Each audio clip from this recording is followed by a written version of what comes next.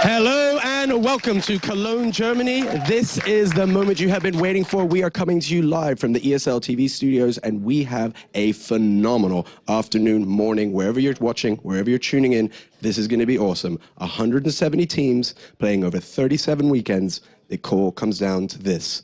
Who takes home that share of the 30,000 euros they're playing for? Now, of course, let's get into the teams and talk with them, especially looking ahead to our first match. But in order to do that, I'm going to go over to two men who I believe are going to be able to give us a healthy helping of information about the teams. I'm joined by Antti and Lars. How are you doing, guys? I'm fine. I'm fine as well. Thank you so much for joining us here today. No problem. I'm really excited to see all of this match. Gonna be a great day.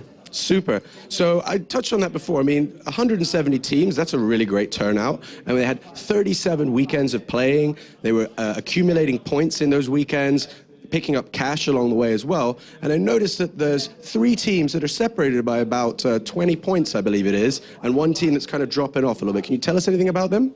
Yeah, that's the Polish team. They just dominate the beginning of the season. It's because they're playing now for a long time together for some years, and they just stick together and they said, okay, let's rock this tournament, and that's what they did. They just performed good and won the first, mostly cups, and in the end, the other teams came closer, but like I said, they just dominate in the beginning. Awesome. Well, the guys have thrown up the teams right now. Let's start looking at Elite Gaming. I believe they've also called themselves 3G Gaming now. So who are the guys to watch out there? We've got ERM, Doxio, Wesley, and Pika. Well, you should be watch Doxio playing. He's the team leader. He's a calm player. He can make his team play calm. And also keep your eye on Pikachu. He's probably the best aim of the game. Awesome, super. And the team that they're up against, of course, what can you tell us about them? Yeah, Team Ego, they're also good aimers. They had a lineup change, but yeah, we have to take a look on Ledger is his name, and on, I think, Kristrax as well. And Ledger was replaced, he used to be Rambo, is that correct? Exactly. Roman was before the team captain, but he could not fly. I don't know why, but Ledger was asked if he want to play, and he said yes, and then he joined the team. Excellent. Do you think that's going to play a role in today's first match, or? I don't know how much they practice, but it can change a lot. Like now the other teams don't know how they play because they have now a new style, and that's totally different, and we are now offline here. That's as well a new thing for the teams, and they can surprise. Okay, excellent. Well, obviously looking at these teams, they've already taken away some cash getting in this road, and they've got these points that they need to play along. Do you think that mindset of, let's say, the Italian team being the underdog, is that going to play into today? Yeah, obviously they are the underdogs of the match, but it may lead to Elite Gaming playing a bit more Ego, not playing so, not concentrate so much, and maybe Team Ego will surprise with they're famous for their rushing tactics. And probably they will push hard, and maybe they can surprise the Elite Gaming. Now, before you mentioned to me, actually, off camera, that there are the players that are all kind of equally balanced in that team. Is that definitely the case? I think it's hard to say, because every player has their own style, and it's hard, to say, okay, it's balanced or it's nearly the same. They got different styles, and that's what the team about. So it's wide open and good stuff. That's the way we like it. Exactly. Well, I'm hoping if asked nicely, we can have a look at the brackets that they're going to be playing through today, because that'll tell us the path that they're going to have to go. We've got an interesting format today where there's a double elimination, meaning that one team goes into the semi-final, 1 game advantage. Can you tell us a little bit about that? Yeah, now we see the bracket, and if the losers team comes down to the lower bracket, and it's still a good chance because they can come back. So maybe one team from them are not going to perform good on the first match, but maybe they get used to the computers and to all stuff like this offline experience, so they can do a comeback and meet in the final again, and so every team can surprise. It's still wide open. I love the sound of that. Promising a great afternoon of games. One question that I still have for you is, based on those teams and where they're going to be playing up, is that 1 game advantage that they would take into the semi-final, is that going to play a role, do you think? Obviously, it is going to play a big role. the winner bracket team, they only need to win one map, which means that the team which comes from the lower bracket, they have to play. I mean, they have to veto the map. They have to drop off some it's harder to veto the maps, and it's gonna be hard to drop all of the good maps from the enemy side. So basically, there's an uphill struggle for that team, but we're not ruling anybody out. Exactly. Well, guys, I'm super excited, but I'm sure that you're tuning in at home and you're also interested to see what's going to happen. But of course, we'd also like to hear from you, get involved, and in order for her to tell about how to do that, we're going to pass you over to the always lovely Melly. Hello and welcome to the Go4Combat Arms Grand Finals live here in Cologne, Germany. I'm excited, our audience is excited and is packed. It's amazing. It's an amazing atmosphere in the studios. I feel really sad for everyone that can't make it here, but that's why I'm here. I'm your link into the show. So get involved. That's what Sean said. We put up some challenges for you guys at home and of course for our VIP audience here in the studio. But later more to that, we prepared a lot of prizes, like a lot, like really a lot. We have amazing stuff to give away, so it's worth participating. Head over to facebook.com/CombatArmsEurope to get involved, to stay updated when I put up the challenge. And yeah, another way of getting involved is via Twitter. Just tweet us what's on your mind by the use of hashtag Go4CA.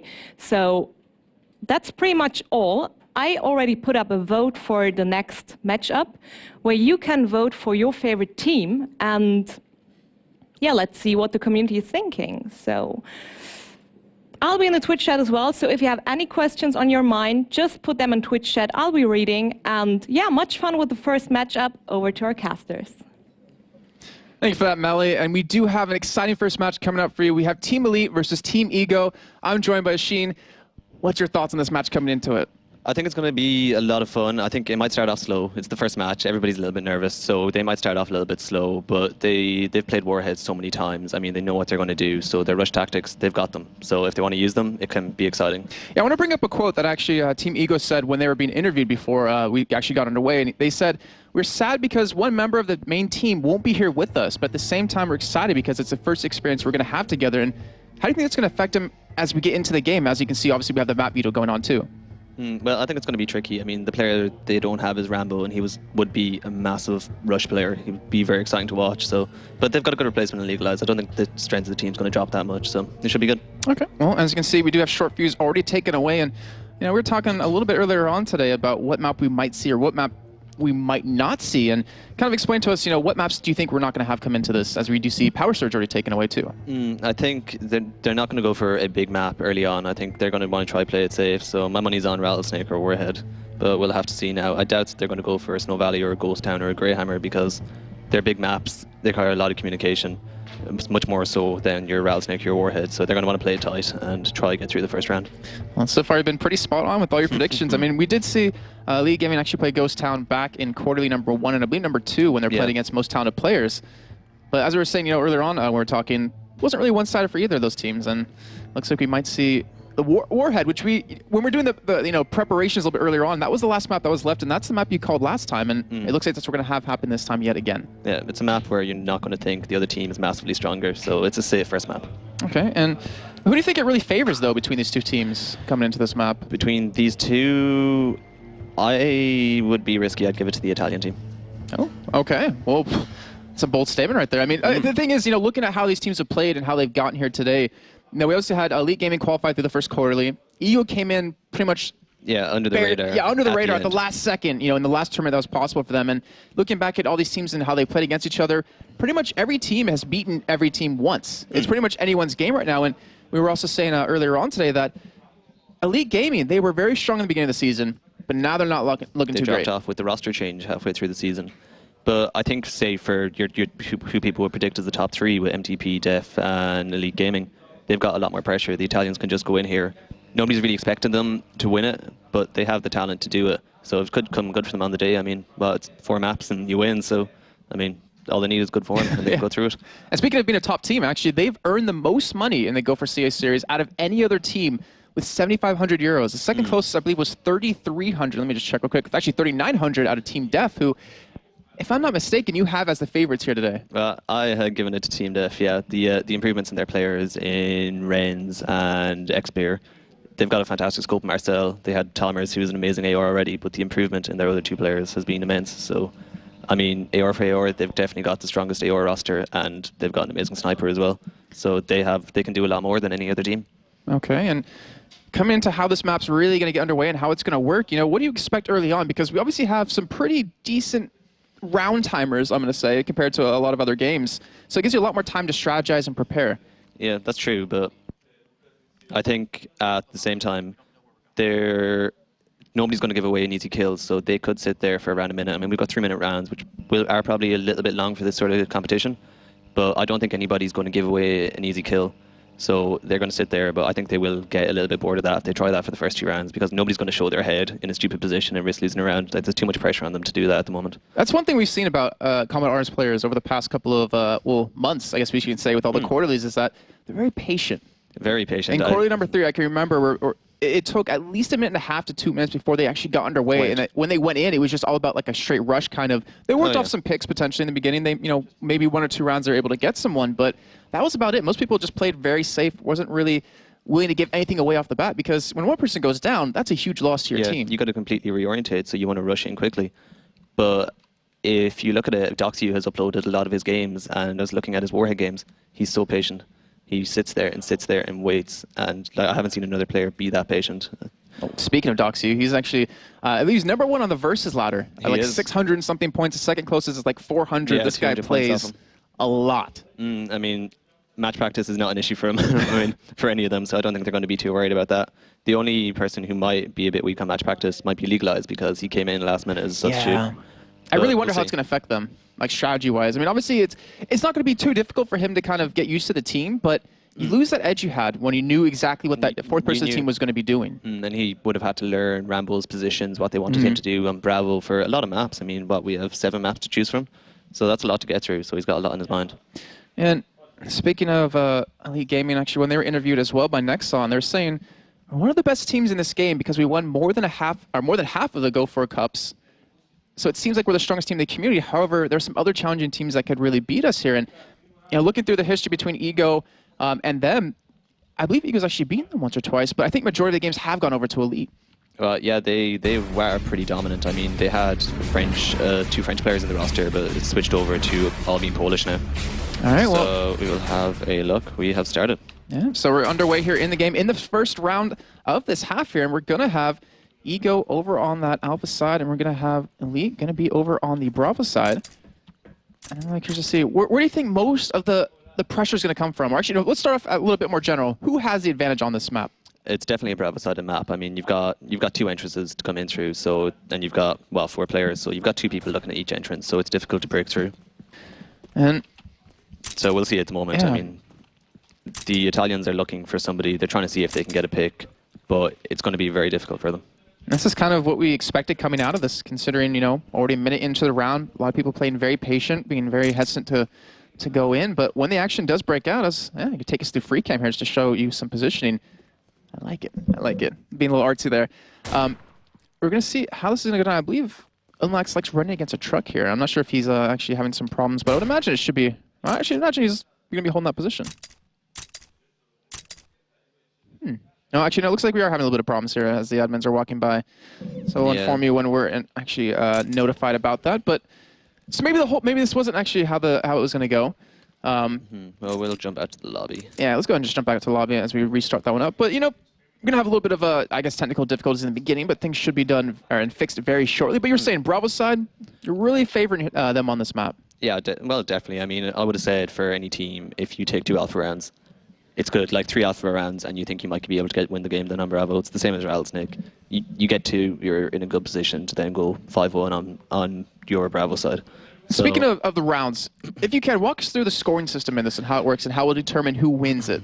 Okay, will do. I know we've had this discussion before. Yeah, we talked about it a little bit earlier on, and I think you confused me. We sorted it out. I think I probably applied too much bad stuff to it. Okay, we'll use this game for example. Okay. On each side, you got it as the first team to reach 5 rounds. So if Elite Gaming got to 5 rounds here and Team Ego got 3, then Elite Gaming would need to get 4 rounds on the alpha side to beat them. So they want to get to 9 before they can get to 8. Or a team can win both sides 5-2, 5-3, so they can win 10-5 overall. 10's the highest you can go. I mean, it could theoretically be a 10-round map and be done very quickly. So. But unlike the Cups, actually, if I'm not mistaken, when one team has won, we're not going to play out the rest of the rounds. No point, obviously, going to be coming into this. So we will be, you know, yeah, we want to make it easier for the viewers not watching rounds that are moot, really. So it's good. Yeah. It'll keep them moving along. And this is a double elimination bracket to keep in mind. So the loser of this game isn't out just yet. They will be playing another match between the losers of the next game coming up. And we'll work our way through to determine who is the grand finalist. But also in those grand finals, whoever gets through the winners bracket, you know, unscathed, will have that one map advantage in that best of 3. Which I think is pretty strange. I mean, you think like it's in the final, like they've already won the winners bracket, so the strongest team, and they get that advantage as well. So it's going to put a massive amount of pressure on whoever they're playing. They know they have to win that map or it's gone. But it could be an exciting final if the lower bracket winner wins the first map, and you've got one map to decide who wins the big cash prize. So very true. Yeah, 30,000 euros up to stake, or up for grabs here for either of these teams. And we heard, you know, at the analysis desk a little bit earlier on, they were talking about, you know, playing offline and, you know, playing with pretty much equal ping, not having some sort of advantage like that. Yeah. Also playing in front of the cameras, playing in front of the crowd, it can be very tense, very hard to do. What's your thoughts on that whole situation? I think it's going to be difficult. I mean, the Polish team are very, very young. Like, they are by far the youngest team in the tournament here. So, I mean, a couple of them have only just turned 16 during the course of the tournament, so they couldn't play matches before that. This is one thing I hate being a caster, is that you see, you know, these young kids, 16, 17, 15, whatever, and they play games so much better than you. Yeah, it really makes me like have this deep hatred for them, and at the same time, this like deep respect. Like, yeah, nice, good job. It's strange, like coming to one of these sort of things for the first time, and you look at it, and everybody holds their keyboards differently, and everybody uses their mouse differently. Oh yes, and it's strange to see. Yeah, especially with FPSs for some reason. I've seen people use keyboards the long way, actually, where they put their hands in the middle of the mouse. I was looking at that. There was somebody like that, and they use their fingers differently. It's very strange. Well, whatever works best for you. Obviously, they're going to be using some soundproof headsets, which makes things a little bit more difficult for them in terms of hearing us, luckily, or hearing the other team. But also, it's about getting used to your peripherals, you know, where you are, you know, the stuff you're using, the screens you're using. In FPS games, I think it's probably one of the hardest genres to really be fully comfortable with. Yeah, because a lot of the time, you're looking at it, you're sitting at home, you've got your computer screen, you don't have any distractions. But here, you've got a computer screen over here and a computer screen over here, and like there's a lot going on. And you're well, some people, I'm not gonna say it's me in particular, and they have to wear clothes while playing here. I mean, I don't know how some people play at home. They might get more comfortable than others, but they're forced to wear clothes here. That'll make it pretty interesting if somebody decides, right, we've had a bad first round, we're going to have to go for this one. All right, well, it looks like we're getting back underway. Looks like all the problems are fixed here, so we're going to be into the first round of this first half between Elite Gaming and Ego. As I think we're going to switch over to my screen in just a second to kind of figure out what's happening here. It looks like they actually might have had another pause. So, not sure actually what's going to be happening on that side. Maybe the admins will inform us here in a little bit. I think Combat Arms has gone down on this PC. It's interesting. And I'm wondering, you know, since I said that comment actually about people, you know, oh, they have to wear clothes. I wonder how many people on the Twitch chat right now are like, sitting there he knows me. Like, he knows how I play. I mean, I won't say I've never done that, but I definitely have done it once or twice.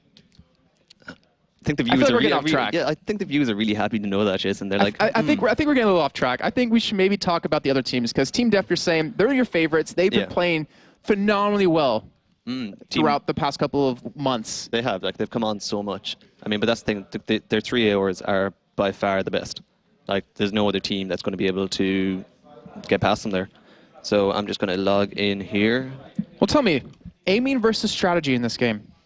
What's your thoughts on that? Because obviously, you know, with other shooters, for instance, like you know, to go off on a tangent, you know, Counter-Strike Go, aiming is a lot, but also strategy of being able to pull people away at the right times and be able to take advantage of those situations is definitely a key factor, and definitely one of the major things about the game. How about for Combat Arms? With Combat Arms, it's strange. I mean, a good few of the maps, there's not that much you can do in terms of strategy. We're going to see Warhead now. I mean, there's 2 entrances, so like there's only so many things you can do, and you can do dummies and you can do rotates, but it's limited. And a player in Combat Arms, as opposed to other FPS games, I mean, you can run through and headshot 4 people. Like, if he's having a good day, you can like dominate the map, which you wouldn't really see happen in CS:GO. So and everyone has a bomb too. Well, everybody has the possibility. Yeah. So like you can't, you know, see obviously the bomb go down and be like, all right, well, we can just camp this spot. Everyone has the possibility to plant it, and all it really takes is getting that one plant in and kind of defend it. And you know, versus defending and attacking, you know, what's easier? Is it really just map dependent? It's map dependent. I mean, we might see short fuse later on in the tournament, and that would be, I would say, I was watching your stream in one of the quarterlies, and you were saying it was very Bravo-sided, but there's so much you can do on Alpha, and you can plant the bomb and get so far away from it, but still be able to defend it, that you've got the massive advantage. And it's a 40-second plant on a big map, so by the time they get there, deal with the situation, and then try to get the last player, I mean, it's difficult. All right, well, while we fix these little bit of technical problems that we're actually having right now, we're going to go back to Sean and actually hear what they have to think about this game coming into it. Thank you so much, Jason. So again, I'm joined here by Antti and Lars, and we're going to sit down, have a bit of a think, and discuss kind of, I've been hearing a lot about these two approaches to this game, kind of the waited out and the kind of the Russian attack, so to speak. Do you guys have a preference for either of those? Do you have a play style that you think bodes best? So at first, I think they're starting slowly because like first round offline. But if we look at the teams, Team Ego is a good rushing team. So they just like at first maybe they do like 10 seconds, 20 seconds pick and play, and then they're going to decide on what side they're going to rush. About 3 Gaming, they're like more pick and play, like a more passive team. So they are searching the frag, and then they're going to rush. So they're on both sides. They are mostly slowly, but that team, the Polish team, they also have some special nade tricks and some special spots. Maybe we see some new stuff on that map. Hopefully, yeah. So, if you don't mind me jumping in, Usain was quick to guess what the veto process would be. Do you think that's going to play into the tactics on this? No, well, of course it's playing some tactic, and you have to think about what you veto about. Yeah. So obviously it's going to play a role, but how do you see it playing out in this map?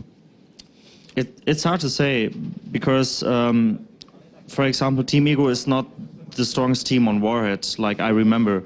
But they had a lineup change, so we don't know if they perform now good or bad. As well, like 3 Gaming, Warhead is not their best map, but they can play it. So it's not like the favorite map from both teams, but they can handle it. So do you think that that's something going in, that they both kind of pushed out the maps they didn't want, go for this map, that there's maybe a middle road for them? Yeah, pretty much like that, yes. And what do you see, basically looking at this map, which player do you think is perhaps one to watch? Do you want to make any predictions? I won't hold you to it, but you can make a wild assumption if you like. Well, when Team Ego they're playing attacking side, I'd say Kristax. He's probably one of the best. Okay, he's one of the best rushers of the game, and he's going to the places so fast that sometimes the enemy team doesn't even notice that he's there, and he can make the enemy team a bit confused. And yeah. So Kristax, one to watch, and for you? Yeah, it's as well Kristax, and I think Ledger as well on Team Ego, and on the Polish team, it's definitely Doxio. Doxio. And why do you say that? Just in the build-up in previous games? Yeah, it's Doxio is like the best player from the team overall. Like he has the best aim in my eyes in that team next to Pika. He have most of the experience from the team. He's the team leader. He's the caller. He knows nearly everything from the game. So he's the person to take a look on it. So he's going to be basically leading from the front, and his play style could really determine how the rest of the team play. Yeah. All right. So coming back to one question, and that's looking at how these teams went up, there was a huge difference in the points that they accumulated coming in. There was a big difference in the money they picked up in those 37 weeks of Go4Combat Arms. We talked a little bit about that psychological game. Do you think that's something they shake off now that they're here in the studio looking at each other? It's always some different to play offline. If they would play online, I think 3 Gaming is going to win like with 10 rounds, I would say it. But offline, that's totally different. They're nervous. Their hands are shaking first round. So it's new. Different computer, different screen, different ping. That's all new for them. So they have to get used to it. And I think the first team from these both, which get some rounds, they have a little advantage, and the other team is a bit disappointed, and that can help the team. But I think here everything is possible. So that psychological advantage of who's getting first, who's getting those first points on the board. Now, you mentioned a little bit about the lag being in this LAN environment. Have these players played in a LAN environment together? Is this new for them? Is this something that they're going to have to get used to? How do you see that playing, sitting side by side, so to speak? For the players, it's totally new. Only some few players from the Combat Arms scene played on some LANs, but they played different games because in Combat Arms there was never a LAN before. So maybe some of the players joined some free LANs in their country for Counter-Strike or other games. So overall it's new for everyone here. So. And do you think that'll have an advantage or not? Do you think that'll have an effect, rather? Yeah, that's going to be a effect. Like, some get used to it pretty fast, and they like this feeling, this offline spirit. They like this, and some others are just shaking and hit nothing, probably. Yeah, because you've got that feeling of the person next to you can actually, you know, say, hey, come on, buck up, we can do this, and pull you back in, which is easier when you're face-to-face. What's your thoughts on that? Yeah, I think that Elite Gaming is going to be strongest one of these two teams. Since they are always a calm team, they're known for good communication between each other, and now when they are sitting next to each other, it's going to be easier, and they're going to take an advantage of that for sure. Excellent. Well, guys, thank you so much. We're going to cut to a quick commercial break, work things out, and we'll be right back. Stick around. You're not going to want to miss this with the Go4Combat Arms Finals.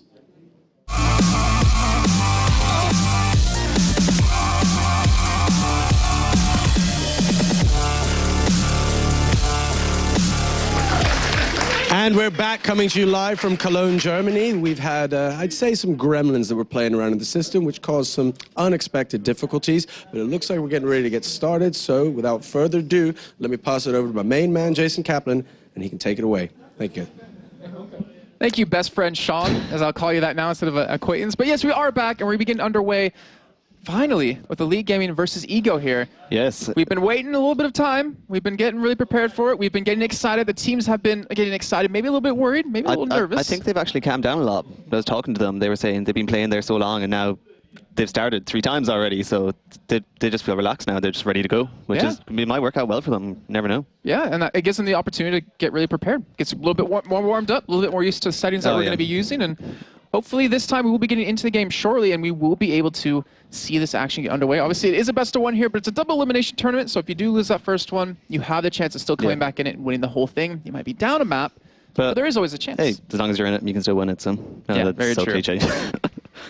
And we're going to be having, I believe, Elite on the Bravo side, and we're going to be having Ego on the Alpha side here. And let's kind of recap for everyone out there what exactly we're talking about earlier on, before we had those little bit of difficulties. Which side do you favor on this map?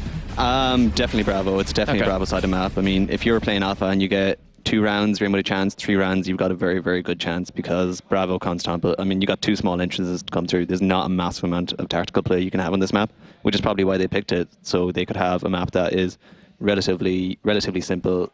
The other team isn't going to come out and use crazy strategies and just wipe you off straight away, and you're got a very limited chance of winning then. So. And to let you guys know at home, we did have a map veto to determine what map we're going to be using. And the team that gets the first veto, actually the other team who doesn't get the first veto, is better to say, gets the choice of side. So that's what happened. That's how we got here today. But we do see Noxia. Yeah, Liga's taking some hits here. Unlux and Liga trying to push up on the right-hand side. But Doxy's done some damage.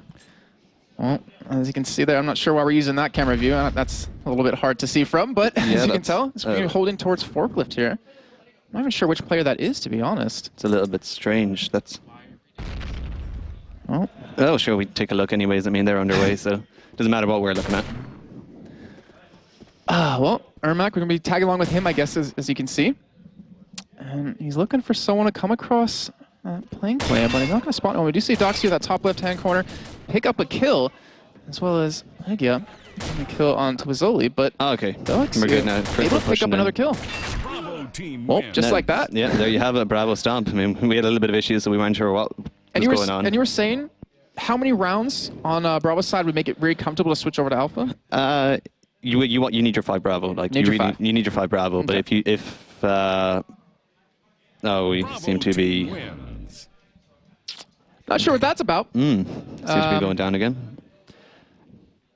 Yeah, I don't know what to say about that one, but we did get a first round win. We have a round done. I mean, We do have a round on the board. we might have the first match That done is by 11 further o'clock than we've tonight. been an hour and a half ago. That's true. I'm quite happy with that. Didn't really see what happened in the round, but what can you do? Maybe it's a new format they're running with. It's one round and that's it. Swap over and go again. Well, hopefully we'll be letting you guys know in just a second what is going on here, as we will be told by the admins very shortly, I would assume. For people who are wondering at home, actually, we could tell them which player is which. Now that they've been looking at them for a good while, they keep seeing them. We could tell them. Oh, feel free. Well, feel free. We've got Docs CU there on the camera right now. Ermac was on his right-hand side, and I believe that's either Tactics or Unlocks. I'm not quite sure. They look very similar. Well, it is over on the Italian player. team. Well, yeah, it's definitely one of the two. You can tell Rico straight off. He's like 7 feet high. Okay, was just informed. There's just a couple of keyboard problems, but that is fixed. We are going to be getting back underway into that game. Not sure how it deals with the round. I hope an admin will be able to tell us if that round counts or not, or maybe they're just restarting completely.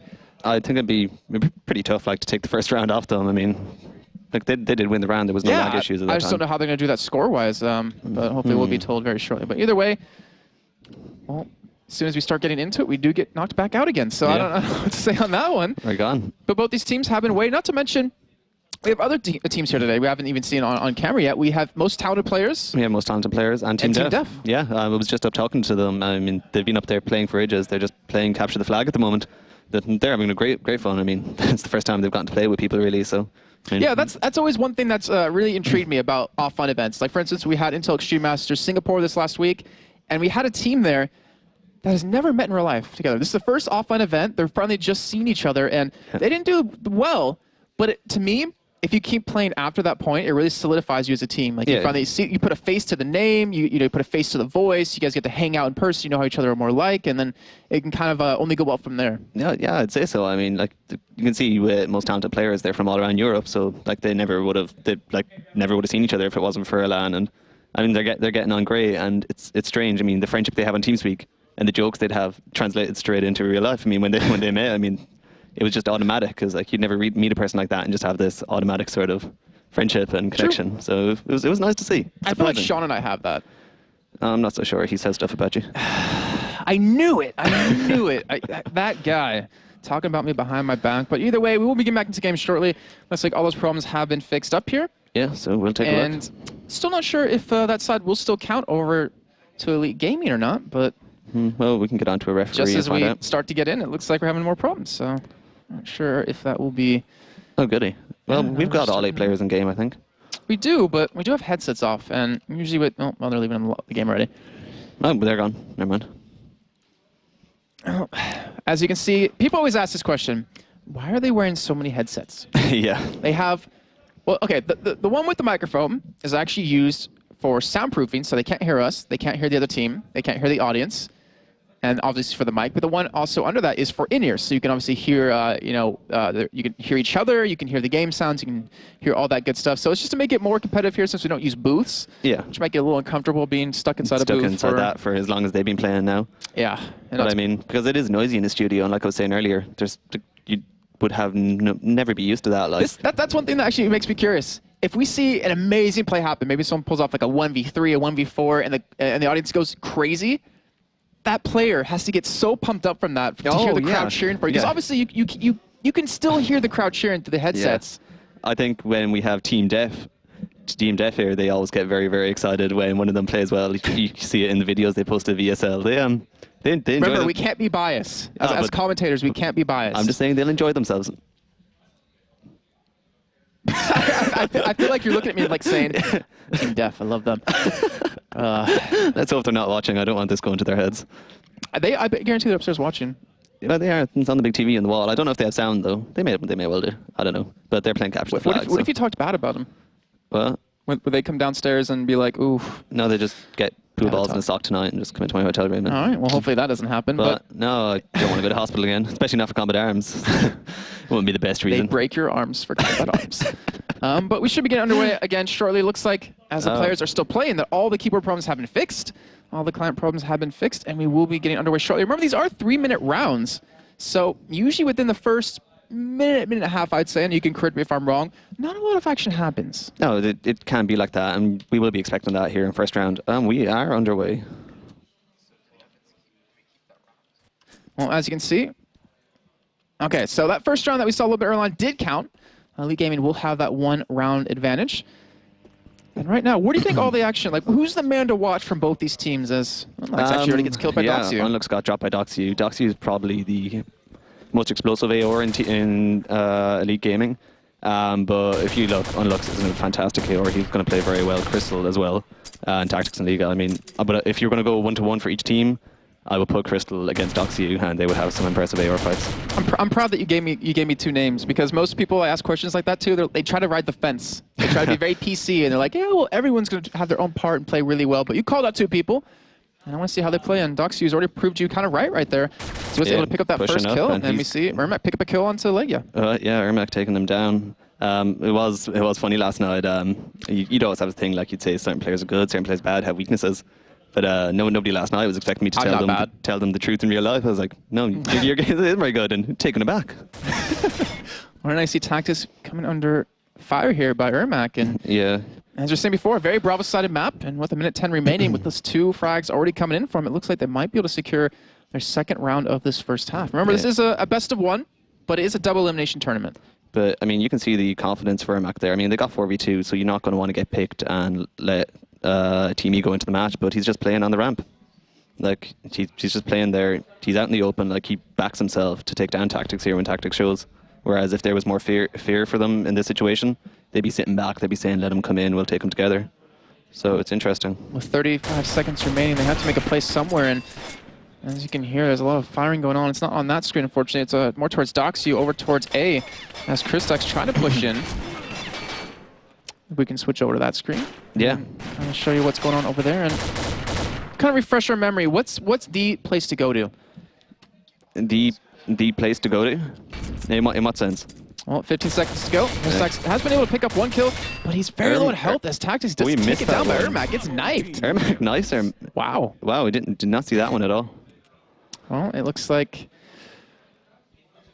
I don't know. I wish I can give an answer. I'm not sure what's going on this time. You'd almost think at this stage, I personally, I wouldn't count Bravo because it's not fair to the attacking team. They have no rhythm. They're in, they're out, they're in, they're out, and there's not a massive amount they can do. They've got to... And they have to get through Doxu to get there too. Yeah. Which is no easy feat. It's not the most fun thing in the world. I mean, I wonder if this is going to happen again. Hopefully not. Hopefully not, because we still have quite a few more matches come on today. If you're just joining us, this is the first match of the day, actually. Yeah. Between Elite Gaming and Ego. And we still have most talented players going up against Team Def a little bit later on. And then the 2 losers, the 2 winners from both these games will go head-to-head as the 3rd game of the day. And then the 2 losers will play after that as the 4th match of the day. And then the loser of the winners matches versus the winner of the losers matches, if that's not confusing enough to you, play against each other. And the winner of that match goes on to play the winner of the winner bracket, which determines who's the grand finalist. And I have done that so well. I'm so proud of myself. I was going to say, Jason, that was fantastic. I was sitting there going, it makes perfect sense. I can't believe he did it. Oh, well, I think we have smokes here on the Alpha side. Well, we'll get back in the game here in just a second. So that last round apparently did not count. Still just a 1-0 right now for Elite Gaming. And, I mean, able to pull... Obviously, the last one didn't count. But 2 rounds straight is definitely giving you a good... Oh, a full left side rush there. Just both of them got dropped. But we'll see what Tactics can do. He's got full HP. Ermac's down low. So if he can pick up Ermac here on the left hand side before Rizzoli and Doxu get in. Well, he does. Picks up 2 now. Doxu in the backside getting very low. But Tactics, he's very low in health as well. He's looking for the kill here, but it's still a 1-2 situation with Zoli. He's full life right now, and it looks like Tactics is going to get taken down. So in the end, we do have Elite Gaming picking up another round for themselves. So what round are we at now? That's 2-0. This is round number 3. So this is 2-0. So ignore the scoreboard. It's 2-0 right now for Elite Gaming on that Bravo side. And let's see if they can keep the momentum going on. Obviously, if they pick up those first 5 rounds, they're going to feel very confident going into that second half. And Doxu, as you can see on the top left, already picked up a kill on a Tactics here. Or that was actually from last round, apparently. From the previous round, yeah. That's from the previous round. And see Tactics just looking for somebody from dumpster. They went for the rush there and it failed. And you see that a lot in Combat Arms if a team goes for a rush. And they're 2-0 down now. They don't want to risk another rush and having it go to 3-0 very quickly. And then they're trying to regroup. I'm just happy to see them fighting this early because, you know, in quarter number 3, literally a minute and a half, they wouldn't even attack each other. They were just setting up. They're trying to go for picks. But right now, you know, Ermac already dropped below half-life. Unlax taking a little bit of damage, down about 75% HP. And you see them trying to work picks. I feel like that's the name of the game. It's not about getting into a site in the beginning. It's just about getting some kills and then working from there. Yeah, Crystal got dropped that time by Doxu. And Doxu again picks up another kill. Making huge plays for his team so far. But once you pick up, like, if you get 2 kills for your Bravo side, I mean, that's pretty much good game because no matter where they go, there's 2.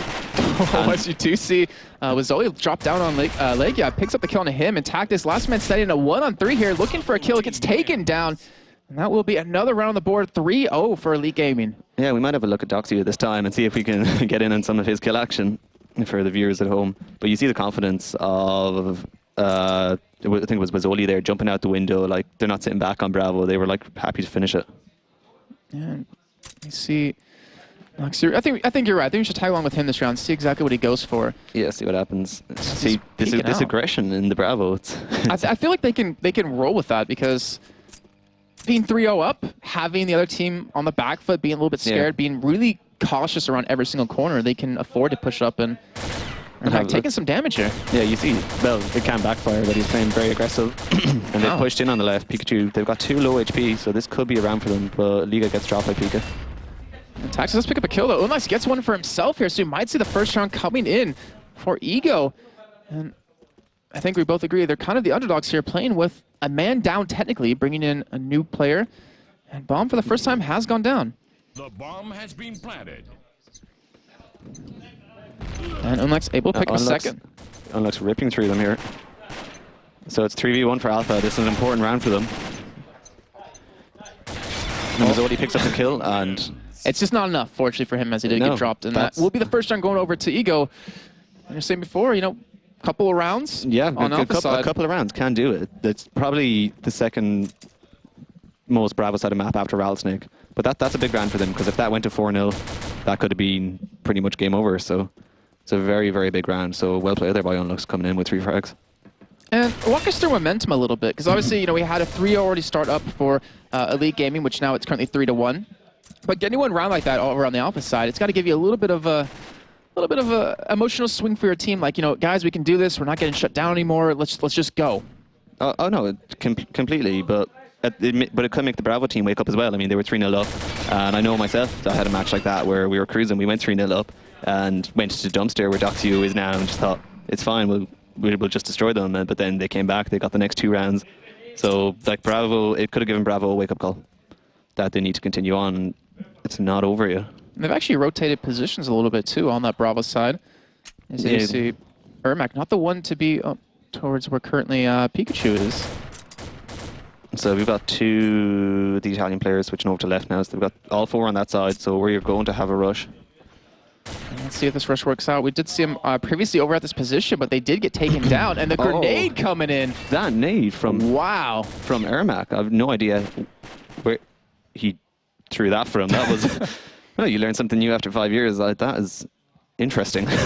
Either way, Ego does pick up a kill though, so we're at 3-3 right now. But Crystal might just try to stay alive here, so they can play him on one side. So they've got to split the defense.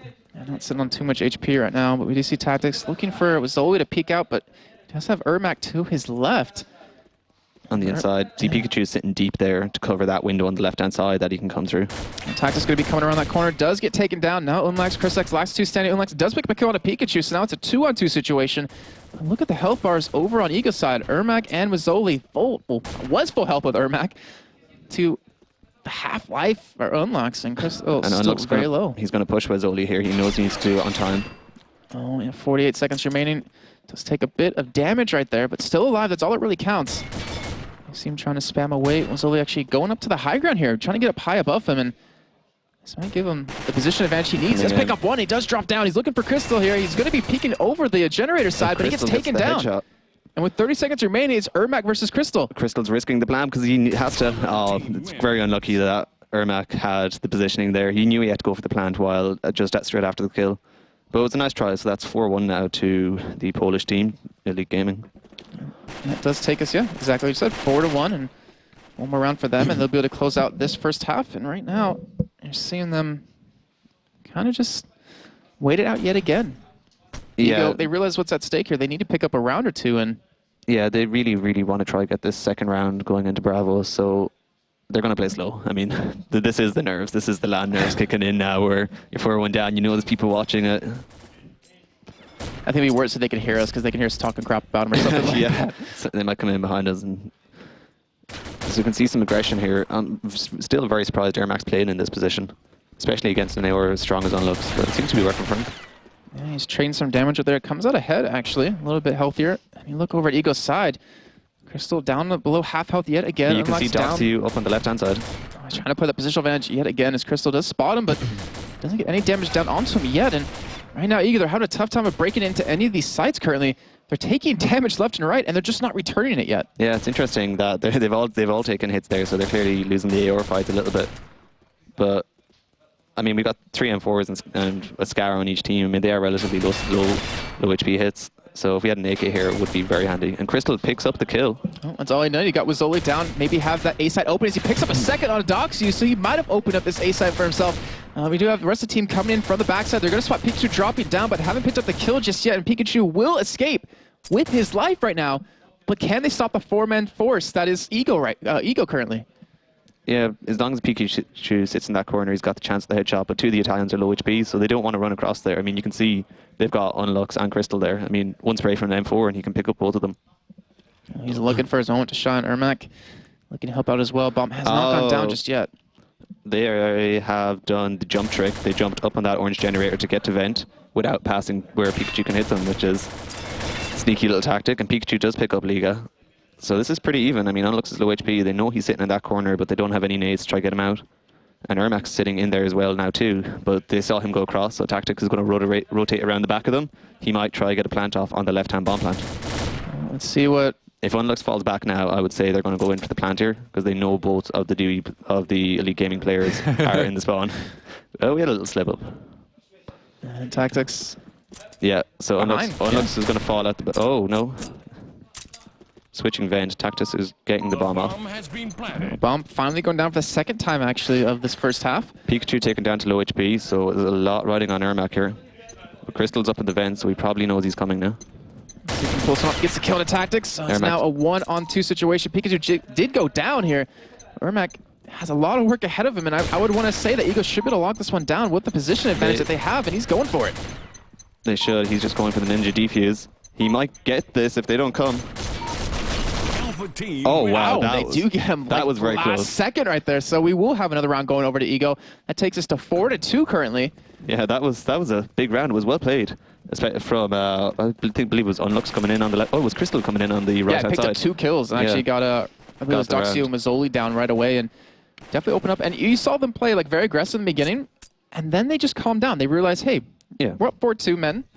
Let's not make a rash decision. Let's wait a second. Let's, stay calm and pick up this round with this much needed round, and they picked that one up. So maybe they're looking to go for a third here.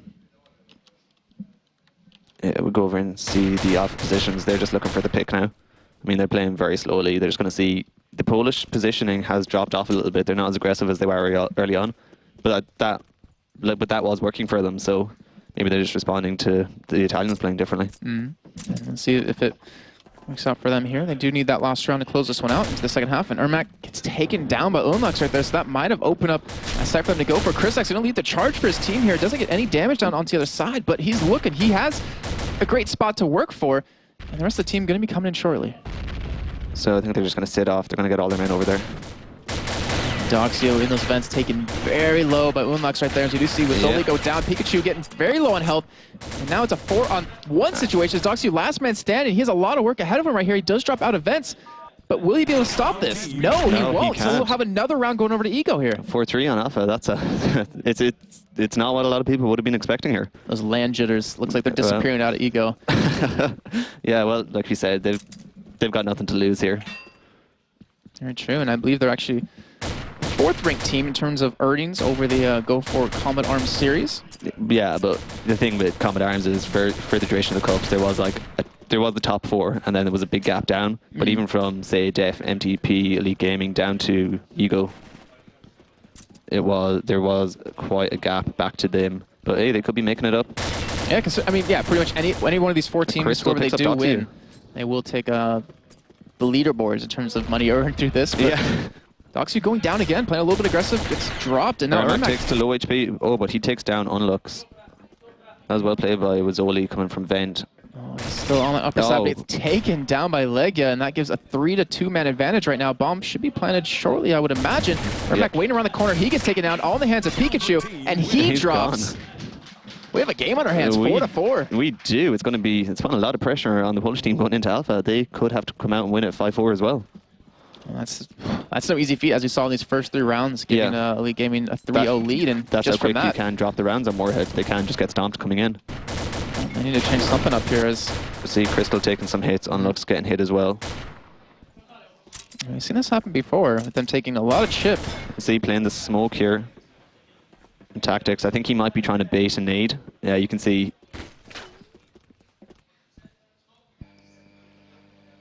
All right, now Crystal, we've seen him in that position before. We've seen him pick up quite a few kills from there as well. This was only going to be watching the entrance right there. Doxy is playing behind the vent now, trying to see if he can pick up a sneaky kill because they've been playing slowly up ramp the whole game. So, but Unlux is down to low HP. I mean, there's 2 of them down there. Doxy Wizzoli picks up Unlux, but Doxy can take it. Will he go for the shot right away though? Will he wait this one out? Doxy is a very patient player. Oh, he gets tactics. Not going to be able to get the second. Actually, does get actually, Unlux died to Wizzoli, so... Yeah, that was earlier on while we were watching this. So, I mean, it's 4v2 now. They'd have to pressure with 2 on the right-hand side. So we'll go over and take a look if they can break through. Well, they're definitely trying. Crystal looking for a shot here. He gets Pikachu really low. He's also dropped down to below half health as well. Another grenade coming in. Not going to do any damage just yet. And 4-on-2. I mean, it'd be great for them to be able to pick up 5 rounds in this first half, but they're just trying to brute force their way in here. And Legia, last man standing, he's not going to survive for much longer. He goes down. And Elite Gaming, after losing 3 rounds straight, going to be able to close this first half out at 5-4. That is 5-4, so the players will be leaving the game because, as you can remember, we had a round and then the game went down, so it's 5-4, everybody. That's a very strong position to be in. Hey, how does this make you feel about both teams now, seeing them play just that first half? Obviously, a little bit early to tell throughout the tournament, but would you have expected it to be that close? Well, if you remember, well, at this stage, it's about 2 hours ago, you asked who I picked for this game on Moorhead between them. Picked the Italians. Not a strong team, but I saw them on this map being able to do something. So, not massively surprised, I mean, but it depends. The Polish do have some fantastic strategies, so they could push through and pick up 2 quick rounds here. See, I wonder how the land nerves are really going to do for them, considering they realize, you know, guys, that didn't go our way. We're down quite a bit right now. I mean, they're not down, they're technically winning, but not to the extent that they wanted to. But it could make for a more interesting tournament if the Polish were to lose here, because you'd have to say, looking at the maps and the teams, that they'd have a better chance going through the loser bracket, whereas the Italians, for them, the winning bracket is like the direction I'd say they need to go. I can't see them playing different maps and coming through against the other teams. But this is a solid map for them to be playing. I wonder if that's going to be banned out against them now. It's going to be what, sorry? Not banned out, sorry, vetoed against them, considering it could well do. The other teams have seen them on it, and this is, I mean, you're saying before you've seen them on it, but have the other teams seen them before today on this map and seen them play this well? Well, I don't know about playing well. I mean, I wouldn't say the Polish defense was absolutely amazing. I mean, Crystal came through with some headshots, and Unlux came through with a 2-headshot round where he took one of the bomb plants. So, I mean, that was sort of, like, they didn't do anything massive, but it was 2 or 3 very good individual moments that got them through the sticky rounds. So, I'm not sure. I think we'll be going into game pretty soon. Yeah, sorry, admin's over there just sorting out a couple of problems for Elite Gaming.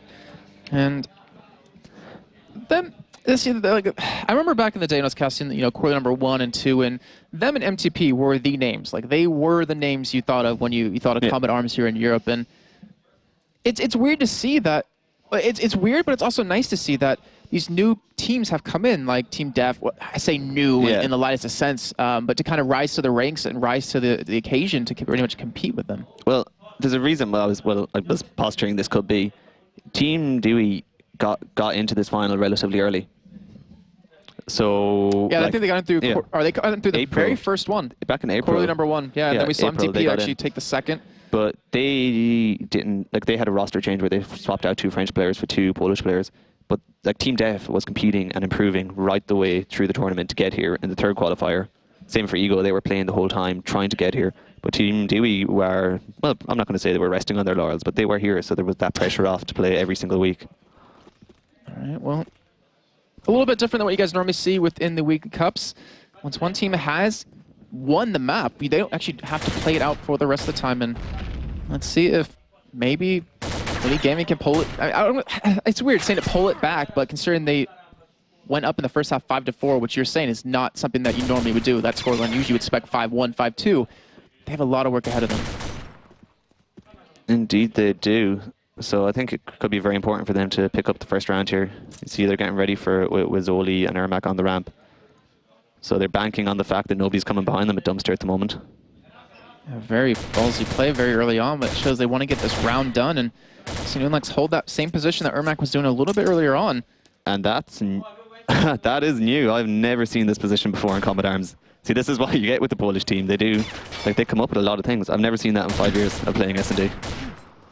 Wow, that's really sneaky. Yeah, very that well was. And if you're gonna show that kind of strategy, you might as well do it right now when you have 30,000 euros on the line here in prizes. So right now, some damage being traded. Ermac knocked down about half HP. Unlex knocked down about 75, 80 health. And looks like they're going to boost up towards Dumpster side here. Yeah, they're going to jump up to Dumpster there, hoping that if they rush on the left, somebody might drop to come behind them, and you can pick up a pretty easy kill when they run past. But nobody's in there at the moment. Crystal is sitting in vent, so if they pushed in on the left, Crystal would engage from the vent, and then he might drop in behind them. I do hear a lot of fire already going on. And here it is. That's why they have one still sitting in vent.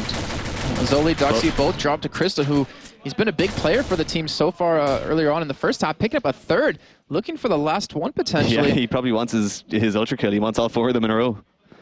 Can he get it? He has a lot of life. Ermac not sitting too healthy right now. And Crystal definitely MVP for Ego, I'd have to say, in this map. Right now, Ermac dropped down very low on health. Unlex there, Ego there as well. Doesn't look like he's going to escape this one. Trying to run for his dear life. Trying to escape. Coming in behind, and that's all over. Wow, and Unlex picks that one up, so. Yeah, getting in on some of Crystal's action. Ego showing that they can hold on to that Bravo side a little bit better than we saw Elite Gaming do. But we saw that same sort of thing in the first 2 Bravo rounds for Elite Gaming. They rushed in, there was a guy vent, they dropped them. So, I mean, it's too early to say anything. Unluck's picking up frag there. Dropped Doxy with a headshot, so they've got 4v3 on Alpha here.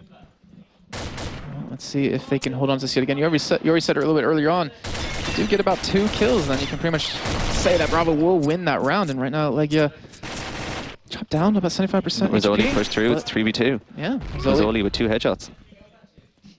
Able to open this one up, open the door looking for a kill. But Legalize drops them, so we got 2v2, and Pikachu's pushing in. Here behind us, they're looking for it. Legia, he's not made for this world. He's gonna go down, and now it's all in the hands of Tactics. Tactics gonna have Ermac, yeah, you knew that would happen. Okay, so we got 2 players, both on full HP. 1v1. This could be interesting. So you can see Tactics here is trying to rotate quickly to the other bomb plant to see if he can get a plant off. He's definitely realizing the weight of the situation right now. Chance to see if Pikachu's going to come over in this direction. Pikachu is just waiting, though. Bomb has been planted. He's got the bomb down. Yeah, as you just heard, bomb has gone down. I got very confused there, actually. Can Pikachu hold on to this?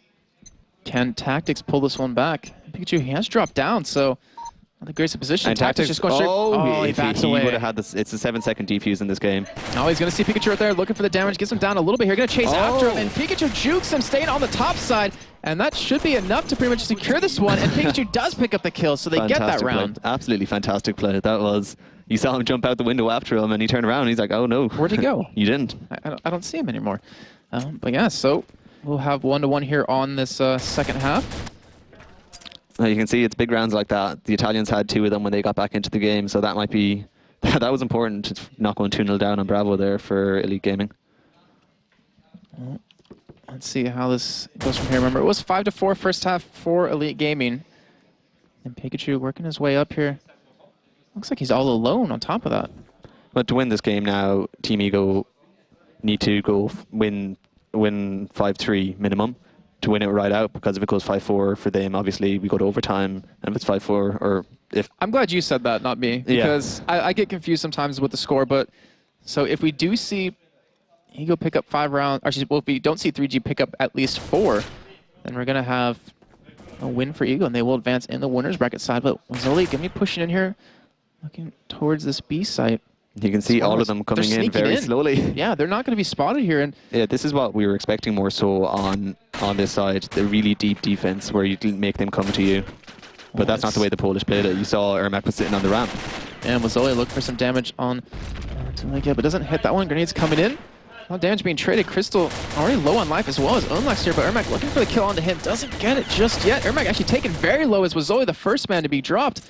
And it is a 1-for-1 trade as Crystal does drop 2, and Pikachu, he's there. He's ready to get something, get the bomb down, but doesn't have the ability to do it just yet when you have 3 people swarming you over on that Eagle side. You can see Ermac switched over to right hand side. Doxu is still on relatively high HP. So you can see the tactics. Yeah. If he would just walk around that corner, he would see 2. He's going to spot actually both of them right now, and he gets away with his life. Yeah, that was doesn't drop anyone, but he still escapes. He does give the information to his team. He actually gets onto the top side. He's going to see Doxu right here, and Doxu not going to get the better of him, but Legia did get the kill on Ermac. Now it's a 3-on-2 situation, and Pikachu last man standing. Yet again. Not a lot of HP though, and he's got 3 men stopping him from getting this round. But Unlux and Tactics are both low HP here, so if he gets the drop on them, let's see, it could be interesting. We might switch over. Tactics is playing in the vent, Unlux is playing around the back, so they know they haven't pinned and spawn at the moment. So it's actually funny. I was watching Pikachu play that exact position while we were waiting, and he was doing pretty well from it. Well, if there's any man I trust in this position, it's definitely going to be the Pokemon. They do see him. Going to get taken down by Unlux. There we have it. Unlux comes around, so that's 2-1 on Brava now, I believe. Or am I completely out? No, that's 2-1. No. Your math is correct. That's not technically not math. Well, no, that's not math. That's being able to say numbers. Well, either way, if they do, my mom will be impressed. If they get their 5 within the next 2, well, that sounds weird. It's like if they get their 5 rounds in the next 2 rounds and they need 3 more, then they will advance on. But you guys know what I mean at home. Oh, and this is going to be very interesting. The Polish team are coming slowly again, and we saw this. How is Crystal going to play this one, though? Last time we saw League Gaming go through here, they didn't look this way, but Wazzoli actually getting boosted up here, and you might be able to spot him coming around the corner. If Wazzoli gets the draw on Crystal here. Oh, Crystal going to get taken down. Yeah, he's gone. Look, Skyward risk for food in that dumpster. Unfortunately, there wasn't anything there, just some bullets, and right now that gives them that man advantage, but not able to work into B just yet. They haven't really bothered with A as Pikachu getting taken down by Unlax, and Unlax only dropped down about 70% HP, so he's still very healthy at this point. They've got 2 rotating onto right-hand side here, and I don't think Tactics has that covered. He's switching back across now. You can see his name on the cam. So they can hold on to it, though. See, the Polish might be able to nade up there in their vent. It's a 1-on-2 situation for Tactics, but Unlax does get a kill on Pikachu, as we do see Tactics pick up one on a Wazzoli. Ermac looking for the kill back on him, but Tactics picks it up with the headshot. Great shot by Tactics. So he holds that A site down by himself. And now it's a 3-on-1 here, and Doxu did really well on that Bravo side, but I don't know if he can pull this one off. And player Doxu's called, he can. He needs 100 headshot on either Tactics or Legalize, and then it's basically a 1v1 with Unlux's HP. Looks like he's going to get flanked from the backside. From the window does get taken down. Big play by Tactics. He's really performed in this match so far. I mean, I recall another round where he came up with 3 rounds, so it's 3-1 now. So if they could pick up 2 rounds, they will win. Yeah, right now, but Ego has 4 rounds to close this one out. As Unlax taking some heavy damage already, down to below half HP. You'll see the Polish going with the same tactic again. They're not really bothering with... Well, they're not really bothering with A, but we just saw last time what happens when you go A against Tactics. He will get those kills on you and be able to hold that one down. But they're boosting up yet again. Crystal's not going to be there this time, though. Sorry, Wazzoli. Let's see if... Watch, he'll switch straight around the corner. Ooh, that grenade. Look at the damage. Pikachu down below 10% HP. I was going to say below half, but Wazzoli down very low in health, too. So that gives a great start for Ego, but can they capitalize off of it? Somebody's going to have to teach me that nade after this match, because we saw that used by the Polish team. Actually. Oh, did you? Yeah, during the break, I was like, did you guys know you can nade here? Well, yeah, that must be one of your many forays in Combat Arms, wasn't it? But yeah, that grenade doing so much work. I think the Polish might be doing something incredibly sneaky here. If they're trying to get a 3-man jump boost into vent to see if they can pick somebody from behind, but maybe not, but I can't see another reason for them to have 4 men going to the dumpster. Well, they do have the time to do it. Minute 40 remaining here. Remember, it's our 3-minute rounds. All sort of inventions coming out here. I can hear the crowd. Everybody's wondering what's going on. What? I wonder if people are like, I didn't know you could do... Oh. The crowd are roaring laughing here in the studio. Then watch him fail to get this done, and they can't get it. But is there... I don't know if he can make it into the... Oh, no way. I feel like I'm watching Podmasters right now, if any of you guys are familiar with who they are over in the Counter-Strike scene back in 1.6 days. But It looks like they might make it happen. And Tactics, he's there. Can we switch over to him? Is he watching this? Tactics has no idea. And oh, now he does. Oh, he's down to 1 HP. That's, oh, watch. And now they're going to rotate very quickly. They're pushing into the left. They know the vent cover is low HP. Well, they'll be making their way in here. Zoli going to be the first man in. Unlux picks up that frag. Oh, there's two. Yeah, those are the people that were already naded. Very low on HP. And do have Leggett down, Crystal down as well. Tactics very low health. Unmax getting attacked here. He's actually going to die. And we do have Elite Gaming picking up a round for themselves. A much needed round considering how the momentum was really starting to shift in Ego's favor. That is, just looking over to the crowd there, everybody's applauding that. So this is one thing I love, is that we have Nexon actually here, you know, watching and helping around. And I wonder if any of them were looking at this like, I didn't know you could do that. Oh, like to see people like try to do stuff like that on a game that you work with and you make. Yeah, I think you never see these things happening. I mean, like when they make a map and then every position on it can be nated, and people find all these things, and you're like, oh, that was very good map design by me. I meant for that to happen. But right now, Doxu pushed up towards A. They're taking some heavy damage, but gets Tactics down very low on health. Yeah, and with Zoli coming in here as well, I wonder if Zoli just having a peek at the door. Trying to see, he knows Tactics behind the dumpster, but he gets a lot of HP taken off him there. Oh, he's getting spammed. He's actually dropped very low now in health. And this gives a very strong start to Ego here. Remember, Ego can keep Elite Gaming down below 4 points, 4 rounds in this half, and they will advance on through. Yeah, so, I don't know. This has been a very topsy-turvy game. Yeah, and a lot more rounds going over to Alpha than I think you probably expected. Yeah, I'm a little bit surprised. I wouldn't have seen 6 total rounds going to Alpha in this match. I was kind of expecting like a 5-2, 5-3 sort of victory. Right now, Liga, with the help of that smoke, going to back out. So Ermac, he's looking for a pick. I'm not going to spot anything. He actually does back away. Maybe they're going to go for a strong hit onto A here. Yeah, it looks like they will. I mean, they really need to go together. I mean, it's a 3v2 situation. Like, you can't breach left and right with one person because you could just get dropped. There's going to be 2 on one side, so you got to take the gamble. Unless you're Crystal, because he can do that on A, apparently. He just walked right in there, picking up 2 kills and those headshots. But that's what we were talking about earlier about is it tactics or is it players? Combat Arms is a game where a player can run through and win around quite easily. Oh, Pikachu picked up a kill onto Crystal right there, but not before Crystal takes down Wazoli. So we have a 2-on-2 now with Unlax missing a little bit of HP, but Legia coming in for the backside. Looks like Unlax does get dropped, but Liga is coming from behind. What is he going to do? He might be able to pick up the planter here if he can get shots on Ermac. The bomb has been planted. See, now he might wait and not make noise before he comes in. Let's see if he can make something happen. Actually, walking straight in here, getting killed from both directions. Crossfire. Elite Gaming picking up another round, so they're 1 round away from at least taking it to a tie. And if Ego are going to pull anything off, they have to make it happen right now if they want to at least secure their chances to advance into the next half, or the next round of the tournament. Brilliantly, the Polish have done so many different things here on Alpha, and considering it's a pretty constrained map, I mean, there's not a massive amount, but they just invent things. You can't say that to the Polish. No. They will find ways to make it a little bit tricky. And now Doxu looking towards A here, but no one obviously on Ego's side to be peeking, but they get already taken down quite a bit of health here, but they have me thinking now about new strategies. I didn't know you could put that many people in a tower. So my mind's going into overdrive. I think he's actually peeking out, looking for 1 or 2 kills, but doesn't get anything just yet. Gets some damage on Wazoli though, who's pushed up pretty far, and that smoke, maybe he's actually going to push into B. I think that smoke more so than anything. He threw the smoke and you heard a nade straight after it. They were baiting the Polish or the Italians to throw their nades out.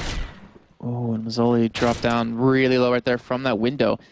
And it looks like they're going to rotate back over to A here. They did get the bomb down last time. They did get that last round.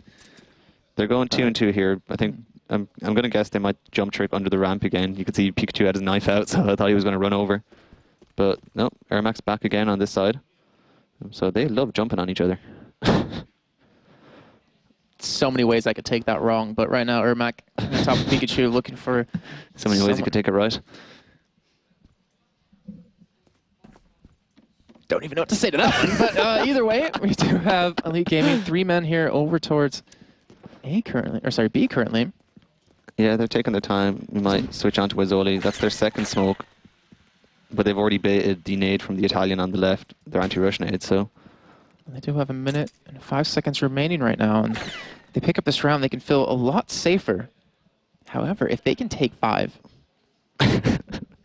They will... And not allow another round go over to Ego. Yeah, they will win. A lot of pressure building between these two teams, as you do see.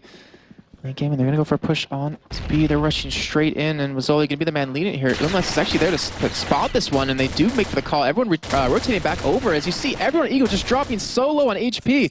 And right now, Elite Gaming, they have the shots. They have the aim and leg at last man standing. Gonna go down. And Elite Gaming going to pick up another round for themselves over on this Alpha side. Yeah, fantastic Bravo, fantastic Alpha player there. I mean, everything they seem to do is different every round. We haven't really seen them be repetitive here. And it doesn't matter if you win the round in 10 seconds or 2.5 minutes, as long as you win the round. Yeah, so at the moment it's 4-3, so if Elite Gaming take this round, they win 10-7 overall. All right, now they're looking for it. They already got Crystal down, and Mazzoli dropped it very low on HP. Actually, we do see 2 kills come in.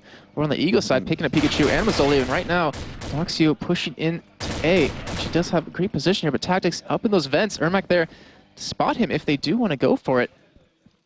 And you can tell just what's on the line here for Elite Gaming. They do have 2 men alive. They have Tactics very low on HP. They're actually going to see Lega right there. They pick up the kill onto him, so it's a 2-on-2, and Doxio, he is very healthy, but he gets dropped. So we have Ermac over on the left-hand bomb plant. We might switch over because Unlux knows he's coming out this side now. Oh, and right now, he's coming in the backside. Tactics picks it up again. Okay, so Ego able to hold on here, and pretty much that means we have a tie.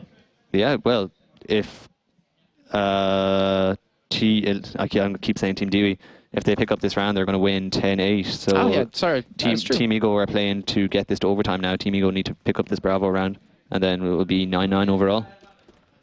See, scoring system isn't that difficult. I'm glad you're here. I'm glad you're here.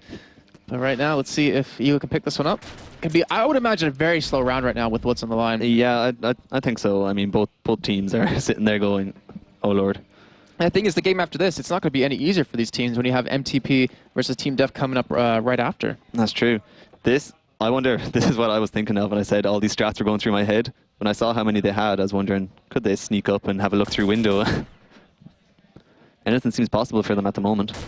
It doesn't look like there's... Oh, Ermac, gets across. He actually... Oh, he was on top of it, but he fell off. Yeah, they are actually trying it. This is... Oh, he's going for it yet again. Oh. Whoa! Oh! Unlock just waiting for it. Takes his head off. Even the crowd was like, ooh, didn't take him down. That gives Ego a man advantage here and a round that they desperately need. Yeah, Unlux is having none of that. My God. Wow, that was great to see. But here we go. Like, he's going to be making the push, but and Liga picking up the headshot. Wow, solid defense. That just stopped them in their tracks. You saw them like going in and they're like, oh, maybe we should rethink this. And they're just going in one by one, dropping. Pikachu, last man standing. Looks like he's not going to survive for too long. He does get 1 kill, but he's got 3 more men to take down. He's very low on HP. Takes out Unlocks, and now it's a 1-on-2. Tactics and Crystal, the last men remaining over on Ego's side. And Pikachu actually going to be looking on the backside for Tactics. Does spot him, gets a kill onto him, but he goes down. And in that 1v4 situation, he picks up 3 kills. you can see Crystal there like, wow, can't believe that we pulled that one off. Wow, very, very tense game. I don't think that's what we expected out of this. I was maybe thinking it'd be a little bit more one-sided for either of these teams, but... Yeah, but wow. I guess you can see that in other sports, like the first round or the first match, nobody really dominates. And I think that's what we wanted to see. Yeah, and I'm just trying to actually get back into the lobby. I hope they'll be able to make it there very soon. Okay, well. And yeah, very close game. And can you kind of walk us through how the tiebreaker will go? The tiebreaker, it's the same setup. Both sides are going to play Alpha and Bravo. So the Elite Gaming are going back to Bravo now. They're playing the same system again, same scoring system, but it's up to 3 rounds, so it's shorter. So it's like 3-0, 3-1, 3-2 are the only scores you can have on a side. So, but still, I'll manage to mess that up somehow. Don't worry. I will find my way to do it. Don't worry, I'm here to talk you through it, Jason.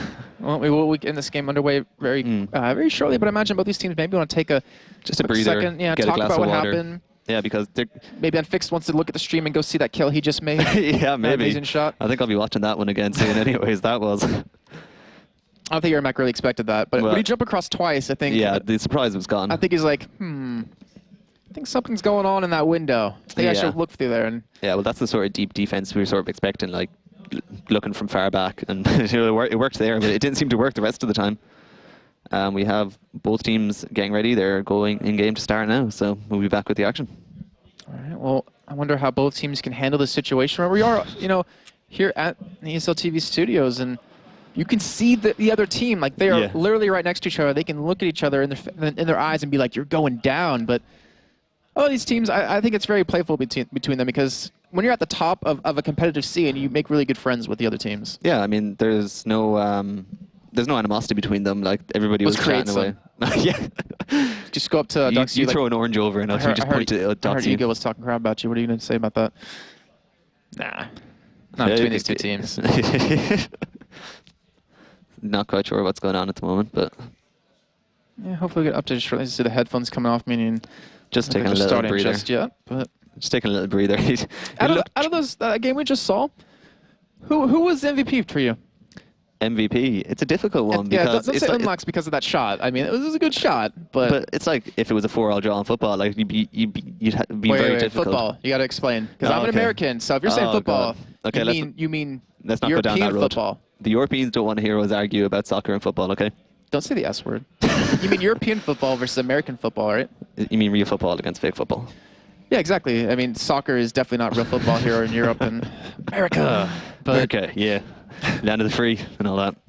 And home of the brave. And let's see which one of these teams can really man up here and start to play when it really counts. Because, like I said before, not an easy match coming up next for them. They play against the winner of this match plays against the winner of MTP and Team Def. And both those teams have had a lot of time to warm up here, a lot of time to practice, and a lot of time to research each other. But I will say at the same time, the team that will be playing them, I mean, they've been in this studio for so long now, they're so comfortable here, whereas they'll be coming in, and I imagine their MTP Def are going to have a rather quick match. I can't see that being slow, especially with players like Nugget Man playing Alex and Tomers and David and Renz. I think it will be an aggressive, quick match. Well, we've seen, before in the rounds that really quick rounds, really aggressive rounds can be very cool to see, but also very slow ones when we saw that 4-man stack trying to get into vents. I think we're going to be looking out for DV's next match to see their tactics, see what they can do on other maps. Exactly, and I wonder if this is one of those maps that they were prepared for with those special tactics, but special tactics aside, they weren't able to pull out the victory just yet. No, not yet, but I think when you're playing overtime, it's 3 rounds, that can get away from a team very fast. Because we saw Elite Gaming pick up 3 straight on Bravo side in the first half. So yeah, you can lose an overtime very quickly. So you need to have your head in the game from straight off the mark. Let's see what's gonna happen this time. Pikachu gonna be sitting in events and Ermac. I'm not sure what that cheering was for, actually. That cheering in the studio was I put the camera on Ermac, sort of shoulder peeking a wall. Just a little bit, but he wasn't firing, but I thought I'd leave it for them. He got the reaction. Well, right now you do see Ego pretty much exactly where Elite Gaming was the 5 rounds or prior. Just pretty much working towards A right there. Sorry, B. Unlocks and tactics. It's a very slow round, and I guess you can understand why, considering, like I said before, it's 3 rounds. It can get away from you very quickly to make every single one of these count. You can see Ermac here. He's just waiting for somebody to jump across because they'll be coming around the corner, and he will just shoot them if they jump across, like the Polish were trying last round to get over. So he's like, I'm gonna do it onto you what you did onto me. And do it just as smooth looking. But Crystal, we've seen him work over towards A before. He's able to actually open up the site, taking 2 headshots back to back.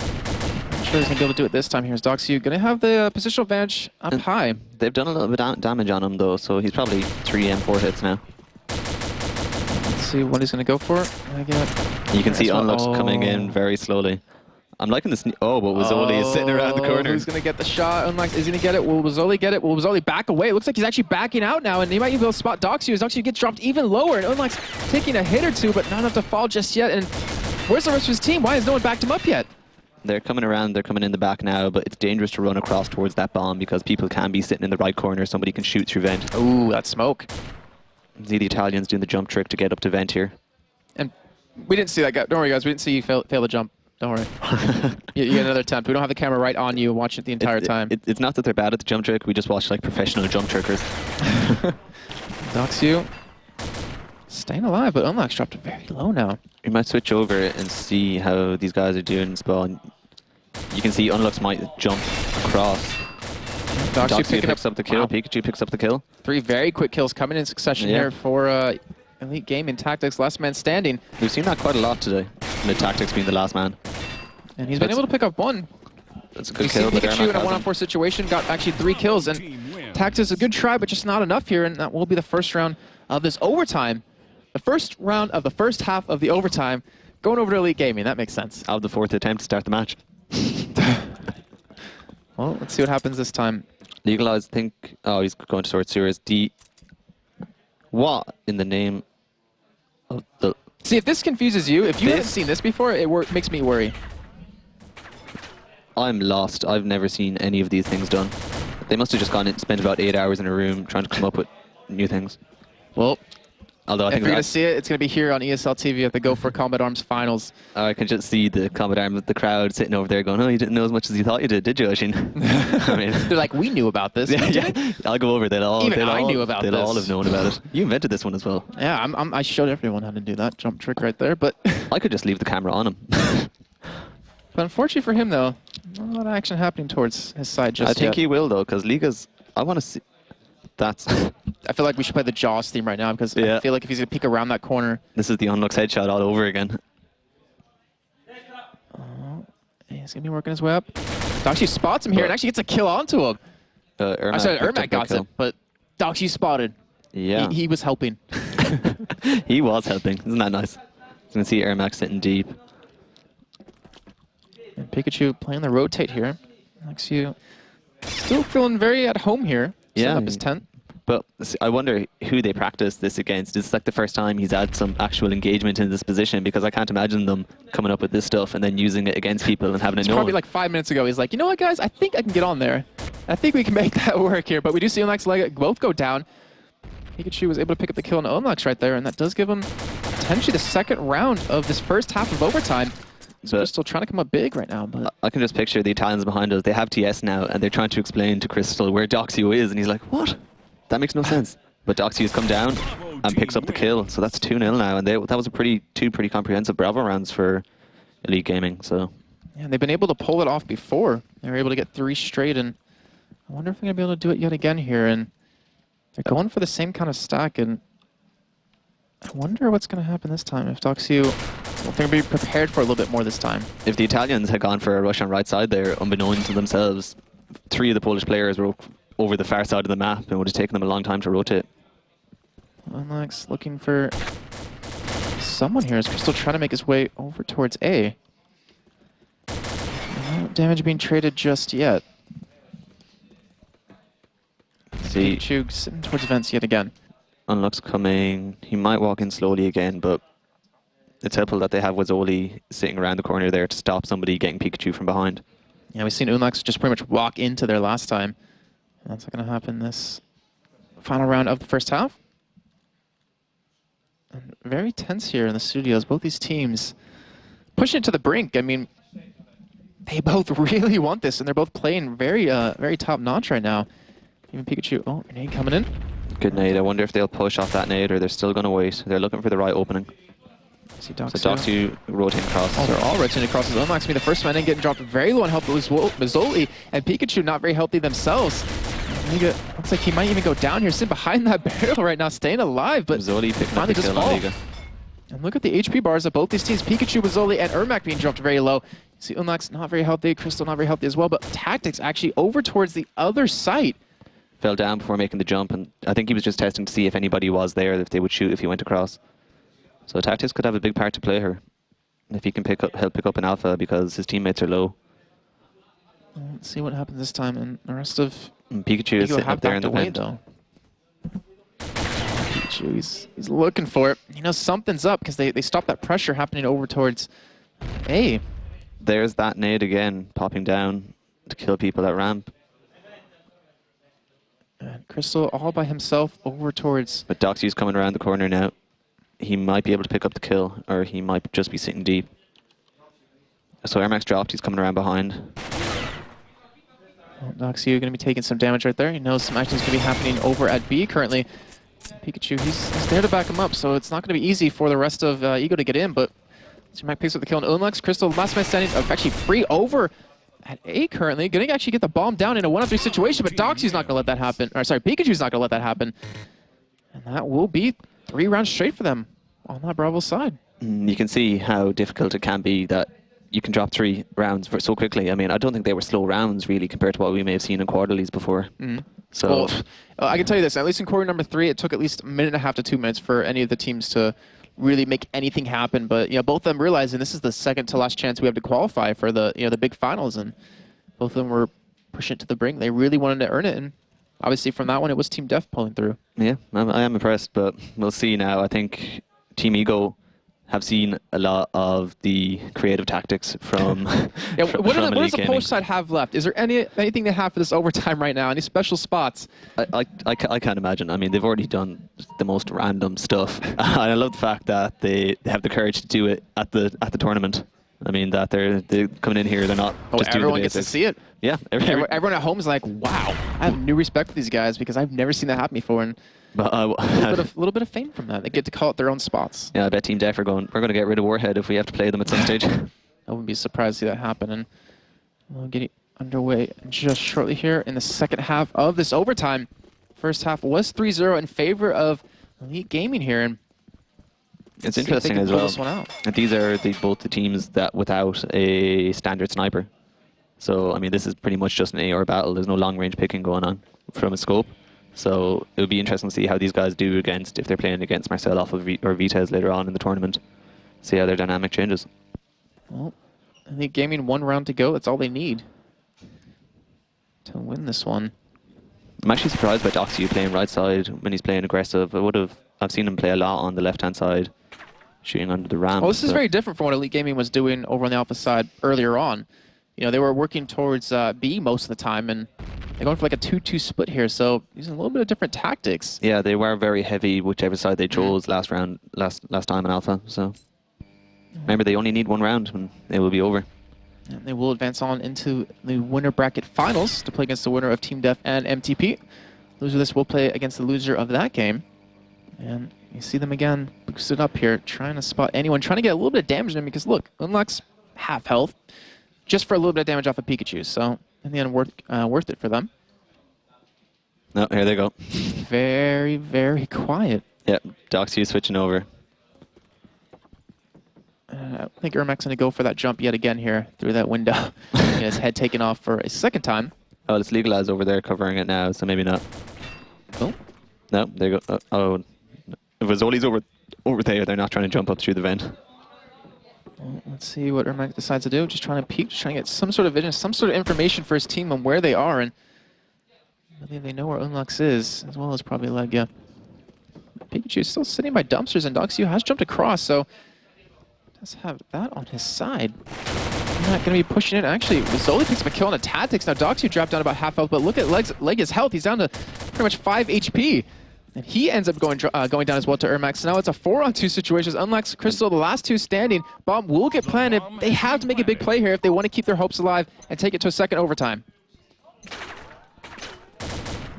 And they're holding on to this bomb site as well as they can. Unlocks dropped very low here, looking for a kill on the Ermac. Doesn't get it. Now Crystal, last man standing in the vents, looking for a kill on Doxy. He's getting dropped. He goes down. And that means Elite Gaming will win the first match of the day and advance on into the winner bracket finals. Yeah, that was a very, very interesting map. I mean, I enjoyed it. Got a few laughs, got to see some interesting tactics. And you got a good insight that both these teams can attack very strongly. Yeah, it was really cool to see that, like I said, even after 5 years, yeah, people are still creating new strategies, or finding out these new places to work from to really play off of, and it keeps the game, it keeps the meta, it keeps everything adapting. Yeah, it keeps it interesting. Like you said, it is great to see that they can still think, right, we've got to be inventive, we're going to do something new. And you watch in the Clan War server for Combat Arms, I guarantee you're going to start seeing some of that stuff coming in the next weeks and months. I think people right now are at home trying it out themselves. Yeah, I could do that. And catching people off guard, and then everyone else out there will know about it. But very well played from both teams. You were saying before, Ego was the team that you had favorite for this one, and they played well, though. They give a good account to themselves. I mean, they definitely showed everyone here that they're a team to mess with. You can't just kind of take them lightly. And remember, they're down a man from their normal lineup. From the normal lineup, like an incredibly aggressive player in Rambo. So maybe they were lacking him. I don't think Legalized let his team down. I mean, like he didn't let them down. I mean, maybe there would have been a bit more penetration with Rambo being there and just being able to rush through with Crystal and Unlux, but I don't think he let them down. I mean, I think he was a strong AR for them. Yeah, still very well played, and Elite Gaming. I really wonder what's going on in their heads right now, you know, looking at that game. Were they expecting to go into overtime like that? Like, I'm not sure if that's something that they were kind of considered coming into this game. If you thought that Ego would have pushed them that far, I don't think they would have. I mean, I think they probably were surprised. Their prime time was towards the beginning of the whole Go4Combat Arms series, and then they kind of have like a steady downfall, and they haven't really been able to make themselves, I don't want to say make themselves known again, but to get back to their former glory. And I think this might be an opportunity for them to but you see that they want to. I mean, that they're coming up with these new tactics that they've clearly been training for, and like they're here to win. I want to see what they play on the next map. Yeah, that could be interesting. If we have an interesting map. Hopefully it's not Rattlesnake, because I think that one's been, everything's been done at this stage. But you say that. I mean, I would agree that they've after jumped all this over time, a 20-foot wall or something. Oh man, I think you would go crazy if you saw that. Yeah, I'd just be like, get up and walk off. Be like, I've had enough of these people. Yeah, I'm done. I can't handle it. But we will have obviously most talented players coming up next against Team Def. Let me hear insights on that game real quick before we do go over to an interview. It's going to be interesting. It depends largely on the map, because Marcelov might not play and Vita's might not play the scopes. So I'd say if that happens, I give Def the edge. Their AORs are just universally strong. I mean, they're fantastic. All right. But I'm not discounting that MTP can come out and do well against them. I mean, if they get good rushes, I mean, they've got Nugget, who's probably the best rush player in the game. He's fantastic. Like, he can push through with a low damage M4, but get kills. So I think it all depends on how well they support it and how well they choreograph those rushes. So hopefully it's a good map. Yeah, and we'll be getting to that a little bit later on today. But for now, we're actually going to head over to Sean, who has an interview with one member from each team, and I really want to know what they have to say. Thank you so much, guys. That was an absolutely phenomenal match, and I'm joined, as always, here with Daniel and here with Pikachu. Let's start with you, Daniel. Talk us through that map. How did it go? Oh, well, the game was really close, in my opinion. They played a little bit better in their alpha side, and we lost straightly the Bravo side really bad. So it was really close, and in my opinion, we played really good. Yeah, but they were better. I mean, you were a little bit, let's say, the underdogs going in there. Did you feel that? Was that pressure added or pressure taken off? No, I don't think we are. Just because we are the underdogs, I don't think we are under pressure. So I think we can beat anyone here. Awesome. Well, lots more to come from you. Thank you. And of course, Pikachu, how does it feel to take the first one? First, I was like, yeah. This is my first time I'm on such an event, you know. So at the beginning we were like, yeah, let's do this, let's win. So yeah, and we did it. Yeah, we are really, really happy. Of course, we were so stressed after all, but we won the stress and won the game. So it's really good. Of course, the match was really pretty hard, and we had so many trouble, and. So we did so many mistakes during our tactics or our jump tricks, you can say. Yeah, but after all, it was really nice game. And do you think this has given you, you know, kind of get those the cobwebs out of the system, that you're ready for the next match? Oh, well, I think, yeah, it really helped us a lot, I think. So, yeah, of course it is. So I think, yeah, now we are waiting for the second match. We will see who will win, MTP or Def. Do you have a preference? In my opinion, it will be very close match, but I think Def will do that. We'll win versus NTP. Well, we will see. Everything can happen. Anything can happen. Anything did. Thank you so much. Congratulations. Let me just thank you very much, guys. Oh, shake each other. Absolute gentlemen. Oh, look at they're just jumping and leaving me.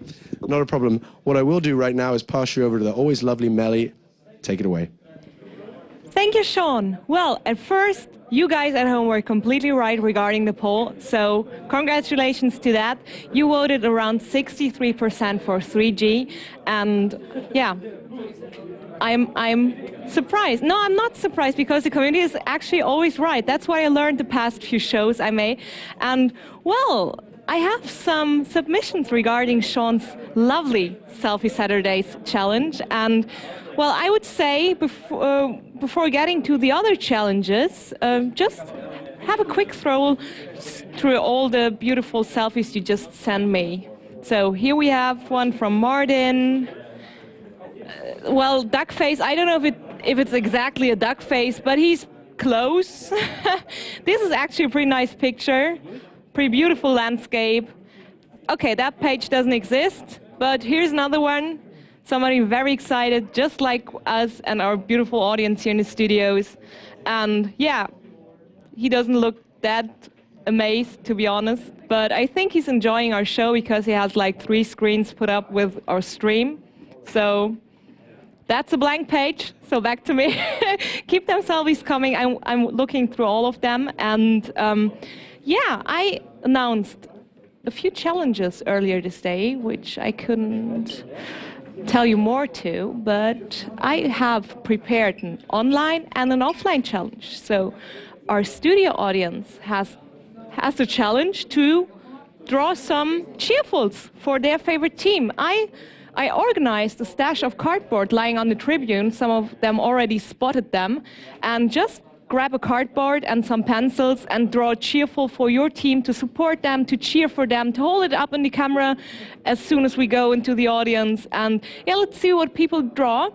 And the next challenge is for you guys at home. It's pretty easy since we all want to have a good time here.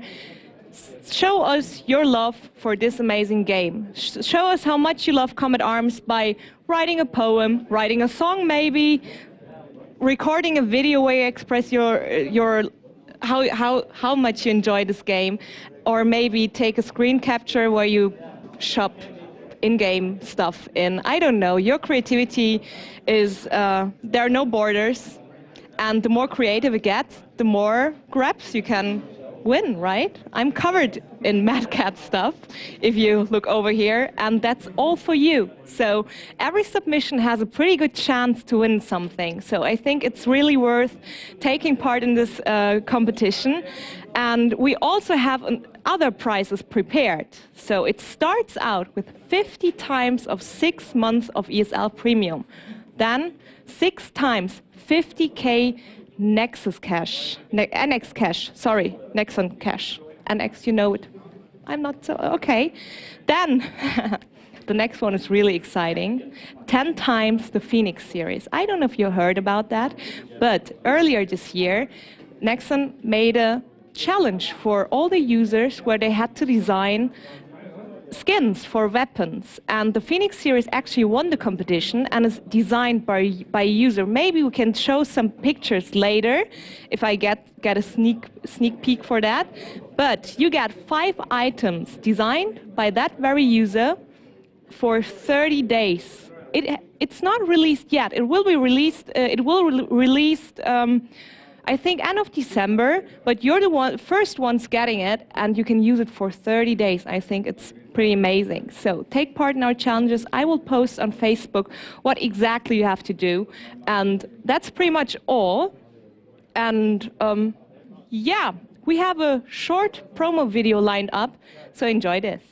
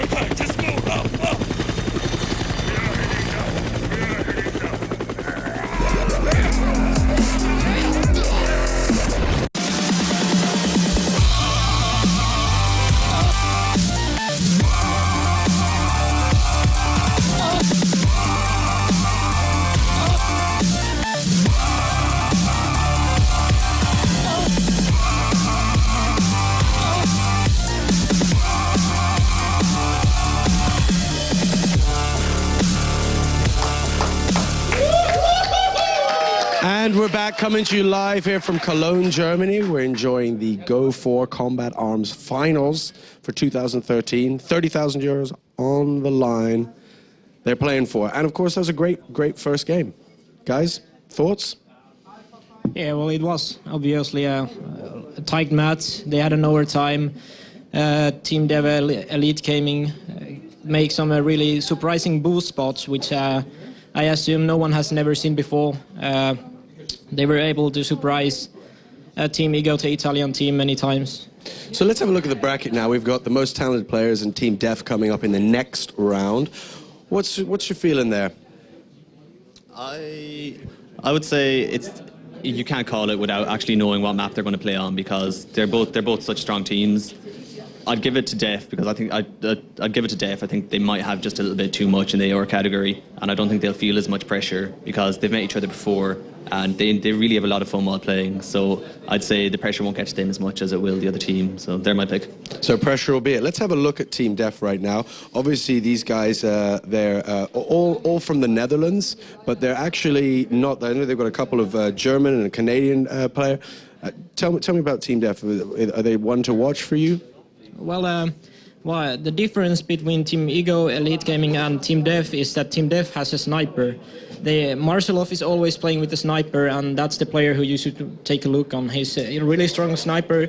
He's patient enough to make the enemy player to make the first move, and then he can get easy kills, and he's gonna make some opening kills hopefully, and that's gonna turn the game around. Now, a question then: if he's going with this sniper play, and if that's let's say a unique feature that they've got, which map are they going to be looking to try and get hold of? Well, they'll probably MTP will have a sniper as well, so they probably won't block sniper maps just for that reason. But if he was to play, he won't play if it's on Greyhammer or Rattlesnake. He won't play those maps. And it's any other maps, he will be willing to play with a sniper on, and he's trained with the sniper on.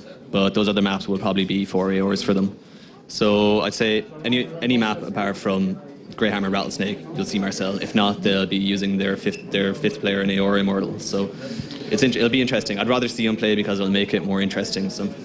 Now, going into this, the guys are only separated over the 37 Go4s from the weekends. They're only separated by 10 points they've accumulated up to this point. Is that going to play into their minds at all? Or are they going to be thinking, we're level pegged, it's anybody's? I don't think that they're not thinking about that so much, since they have played against each other many times on Go4CA Cups on a series. They're met each other. They know how each other teams plays. They kind of know everything about each other. I think MTP is a bit more nervous since last few games they have lost against Team Def, so it's going to be a tight match, but I don't think that neither one is scared. Okay, excellent. Well, let's have a look at the MTP, the most talented players now, and talk me through this lineup here, guys. We've got Nugget there, Vitez. Yeah, you've got Vitez on the back left. He's the scope for MTP, and he'd be different to Marcelov. He's a very, very aggressive scope. He rushes, he can rush on Bravo side, he can rush on Alpha side. He plays it differently. They've got Nugget then as well. So you've got a scope, which is a good option. Then you've got Nugget, Alex, who is an amazing rusher. I mean, he can change a game by picking off one round, by pushing through the defense, especially on bigger maps like maybe Ghost Town, Greyhammer. He can push through and just one-man army a whole round. And then his team knows to be able to support him, and they'll have it well planned out. So if he gets the push, he'll be well supported after it. And he might die a lot, but it'll be worth it for the rounds where he does get it, and they pick up rounds solely on him. Well, so the first game was really kind of let's say our top-seeded and our lowest-seeded team with the Polish versus the Italians, and that turned out to be something that was incredibly close. And we spoke to Pikachu afterwards, and he said, look, in the beginning, things weren't working out the way I wanted, but we're kind of moving through. Do you see the same kind of jitters that these guys are at LAN, or is that they've played each other, is that going to negate that? Well, I think because they played each other so much. I mean, it's been them two really for the last quarter and a little bit before that. I mean, it's been Def hammering off MTP. And I mean, MTP always say that Elite Gaming, Team Dewey are the strongest opponents they've faced, but they've faced Def more, and Def have been coming out on top a lot more. So, I mean, it's difficult, but I don't think they'll be that nervous about it. But I think Def will take it in the end. I think there's just a little bit more strength and depth there. So you've got the pick of Def. Do you mind me putting you on the spot? Yeah, I would say if the player Extremes, the Swedish player, if he's playing as well as everyone expects him to be, he's probably the best player of the whole game. He has been hack accused many times. Many players have think that he's not even clean because he's so good. He have not played as good on a previous Go4 Cups, but if Extremes is gonna play in his normal skill level, he's gonna get the MTP is gonna get the match for sure. Well, so on that MTP side, they've obviously got guys that are coming from all over Europe. They've got the true European team. Is that going to factor into things at all? Language? I wouldn't say so. I mean, they've played together so consistently for such a long time now that like they know each other so well. And as I said in the last match, when they met in real life, I mean, like the relationship they had over the internet, it translated perfectly. I mean, they just got on so brilliantly. It was the same jokes. They're all laughing straight away. So, I mean, there's no language barrier and there's no like estrangement between them. They're a team and they're friends, and so they're going to be able to play well together. Excellent. And of course, the vibe of being here in the LAN environment, being able to see each other sit next to you, think that's going to play a feature for either team? I'd say that it's better for MTP that they meet each other because they all like each other. They have a good spirit, and now when they have met each other yesterday night, they were spending time together, so they have a good spirit, and I guess it's good for them. Excellent stuff. Well, guys, we've got Def there. MTP. I'm on the fence, but two guys that will definitely be able to tell us lots about it is, of course, the always wonderful, the illustrious, my good friend, Jason Kaplan. The bestest of friends, Sean. The bestest. But yes, we are going to be getting underway with this game very shortly. I honestly don't know which team is going to win this one. I mean, we heard right there at the desk, they're split down the line. What's your thoughts on it? I think it's hard to say because both of the teams have good snipers, good rifle players, good tactics. They have the same style, like I would say the same styles. But I think Team Dev is going to take that pretty close. All right, well, we're getting underway with the map veto here. And what map do you think is really going to favor both these teams? What map do you think we're going to see here? They're going to play, I think, a large map because of the sniper. So, okay, Greyhammer has voted out. It's one of the biggest maps next to Snow Valley. Hopefully we see something like Snow Valley or Short Fuse, I think. All right, well, we do see Greyhammer and Power Surge both vetoed out now. And remember, the team that gets the first veto, or the team that doesn't get the first veto, I should say, gets the choice of sides here. And they're kind of just going down the list here. Rattlesnake taken out now. And Short Fuse and Snow Valley is still available. Yeah, like I said. Okay, Short Fuse is out. That one's going to be gone now. And we still have Warhead available, which we did just see in the game prior. But, well, it looks like they already decided. So Warhead done. And our admin's there wondering, wait, guys, wait for me. Oh, okay, it's so Ghost Town. All right. Pretty open map. I'm excited about that, actually. I've already had the joy of casting it twice in quarter number 1 and 2 with you. We both experienced that. It was actually with Team Deve and now obviously Elite Gaming and MTP playing that one, but you know, MTP has a lot of experience on it. Exactly. I think, like compared to Team Devi, that was like the best map from Team Devi, but I don't know how Team Dev or Team MTP is going to handle Ghost Town. Maybe they play some different styles. Maybe they go a lot of pick and place and on the long range spots. We will see what happens. Yeah, just a little back story on these teams. You know, Team Def, they actually are the second highest earning team right now. And they Go4Combat Arms series, actually number 2 with 3,900 euros actually been able to build up for themselves. And MTP, they're number 3 and at 3,400 euros, which is kind of interesting because MTP and Team Deve now, obviously Elite Gaming, they were really at the forefront of the competitive scene for Combat Arms for such a long time. But then you had, you know, Ego, Team Def finally come to light here, and they've been challenged quite a few times by these two teams. Indeed, like in the start of the season, you saw like only 2 teams, MTP and Devi, were on top, and suddenly, like in the end of the season, you saw then the Italian team and the Dutch players coming as well to the top. And I want to kind of quote MTP here as they did an interview with Nexon over on their website a little bit earlier on, and they said, "We're very focused on the big finals at the moment. We're training every day, and we try to improve ourselves every single day on top of that." And that's nice to see for them because they realize, you know, this is a lot of money to win here, 30,000 euros in prizes. They want to be able to come out on top. And over on Team Dev's side, interesting to hear that actually they say they are where they currently want to be. There's good communication. Every player knows what their role is, and yet they're still trying to improve those little bits. And we saw, you know, with Elite Gaming, they're trying to find everything they possibly can on every single map to get those little small advantages, you know, within positioning or, you know, maybe make it easier to access a kill. Exactly, like Team Dev come up now. Like in the beginning, they had some problems, but now they knew where they have to play, how they play, the communication, everything is there on the Dutch team. They have really strong sniper, especially on hard scope. He's not maybe the best quick scope sniper, but when it comes to a good hard scope, and if someone jumps through it, he got the kill. And that's the player Marcelov, and I think that's the player we have to take a look on today. Okay, and over on the other side, who's the player to watch for you? And you obviously went with one sniper here. You're going to continue that trend? You're going to go with another sniper as the other guy to watch? Yeah, we have to take a look on Vitus from MTP like as well. If he gets used to the computer, if he hits some shots, and then we see like a nice sniper fight. And next to it, we have to take a look on Nugget. He's a good rifle from MTP, but on the other side, we have to take a look as well on Extremes on MTP. Both are sick rival players, but we are going to see, like, that's the first offline match. Maybe they get used to it or not. And what about the map choice that we have? Obviously, it's going to be Ghost Town here, and we've had the joy of casting it in Corley number 1 and number 2. You know, where's it really going to come down to in this map? Where is both teams really going to try to contest and really try to lock down? It's pretty hard to say. I think, yeah, at first they're doing some normal pick and plays with the sniper, and I think they want to try to get the control from the roof in the middle of the map. There's how you can get up the roof. If you're there with a good aimer, you can shoot through every spot, and that's like the key.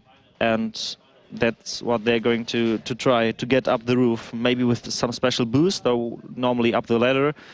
But yeah, we will see if they can handle it and can jump up the roof on maybe both sides. It's hard to say because like the ladder from the roof is directly in the middle of the map, so both teams can arrive at that roof, and it depends on the roof is like the key from the. Whoever gets the high ground is probably going to be able to control the game. Is it just them getting? And what about in terms of how the map's going to go in terms of like what side is really favored on this one? It's really hard to say. Well, some teams are pretty good on Bravo, but I think this is alpha side map, in my opinion. All right. Well, we'll be getting underway very shortly here and just kind of see how these teams do play here. Obviously, the winner will be going up against Elite Gaming, who they didn't look bad. But I don't know, to me it looked a little bit shaky at first. I mean, they had a good run in the first half, taking 3 rounds straight, and then they kind of seemed to fall apart. But luckily for them, in overtime, they really came together. Yeah, it's like I said before a couple of times, it's the first offline match or for everyone here, for all teams. So the hands are shaking, they're nervous. Knees weak, arms are heavy. Arms are heavy, really. Sorry, that was just a reference to a song. I've heard that way too much in the past couple of days. But yeah, I mean, playing an offline event in front of a crowd, in front of the cameras, it's got to be really unnerving. And like you said before, it's like the first time they're actually going to be here in this situation. And, you know, some players in other games, even in Combat Arms alone, have a tough time playing when they're not at home, they're not in their own comfort zone, they're not wearing like the right socks or something like that. I was going to go a little bit deeper into that, but I realized I should probably stop there. But yeah, I mean, being in your own comfort zone, like that has to be huge. Obviously, you used to play Combat Arms quite a bit, and you've been on a team or two. I'm not sure if you still play it recently, but you've had the experience of that, though. Yeah, I got the experience from Crossfire, but yeah, I played Combat Arms as well, like pretty good. Like we had the chance to qualify as well here. We were on the last qualifier cup, and we lost against Team Ego pretty close. It was really close.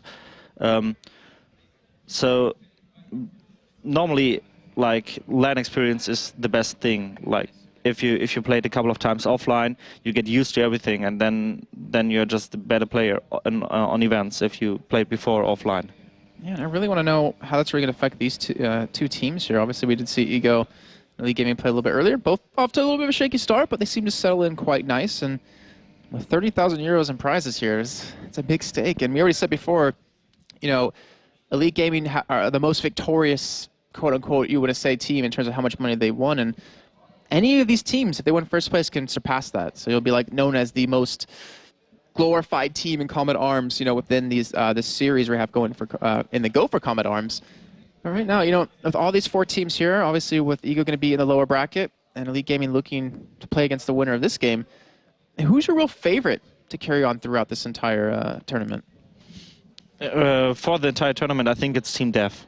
Like I said, they strong snipers, strong rifles, as well, and good communication. So I think it's Team Dev, but.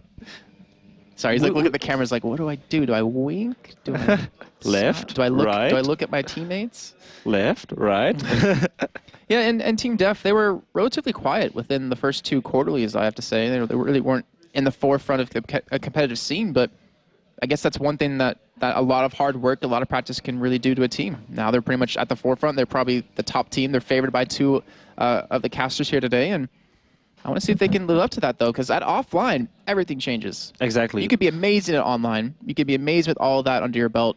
But if you can't play offline, then it doesn't matter. Yeah. Totally, indeed. Like, I think that's called a bit LAN spirit. Like, some teams call it LAN spirit. Like, they get a little momentum when they get around, and then it's like LAN spirit. Well, you heard the crowd earlier. I know when we saw a couple of those boosts coming in, the crowd was actually getting pretty crazy there. Not seeing that stuff before, and I don't think we'll be getting the game underway shortly. Just had a couple of resolution problems for the teams, so they're just getting that fixed here very shortly. And obviously, when you're not at home, you're on different monitors.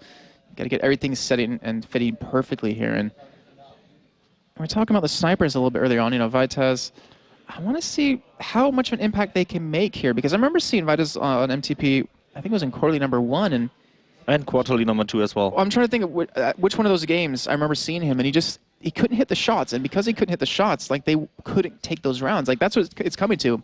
If a sniper can't hit the shot, then should he be sniping anymore? I mean, in the game, obviously today on offline. Yeah, it was like, I think he was just nervous at the first quarterly. The quarterly number 1. He played the quarterly number 2 as well, and he was there a bit better with a sniper. He hit some great shots there. But here it's totally different. Now he's playing offline. So I think if he's like hitting nothing the first 3 rounds, then he has to switch. He's not allowed to switch in the round, but he probably have to switch like at the half his weapon. I really want to see how it's going to play here, because obviously we didn't see one in that first series, and I mean, from any FPS game you play, you can realize how strong a sniper can be for your team. But then again, if you miss your shots, it doesn't really matter. And where do you really think is the area that should be hit? I mean, you talked about it a little bit earlier, but I want you to go a little bit more in depth, like over on the sides. Like, where do you want to go for? What bomb site? No. Like, I want you to get the full gritty details of this. It's so hard to say. Like, normally in the pick and play, you focus more on the middle, like on the ruins or on the rooftop, and then, well, you. So now we are going in-game, but I don't know if it's live or not. So yeah, the middle, the roof, and the ruins, that is the thing that is important to control it. And then it's just like there is not like a favorite spot. You're doing the frag on the B side or on the A side, and then just overrun it. All right, well. So the middle is the focus, the key. Like I said, the key. Okay, so you control middle. If you control rooftops, then be faring pretty well in this game here. And we saw in the game prior, we actually saw in quarter number 3 that a lot of rounds can go very slow. And do you expect something like that to happen? Do you expect to go about a minute and a half before you see any kills come in, before any rushes really happen? Or do you think a lot of teams are going to be looking for some picks early on and really make something happen with the double snipers? It depends. Like, maybe they switched their style a bit. They are a bit more aggressive than the other teams, but we will see. I think at the first few rounds they're doing normal pick and play really slowly, and then we will see. Maybe they can push up the speed, the speed how they play, the strategies. Maybe they rush, and that would be great. But in the beginning, I think they're just playing slowly pick and play. All right. Well, we've seen one thing that's been really key over that first match is adaptation. Adapting your strategies to how the game is going. Obviously, with Ego and Elite Gaming, we had Elite Gaming play very, very aggressive on Bravo's side. We had Ego play very defensive, very pushed back. And both teams were able to switch it up. And I still say to this day, and I will always say that being able to adapt your playstyle, no matter what game you're playing, or is the difference between a good team and a great team? Like, I would say, like, a good team is a team that can switch their style pretty fast. It's so important, like, to look on the opponent. That's what I think. Like, if you know, okay, they're rushing pretty often, or they're aggressive, maybe go passive, or just do some surprising things, like we saw. Now they're starting.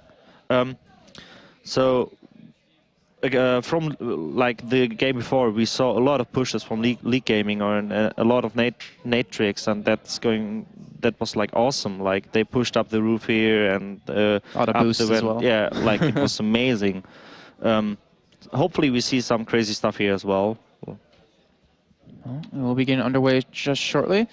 Looks like someone has to restart their client very quickly, and then we will be starting up here. But both these teams now, a lot of pressure here, a lot on the line, and we're going to find out which team is going to crack, if any. Which team can really stand up in this situation and really kind of make themselves known. Because, you know, correct me if I'm wrong, but this is probably one of the biggest, if not the biggest, tournaments that we've seen in Combat Arms. Yeah, that's like the first tournament, and other versions got tournaments as well. But hopefully they're coming more, and everybody likes it here. It's so exciting. Yeah. And win a lot of money too. I think it was like 7,900 euros that League Gaming's been able to pick up over the course of just playing the game that they would normally play, but just participating in those tournaments. Not to mention making themselves better over time on top of that. But hopefully these client restart will be done shortly. We do have all members of the game, of the teams. I'm everywhere today in the lobby. Looks like they will be starting up shortly here, and we will be getting underway with the second match of the day. This is the other, well, I want to say the other side of the bracket, but this is the other match to determine who will be going to the winner bracket final, and who will be dropping down into the loser's bracket to have to play an extra game to advance on to potentially get into those finals. And you got to win this game. I mean, you don't have to, obviously, but to go into the finals with a map advantage is huge. Here we go. Looks like we will be getting underway just in a second here. See Team Def on the left, MTP Game on the right on Ghost Town here, and we will have MTP over on the Bravo side and Def over on the Alpha side. So just let me check first, and we see an Vitus aiming to the middle. Maybe he can get their peak. He's looking for something, and I remember seeing him do this quite a bit. Definitely trying to work that middle, like you're saying before. If you control middle, if you control the rooftops, you can control the pace of the game and control it. And we do see might actually pick up a kill on a Nugget here. Yeah, Marcelov picked up the first frag. Wait, he was here. So Nugget went aggressive, I think, in the ruins, so somewhere in the middle, like there. You saw that peak spot, and he just peeked him there from the middle house. All right, well, 1-for-1 trade so far. Oh, Marmar actually be taken out by Vitas right there, so both snipers really showing that they're very useful on both these teams, but 3 men to the 2. Currently for MTP, not going to be able to hold on to this first round here and really get some momentum built up. But as you can see, you know, within the first minute and 10 seconds, a lot of action breaking out here. So you hear the calls. Now it's 2 against 2. You see him here hardscoping. It's hard to see because of the camera, but I think he saw him. Alliance go down, but bomb has been planted here. You see Vitas get a shot on the emo right there, so now it's a 2-on-1. And last man standing, RDDB looking to hold on to this one. See if he can make it happen. And a 1-on-2 situation. Once for his 2 situation, very hard to overcome, but Vitas dropped very low here. And it looks like they're actually not going for the defuse right now. He's actually baited him off quite well. He's looking for a kill. He gets one. Vitas last man standing. He gets the kill. He's going to be able to get the defuse here. And MTP going to take the first round. Nice. Wow. I think Vitas got a 3K. I'm not sure if he picks up 3 players, yeah, but I believe he did. I think he did.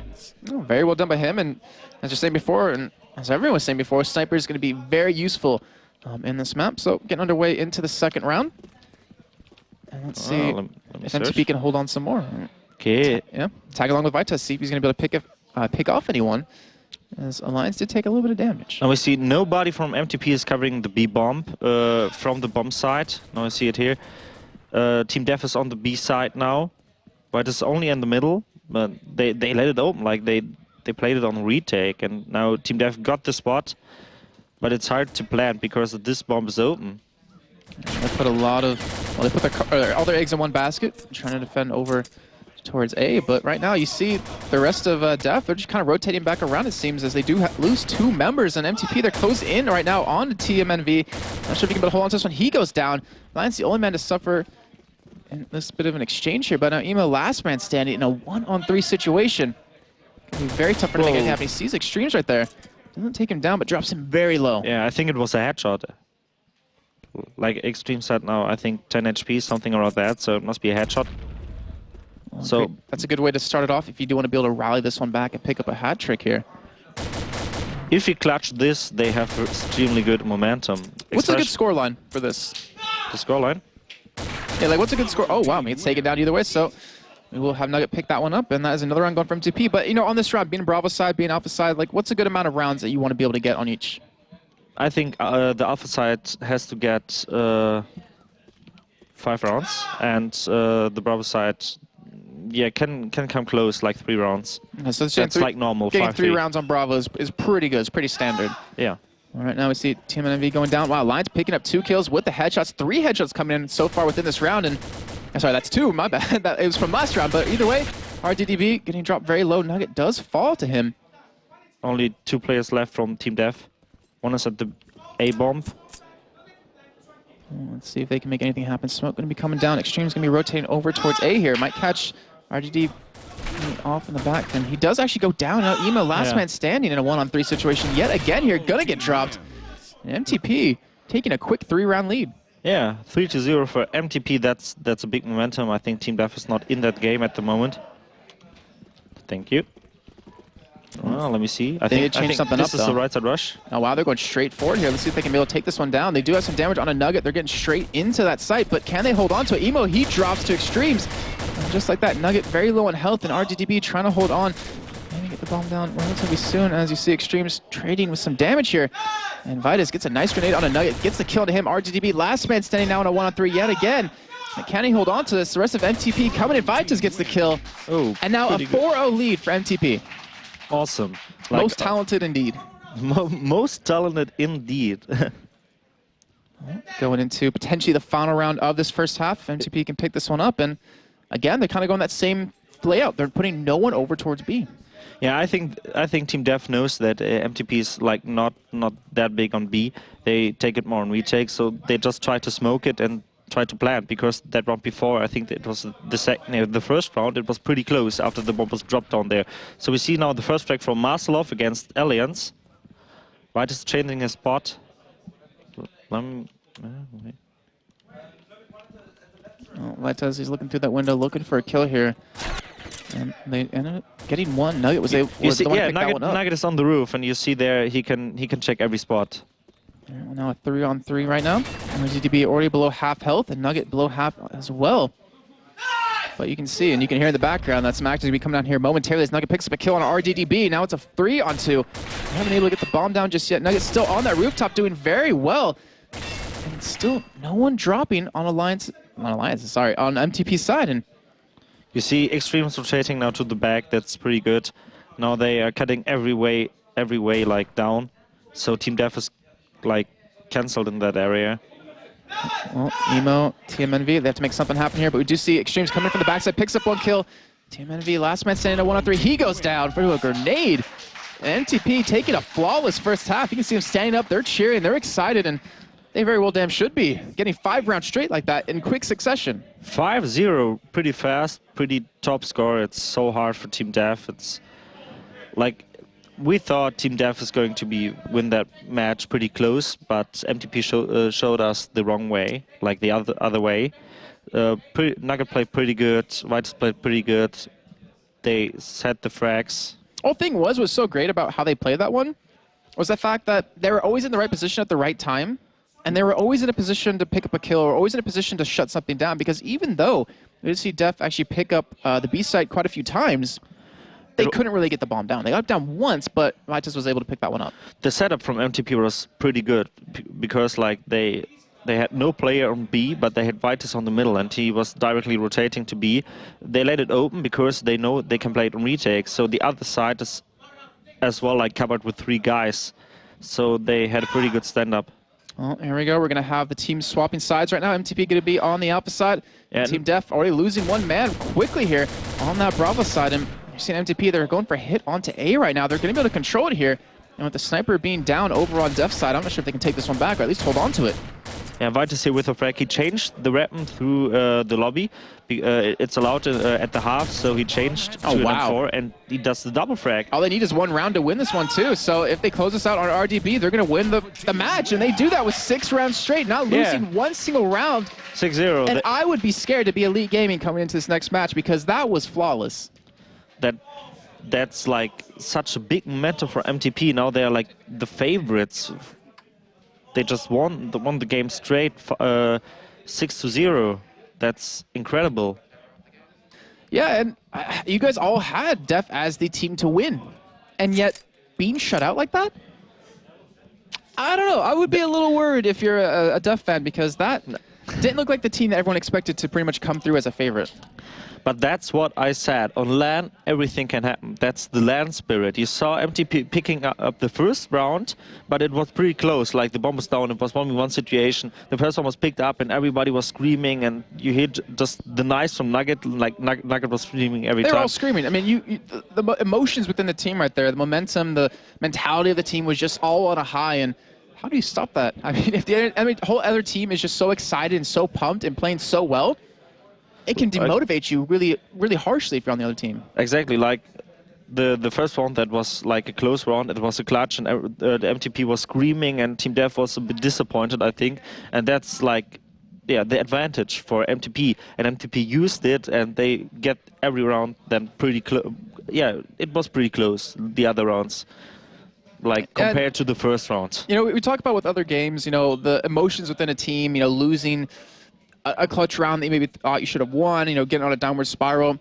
You have to be able to conduct yourselves differently when you're offline because you can't, you know, get on each other's backs, you can't yell at each other. And actually, I have a quote specifically for that, I believe, by Team Def. I'll get to that in just a second when I can pull that one up, but it's really hard to turn that around at offline. Yeah, it's like the first tournament, so... There we go. Found the quote I was looking for. It was actually an interview that Nexon did with Team Def, and they say, we've improved immensely in terms of team spirit. If a player underperforms, he's not harassed for this. Instead, we tell them to stay calm and focus.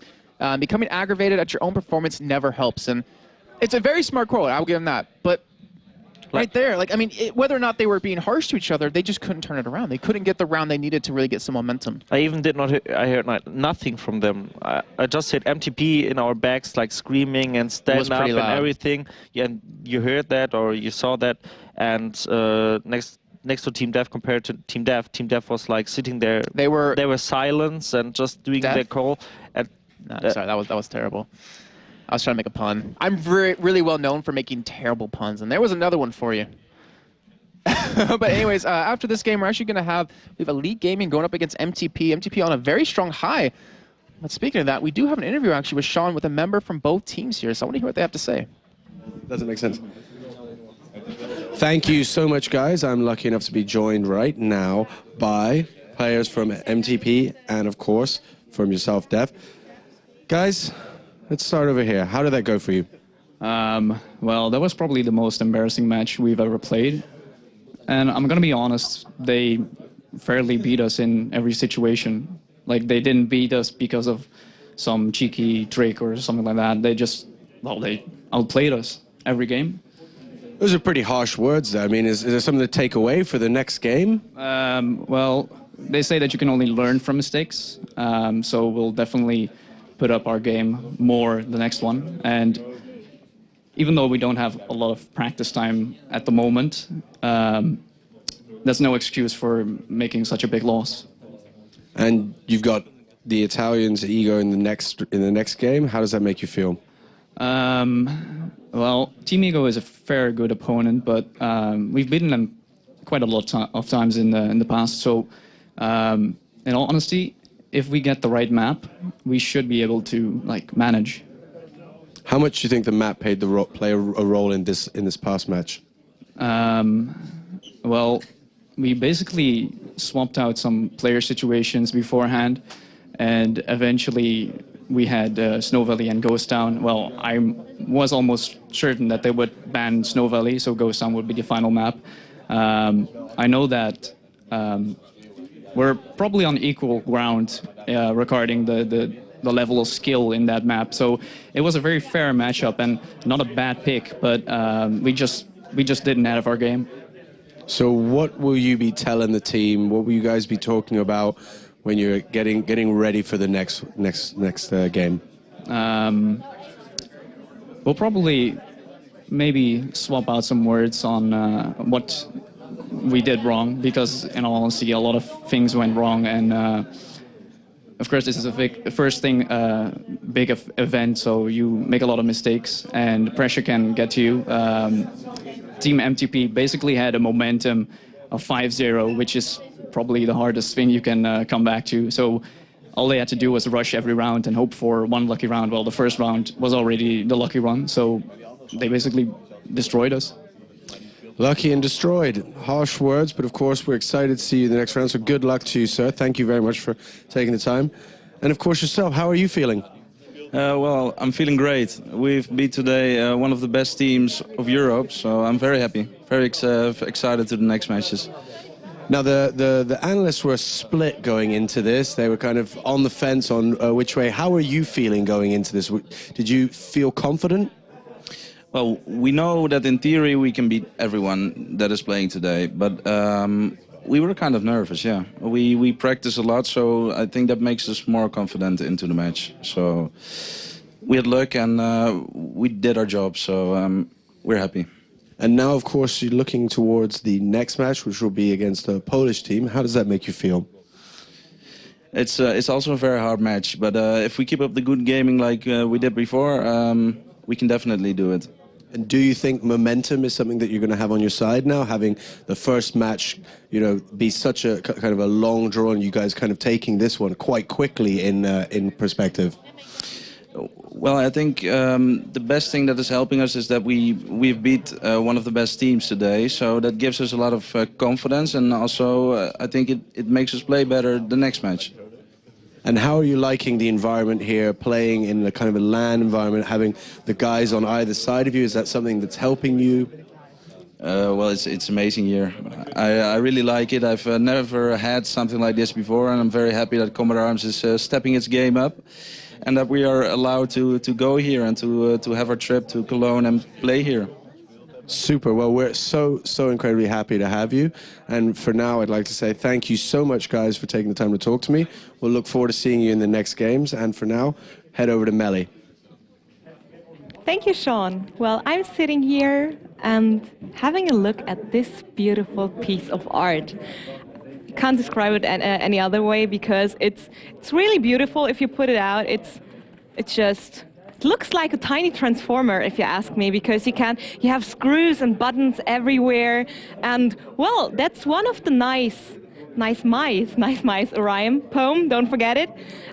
You can actually win by participating in our challenges, and yeah, let me just put this aside for a second. I have a lot more, as you see. I'm covered in Mad Cat's swag, as Sean lovely called it, and yeah, that's all for you. I'm not allowed to keep any of them, I asked. I really would like to keep, well, 1, 2, 3 pieces, maybe 4. I saw some few things I really wanted to add to my collection, but yeah, sadly, I'm not allowed to take place in those in those challenges. But before we go to our challenges, people. I just said earlier that you're always right when it comes to predicting the right winners of the matchups, but this time you disappointed me. You voted with a proper 61% for Team Dev, which lost. I'm so sorry. You are wrong this time. Maybe you can even it out for the grand final. But yeah, let's go back to the challenge, to Sean's selfie challenge. Since it's Selfie Saturday, go on Twitter and tweet us a selfie by using hashtag Go4CA.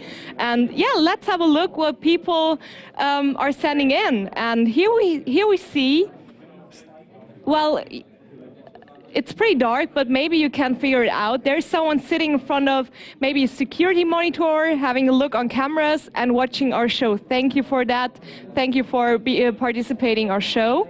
The next one is right here out of the studio. Maybe you can recognize a few people that snuck into the picture. And yeah, we have a lot of beautiful selfies, which are actually really funny. So head over to Twitter and check them out by yourselves. And yeah, our Facebook challenge, it is running, and we already have some cool submissions. I can read out a poem, which I liked very much, to be honest. Matze sent in, I love Comet Arms, it is very nice, but it's not a harm, and I'm eating rice.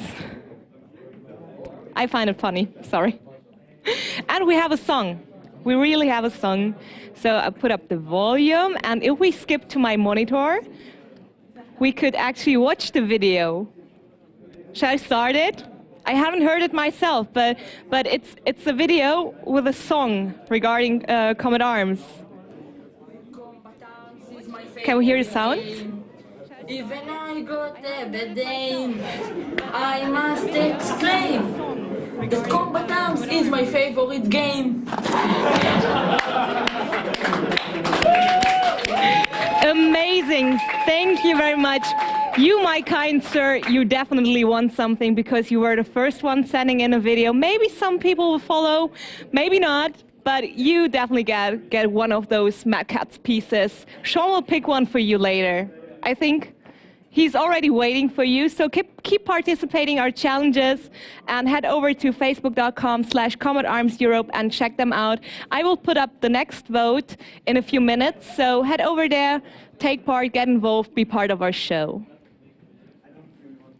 Thank you so much, Melly, and thank you so much for that awesome bit of singing. I mean, the community's been really supportive all the way through this. This has been an amazing road leading up to this. I have to give that guy some credit. I mean, that was some singing. So if you're out there, do another one for us. I mean, I want to hear more singing. I want you to incorporate all of our names, though, into that one. A kind of a double or nothing. If you can get Jason in there, if you can get me in there, if you can get Lawrence, then you're really winning. That's basically where this breaks down to. All right, back to the task at hand, guys. I was enjoying this talk about singing. I actually just want to talk about people singing at home and singing to us. I feel like... Oh, wait, I have an extra challenge to add on to that. I just thought of. Double. You just sing it in the tone of Backstreet Boys, I Want It That Way. Ooh. Gotta one-up it. I want As Melly's already singing go for... There you go. Something like that, perhaps? Not bad. Not bad. I mean, I'm just basically putting ideas out there. I'm not saying this is the right thing to do. But you should do it like Sean. No, don't. I mean, have your own, put your own twist on it. Don't. All right. You can tell that Jason and I get so excited about spending time together on camera. Let's have a look at the bracket, guys, because we've had some pretty phenomenal games running up, with one of them just, kind of running the gambit, being so close, and then MTP, who was, let's say, the 50-50 pick on there, taking it so quickly. I mean, did you guys see that coming? No, before I said that Team Dev is, for me, the favorite team, but MTP showed me wrong. Like, MTP did great shots, the positioning was perfect, the rotate was perfect, everything was perfect, the communication, they just had the advantage, they scream a lot, and you see on the other side, Team Dev is be quiet, and they tried some things, but they never get the shots down. So MTB just overrushed them overall in everything. Well, let's have a look at the Polish team, Elite Gaming, that's going to be coming through in the next one. I mean, how are they feeling, you think, going into this next match? I mean, they took quite a serious, toe-to-toe tussle with the Italians. And MTP kind of, I wouldn't say waltzed all over, but they definitely, I mean, Jason, I think coming into it, they might be, I want to say a little scared, but then I remember they're Polish, so they're probably not scared at all. Fear is nothing. It's nothing for them. But, coming into that, looking at it, I don't think anyone really expected a 6-0. I don't think MTP even expected that to just completely walk over Team Def right there. Not even the casters thought it, because everyone had, Def as the one to win it. And MTP and Elite Gaming are kind of like the old titans of Combat Arms, at least to me, within the season, because they were the top two teams back then. And then you have Def, Ego coming in finally, able to catch up to them in skill. But then when it comes to offline, here, they weren't able to really match up to them 100%. Well, so that's interesting as well, that we've heard from the, from the teams that some are finding that LAN environment to really be something added. Some are feeling a little bit of the nerves. There's cameras in their face. There's an audience live here. I mean, do you think that's playing a role for them? That's a big role for them, because like you're not at home. At home you have your area, and now you're a different computer, all the monitors, the people. You're more scared. Your hands are more shaking in the first rounds. But if you're good, then you get used to it in less rounds. And some players get used to it, some not. And I think that's what happened in the last match. Team Dev was the favorite. They're good online, but they were not that good now offline. And MTP on the other side, they just get used to it pretty fast, and they use their advantage directly. I think one thing we can't underestimate is the fact that MTP was ridiculously loud. They were screaming, they were out of their chairs, you know, whenever anyone got a kill, they were really pumped up. And when you can see your opponents right next to you doing that, it's kind of like a scare tactic almost to you. Well, let's have a look at the MTP lineup right now. Here we've got Nugget at the top, and then Vitez. And what do you see being maybe their strategy going into this next map when they take on the Polish team? It's hard to say, but we saw that the B side was pretty wide open, and they just took it on retake, and Vitez was next to it, and I think that's the way now they play. They take one side more like on retake, more passive, and the other side with two guys at least, or maybe more, or three guys. And if they can do a good retake, if they're good on it, and this rotation, then that's a pretty good tactic. Like, no team is doing that, like letting a spot open. Okay. I think also one thing that comes into play is the map vetoing, because we have a team with a sniper versus a team that doesn't have one. And Vitez, he did a really good job. I mean, you didn't see a lot of flashy kills come out of him, but when he needed to hit the shots with the sniper, he was hitting them. When he pick out the pistol, was able to pick them off as well. And having that on a map pick here, when you have to kind of keep that in your head of, do we ban this map out? Do we want to give them the opportunity to play on a map that can favor them? It's really going to be tough for both those teams. Which map do you see it going to? It's hard to say, but I want to see Greyhammer, and I want to see Vitez performing their good. But also I want to see 3Gaming, the Polish team, doing maybe some special boosts as well, like in the match before, some special things, special nade tricks, and maybe then it's going to be an interesting match. Like you are having the tactical team and the team with a good sniper, and that's two different teams, and that's just going to be an exciting rival match. Like it's like a bit like a Classico, because they're just rivals. So. Brilliant. So it should be a good game. Let's have a look at the Elite Gaming lineup. And guys, if you can talk me through this. These guys look like they're here for business. I mean, they're serious players.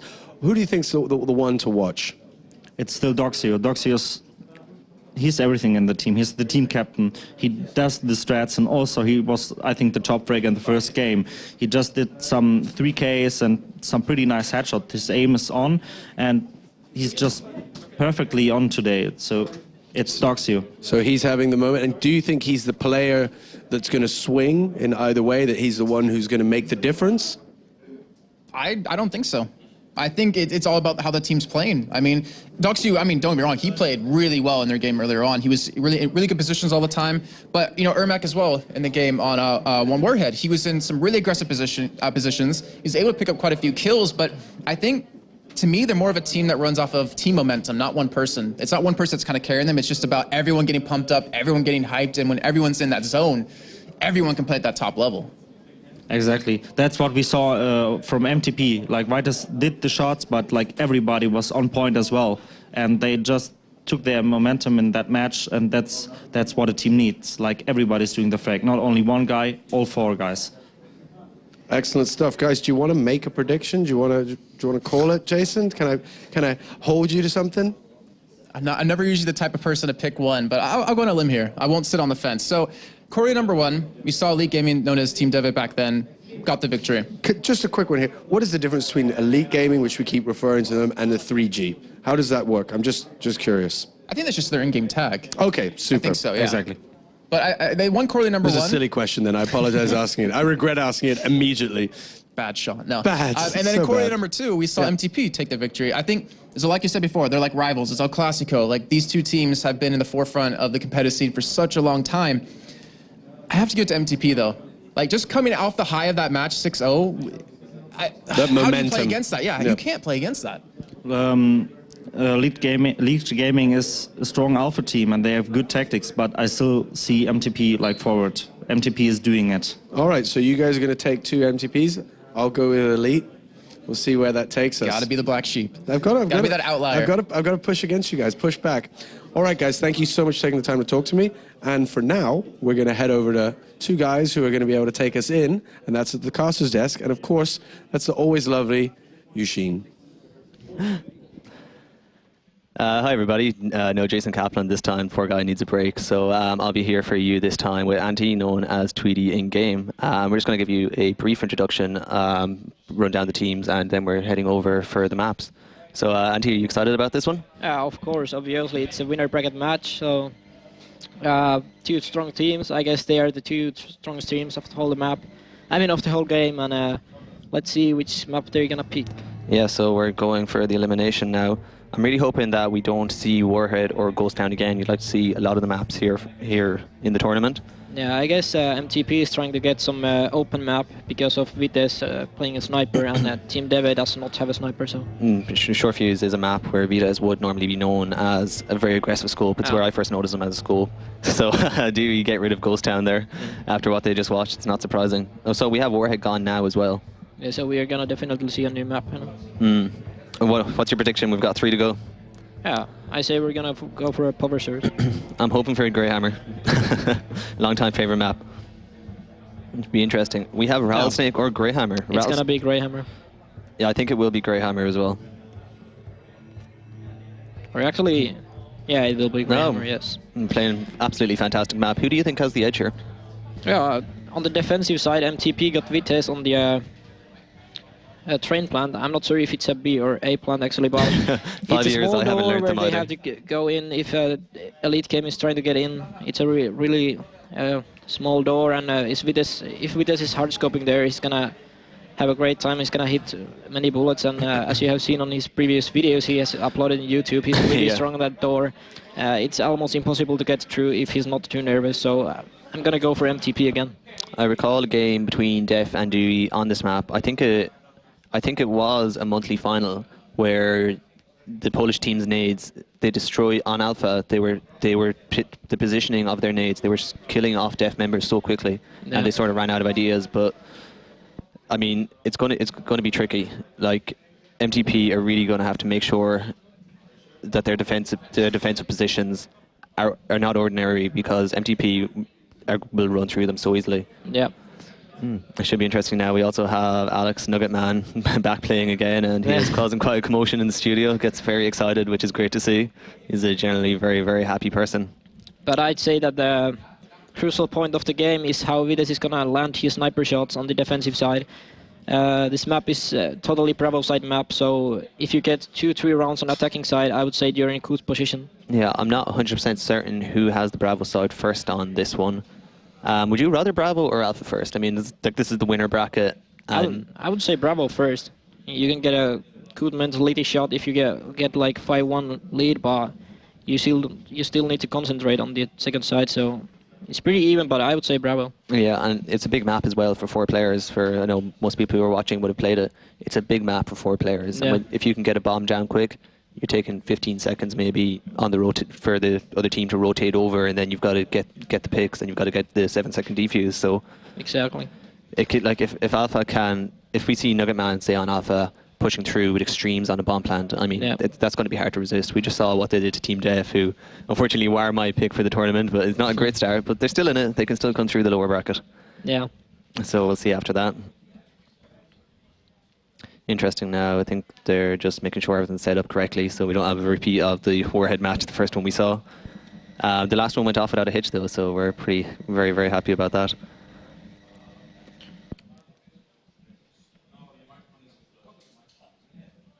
I think there's just an issue with one of the MTP players. Yeah, it seems like here. But, yeah, Victor seems very happy after his performance with Alex there in the last game. For people at home, that's Extremes. The camera is on, by the way, and the guy on his left who's hugging his computer, that's Nuggetman.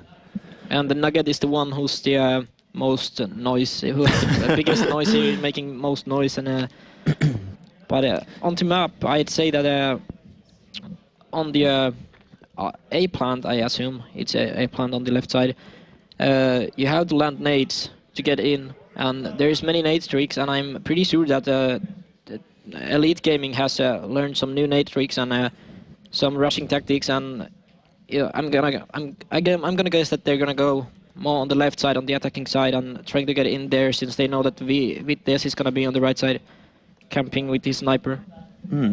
It is very interesting. But you said Vides, you think he's going to be the threat for, say, MTP on Bravo. Who do you think is going to be a big player for Elite Gaming on Alpha? Who do you think is really going to push through for them? Yeah, I'd say Pikachu here, since he has a great aim. He's ready to shoot some nice headshot, and when they're rushing in, he should get the first kill with his brilliant aim. Maybe clutch some 1v some situations, and but overall it's about team Elite Gaming's team play. They should play really good game to be able to get inside of the plants on the attacking side. Yeah.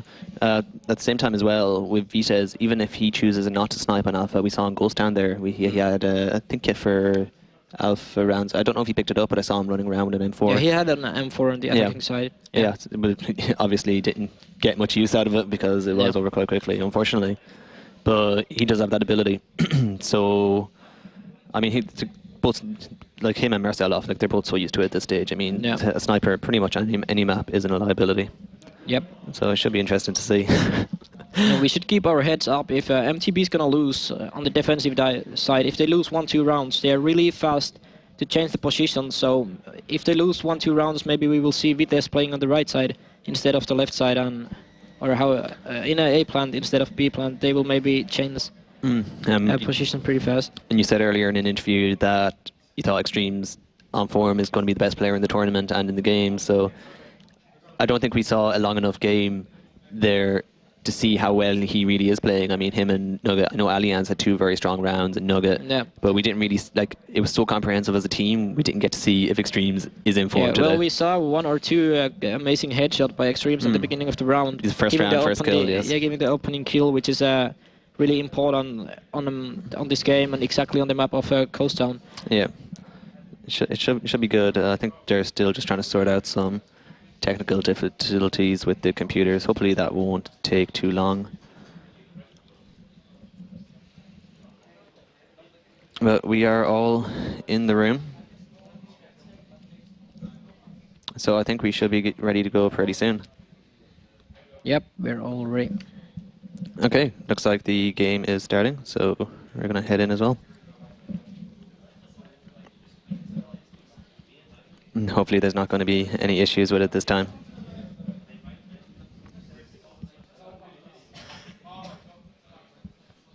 I think they're still experiencing some slight difficulties, perhaps not. Yeah, actually MTP is starting on the alpha side now, so let's see what they can pull out on the attacking side.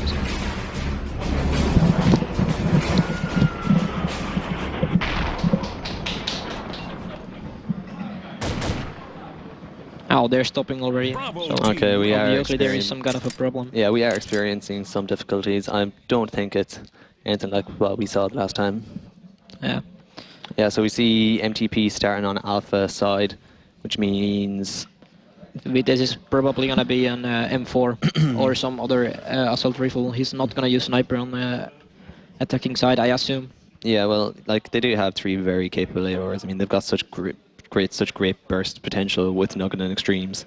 And then like Allianz is so used to playing this sort of clutch, clear up, defuse sort of job when the main front men go down. So we'll see. I think we're getting ready to go in game again. I'm not sure if this is a test. Just to check. Yeah, I guess we will go.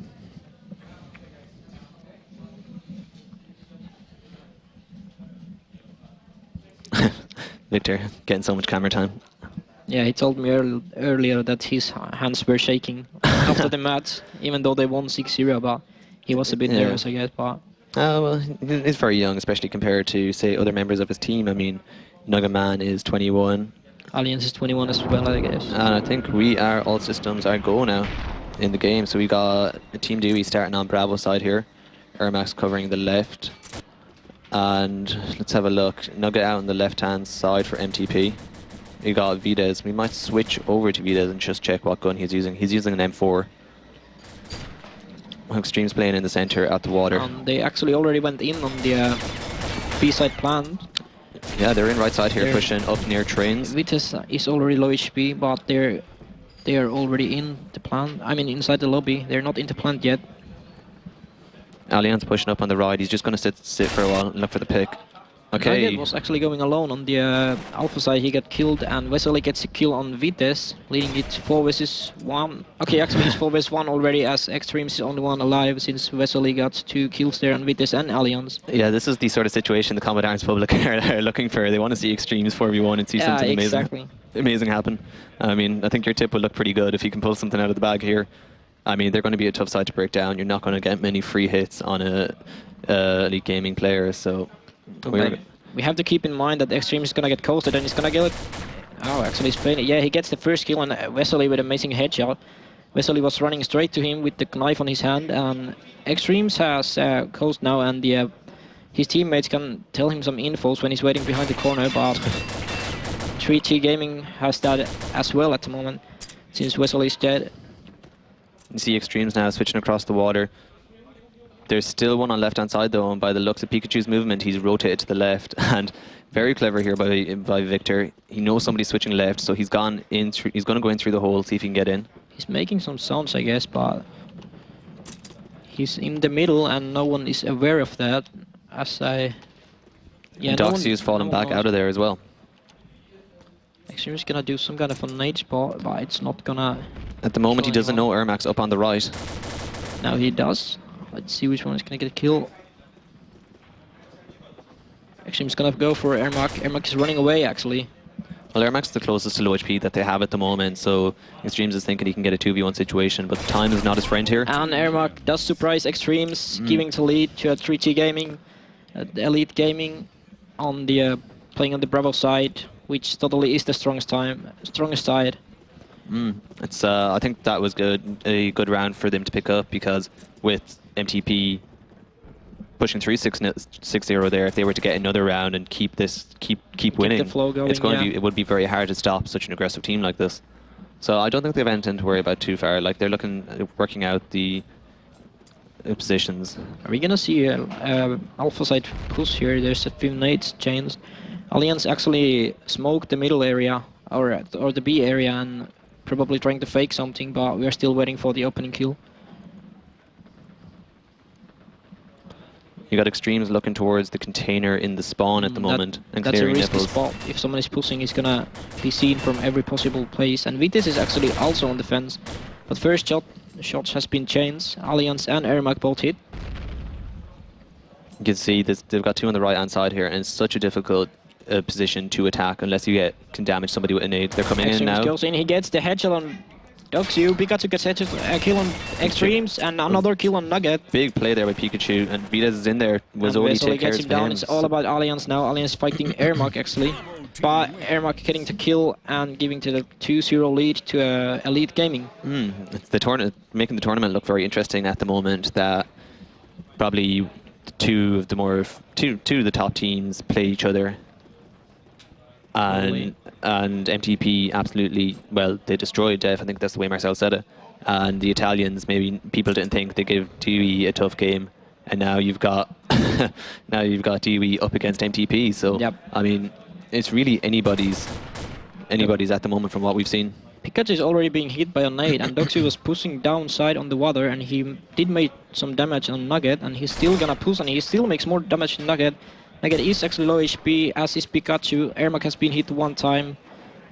Allianz is gonna go for a push on the mid, but Doxy has already rotated away. Extremes is in. He gets the Pikachu down. He's fighting Ermac now. Ermac is also being hit. Extremes and Nugget both low HP. Doxy getting Nugget down. He's getting also Extremes, and Ermac getting Allianz, and it's all about Vitesse now. Big rotate there. If Vitesse can get this bomb down, he might have a chance, but Uezoli's coming across. Uezoli's waiting on the base. I don't think he has the time here. He's going to get team speaked any second. So here we have another 3v1 situation, second and 3 rounds. But 2 guys low HP, so Vitesse actually has a chance to pull this out, but no, he does not pull it out, as Uezoli getting a kill, giving 3-0 lead to Elite Gaming. And you can hear Nugget Man in the background here in the studio, and he's trying to motivate the team. He knows they're 3-0 down, but as Antti said, it would be considered a Bravo side map, so if they can pick up 1-2 rounds, they're still going to be able to shout here. Yeah, but losing 5-0, it's still not end of the world on this map, which is such a defense-balanced map. Anything can happen on the other side, but let's see if MTP can still pull out some rounds here. We got 3 on left-hand side, and Nugget Man is moving towards the hole. I think we're going to hang on with this shot for a minute.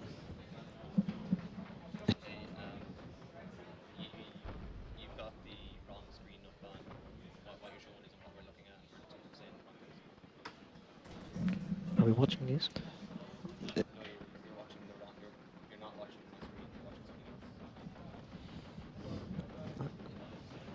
Okay, so we've got on right-hand side now. You can see his Extreme is going to push in here. Okay. Extreme's being hit a lot by Ermac, by Ermac, and they actually got all 4 guys on the right side. We're gonna see a B-side push here. Alliance trying to get Ermac down. Ermac is hit, but so is Extremes, and Alliance half HP. They are, however, in already, but Nugget Man got in through hole, so he has a chance to surprise, but Pikachu actually sees him. And Nugget gets the kill. and Nugget rush on hold. He's got the kill. Doxy picks up Allianz, and you've got Vita's fighting Ermac on the right hand side. Extremes, and something I've never seen before. He's flying. Yeah, he's using me. I could hear people in studio like that one. Yeah, I never seen that spot before. That's very interesting. We got Nugget coming around the backside of the bomb plant to actually respawn downside here. on the water. Let's see if he can surprise someone. Wesley getting Vitas down, and it's Wesley picks only up Nugget Vitas. and Extremes. Extremes being low HP, but Wesley also being hit by Nugget. If Nugget Man can pick up Wizzoli here in the middle, it could be an interesting game. They both want to kill, but like I was saying earlier about how long it takes to rotate on this bomb on this map, they could play him for time if they can pick up if Nugget can pick up Wizzoli, and Wizzoli is just underneath him, but he doesn't know that he's there. It's a close situation. Let's see if he doesn't. He sees him now, and he takes the kill. And he gets the kill, and Doxy's ready to rotate. He kills Nugget. Unlucky. They had to take a gamble on which bomb plant to push. Extremes versus Doxy. Extremes being one hit kill at the moment. All the stakes are on Doxy at the moment. He should pull this round out. Yeah, we'll see what Extremes is going to do. Let's see what's happening. Doxy is probably going to is moving to the roof of the spawn by the looks of it. Yeah, so Extremes only have 20 seconds time, so he has to go for the plant. And Doxy getting the kill, actually. Getting the kill there. Yeah, Doxy getting the kill, so picking it up. And giving a 4-0 lead already to Elite Gaming. Are you surprised at the way this game's gone so far? Yeah, I am. I assumed that MTP is gonna pull out some 1-2 rounds, but it's looking bad for them at the moment. And it seems like we're gonna see a left side push here on the alpha side, but some nade chains, but no damage made yet. Not pushing in just yet. I think we saw in the Italian game earlier on that on the last round went very passive because they realized what they're playing for. They need to try to pick up a round here. As Marcel said in his interview, there was no momentum for them, and they just needed to pick up one. So, and it's so hard to come back from 5-0 down. You know, you've got that constant pressure when they're on Bravo.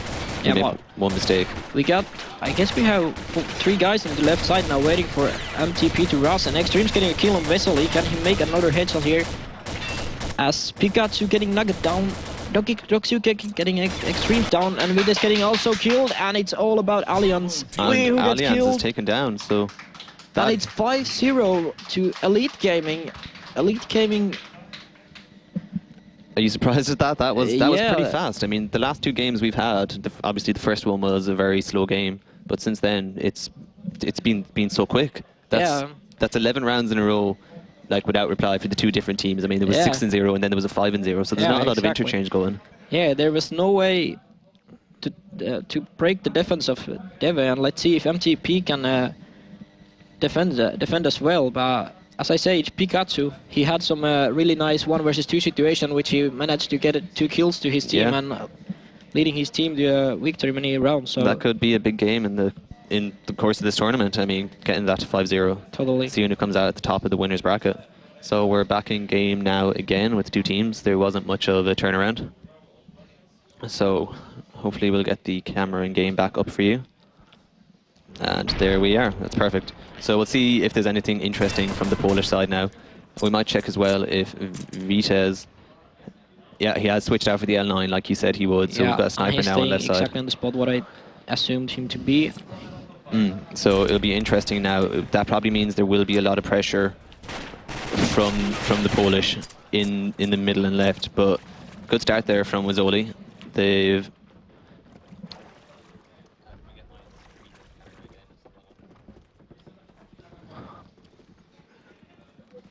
Okay.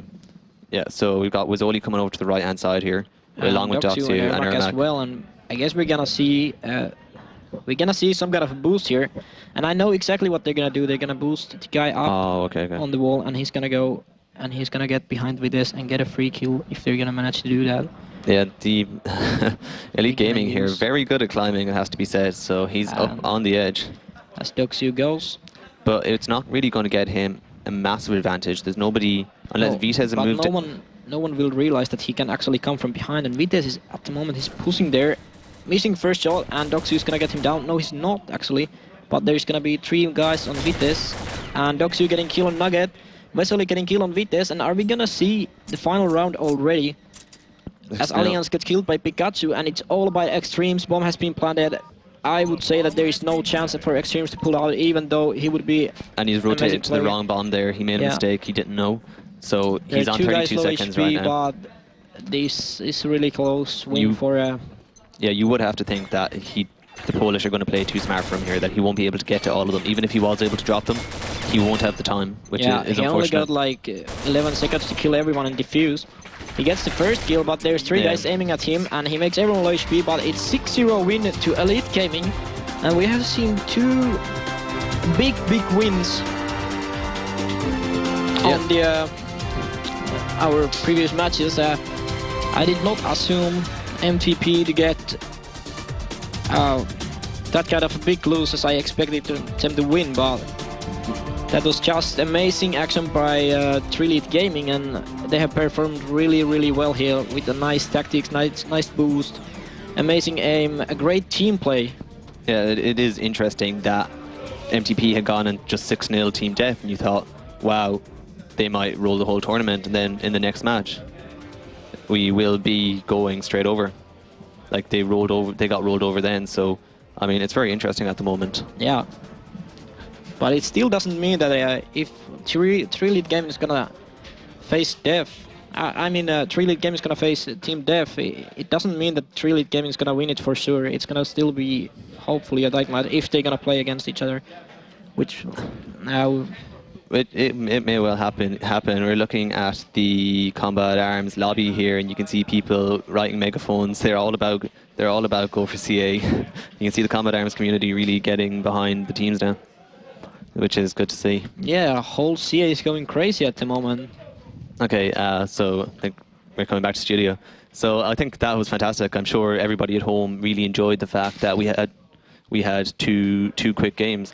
What we're going to do now is we're going to go over for a post-match interview with a member of each team, just to find out about it and see what their thoughts are. Yeah. Thank you so much, Yushin. Thank you very much, guys. Great stuff. Joined now by Pikachu, and of course, how are you feeling? We're kind of disappointed, but the other team just played better this time, and we hope to get our way up in the loser brackets and still reach the final. So it's still possible, but with a more difficult way. Now, you kind of had a bit of the switcheroo pulled on you because you really kind of stormed over in your last game, and then this time the shoe was on the other foot. Did you see that coming at all? Was there any kind of feeling this is not going our way? I think our biggest weakness this time was the map, because the map is really Bravo-sided, and if you're losing 0-5 already, it's very hard to come back. So I think that was our biggest weakness this time. And so your next game, do you have a preference for who you'd see, who would go through from the next bracket? No. They're both amazing teams, and we wish them both as much luck as they need to get to play against us. So not really a preference, no. Well, excellent. Good luck, and thank you so much, and commiserations on that last one. But hopefully you'll be able to turn it around. And of course, Pikachu, how are you feeling, sir? First of all, when we were watching the match between Team Def and Team MTP, we were like, what the hell? You know, they won 6-0 against, in my opinion, the best team in Combat Arms. So we're really, I don't know how to explain that. So, okay, never mind. Let's talk about this match. Yeah, first of all, we thought it will be a very hard match, but when we decided to play in Bravo side first, we were a little bit happier because Bravo side is much easier side in Grey Hammers, and yeah, we just had, I think, good positions. You know, when they were rushing, they didn't even know where we were. You know what I mean, right? Yeah. Yeah, and so that's all. Yeah, I think, of course, team played really good, but we were better. But so you mentioned that kind of that you were watching the previous game and they had that kind of that landslide where they were really pushing over. Were you a bit worried that the same might happen to you? Yeah, exactly. We thought we're gonna lose this, you know, because they won against, as I said before, versus Team Dev. So I'm sorry. Yeah, but we played better, and that's the most important for us for now. We're just waiting for the final. Let's see against who we will play, and yeah. Any preference for who you'd like to see in the final? After the match, you know, against Team Dev and MTP, we think we will play against MTP in the final. MTP in the final. All right, guys. Well, you've heard the first prediction here. I have to say thank you so much, both of you, for playing. Sportsman, I love that. For now, let's head over to Melly. Thank you, Sean. I'm still roaming through all your awesome submissions here on Facebook. It's amazing. Let me just quickly show you how you can get involved. So I will put this on full screen. So if we have a look at my monitor, you can see the Combat Arms Europe Facebook page. It's pretty easy to reach. It's facebook.com/Combat Arms Europe. So if you go there, I posted a post. I dropped a post on the Facebook page where you have to put in your submissions in the comment sections below that very post. And we already see here like 140 submissions with great poems, songs, I don't know, Humpty Dumpty sat on a wall, whatever. But at least he tried. He submitted something. So head over to Facebook and get involved, because we have a lot of prizes. Let me break it down for you again, because we have so much great stuff and I love repeating it over and over again. We have 50 times 6 months of ESL premium keys for you. We have 6 times 50k NX cash and 10 times the Phoenix set, which you haven't heard yet actually, but it will be released end of December. And it's a skin set containing 5 items which were designed by a single user that won a competition which took place earlier this year. So you will be the first ones to get it right after the release for the use of 30 days. So it's really great. It's really great because nobody else will have it and you will get it. And besides that, we of course have a lot of awesome Mad Cat stuff, which kindly provided us a big bunch of hardware piled up next to me. And yeah, that's all for you people. I'm not allowed to take anything of that. Before I forget, we of course have another challenge running here. But let me show you some fan art from the Facebook. So many challenges. I'm getting confused, as you see. So many prizes, so many challenges. But that's all for you. Here's a fan art challenge. Mr. Anon snuck into the picture. Then we have this one. This is actually pretty cool. I don't know if you remember the situation. Of course you do, if you have seen the match earlier. Yeah, keep still. I saw somebody. You guys are so happy. Why is the public laughing? Because the audience just got mad. So the next thing is, no, we don't have, sadly, any new videos yet, but I hope that we will see a few more. So head over to Facebook, get yourself in there, get involved, be a part of our show, make a nice video. I want to see another video. The next video that arrives will win instantly a mouse. How's that? Great, right? So that's pretty much all for now. Keep your submissions coming. I'm waiting for them. I'm having a look at every single one. So we will be back after a short break. So enjoy the video.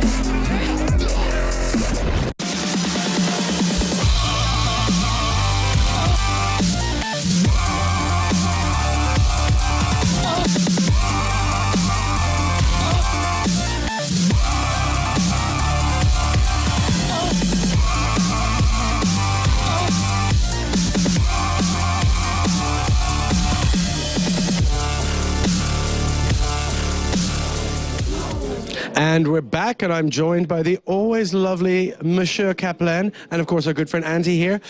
Guys, I'm going to have to say that didn't really go the way we thought it was going to go. There was kind of the steamroller reversal on this one. Thoughts? I was just testing fate right there. I actually had Elite Gaming to win that one, but I didn't want to let MTP feel I've had bad. my last two picks be right, just so we're clear on that. Yeah, it was very one-sided though. We have to give it to Elite Gaming, considering how they looked earlier on against Team Ego. It's a little bit shaky, but they looked very solid just now. Andy, what do you think happened? What do you think was going through their mind? I mean, it was just momentum that just took it over? Maybe fear? Were the most talented players maybe a little bit too confident going in? Yeah, I don't think that they were too confident, but I'd say that after a couple of rounds they lost, they were already inside the plant, they were handling the situation, but after that they got MTP players got killed by always Pikachu or someone getting 2 kills, pulling the route themselves and to a team Elite Gaming, and after that I guess MTP was a bit scared. They could not handle all the pressure of being losing, and after 5-0, there's not much you can do, and as you see, that leads to 6-0 lose. Well, so that's an interesting point, because when we spoke to Pikachu afterwards, he said, look, this map did definitely play to our advantage. I mean, did you really think it was that simple for him, or? Vitas wasn't really much of an impact in that game. I mean, we talked about earlier on, sniper versus no sniper, and they got a map that was relatively good for them, but they just couldn't do anything.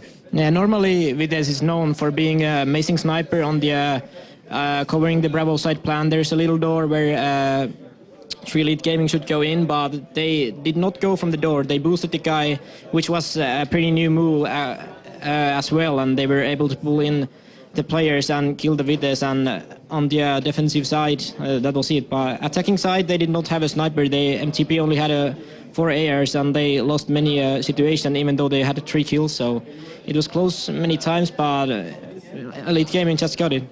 Well, let's have a look at the bracket now and see what's kind of been the road to where we are at the moment, because it's definitely been, I wouldn't say upsets, but there's definitely been some change that we didn't see coming. Do you guys want to talk us through what we're looking at next? Well, we're looking at upcoming match between the 2 losers of those first matches. We're going to have Ego versus Def, and as all the casters were saying before, Def is probably the favorites coming into this. They've been looking solid, they've been playing consistently well over time, but then they got 6-0'd, and now they're going up against Ego, who couldn't take down Elite Gaming a little bit earlier on. They put up a very good fight, but they just didn't have the little bit of extra edge they needed. Well, that's that point. They put up such a good fight. Do you think they now might, be like, hey, we can see that we can do this because they've just been steamrolled in the last one? Could that momentum be there?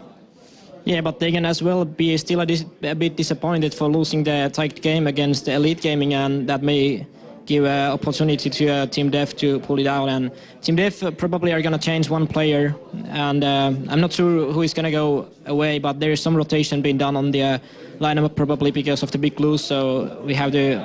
Well, let's have a look at the Team Def lineup right now, and we can kind of talk through.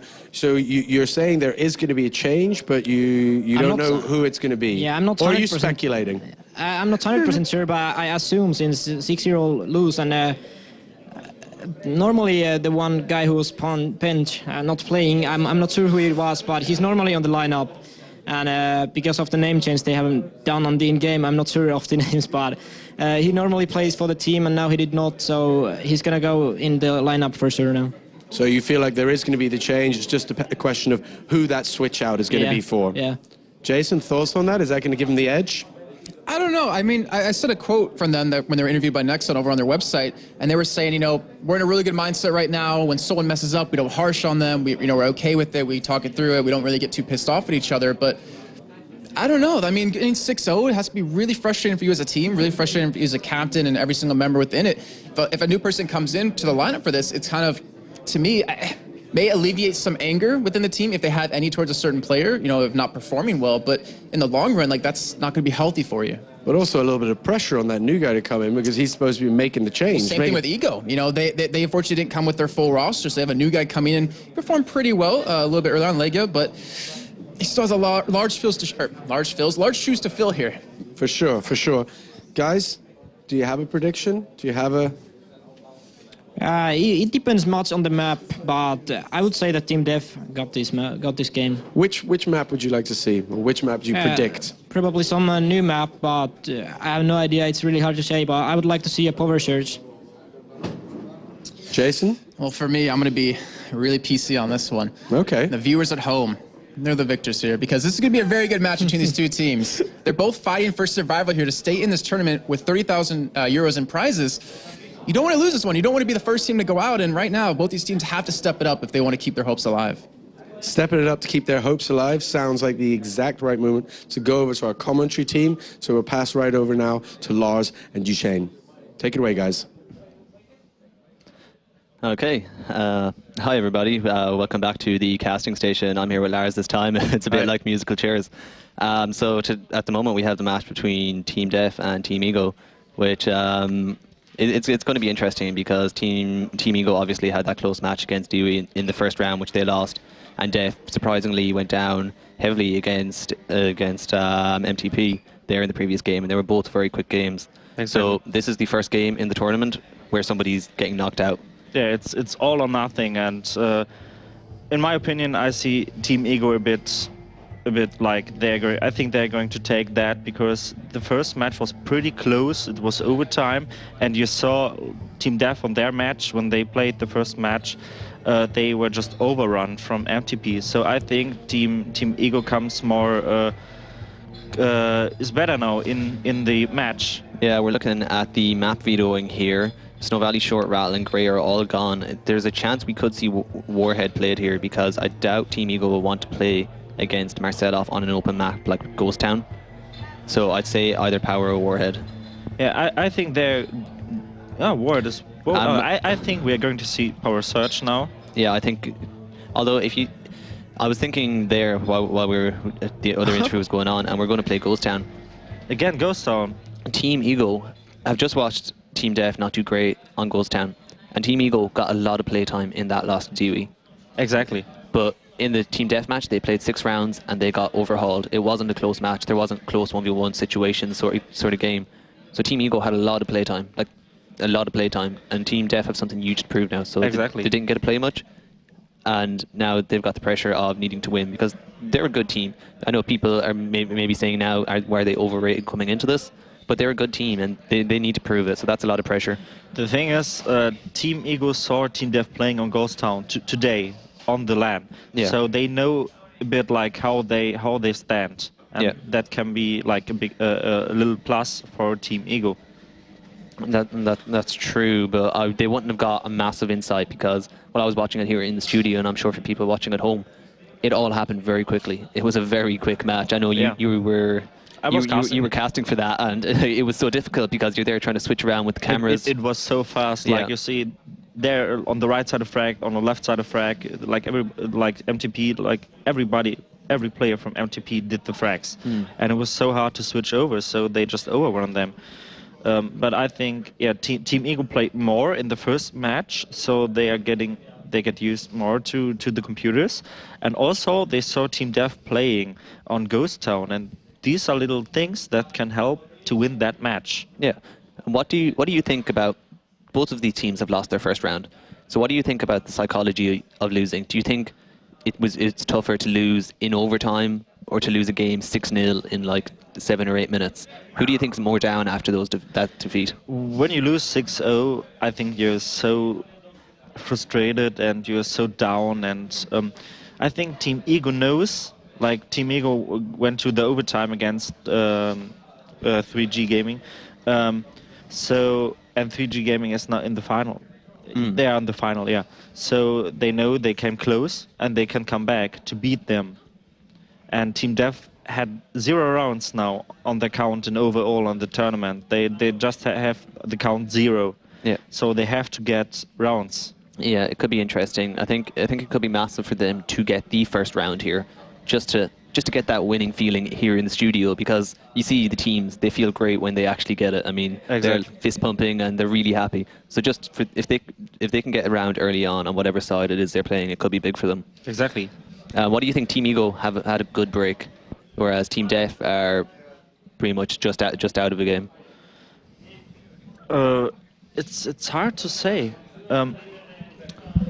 I think Team Def is going to come back to that game, but in my opinion, Team Ego is going to win that match. Yeah, we will see maybe some good sniping shots now. Maybe they get used to it or not. We will see that. But Team Ego as well, they are getting used to the computers because they played the overtime and they played a lot. We will see some difference there. There we see on the screen some situations played. That was the match MTP against Def we saw before. Yeah, so we're looking here. We're looking here at the start. Oh, of the no, match. they're warm-upping. But why is the first person? No, it's not.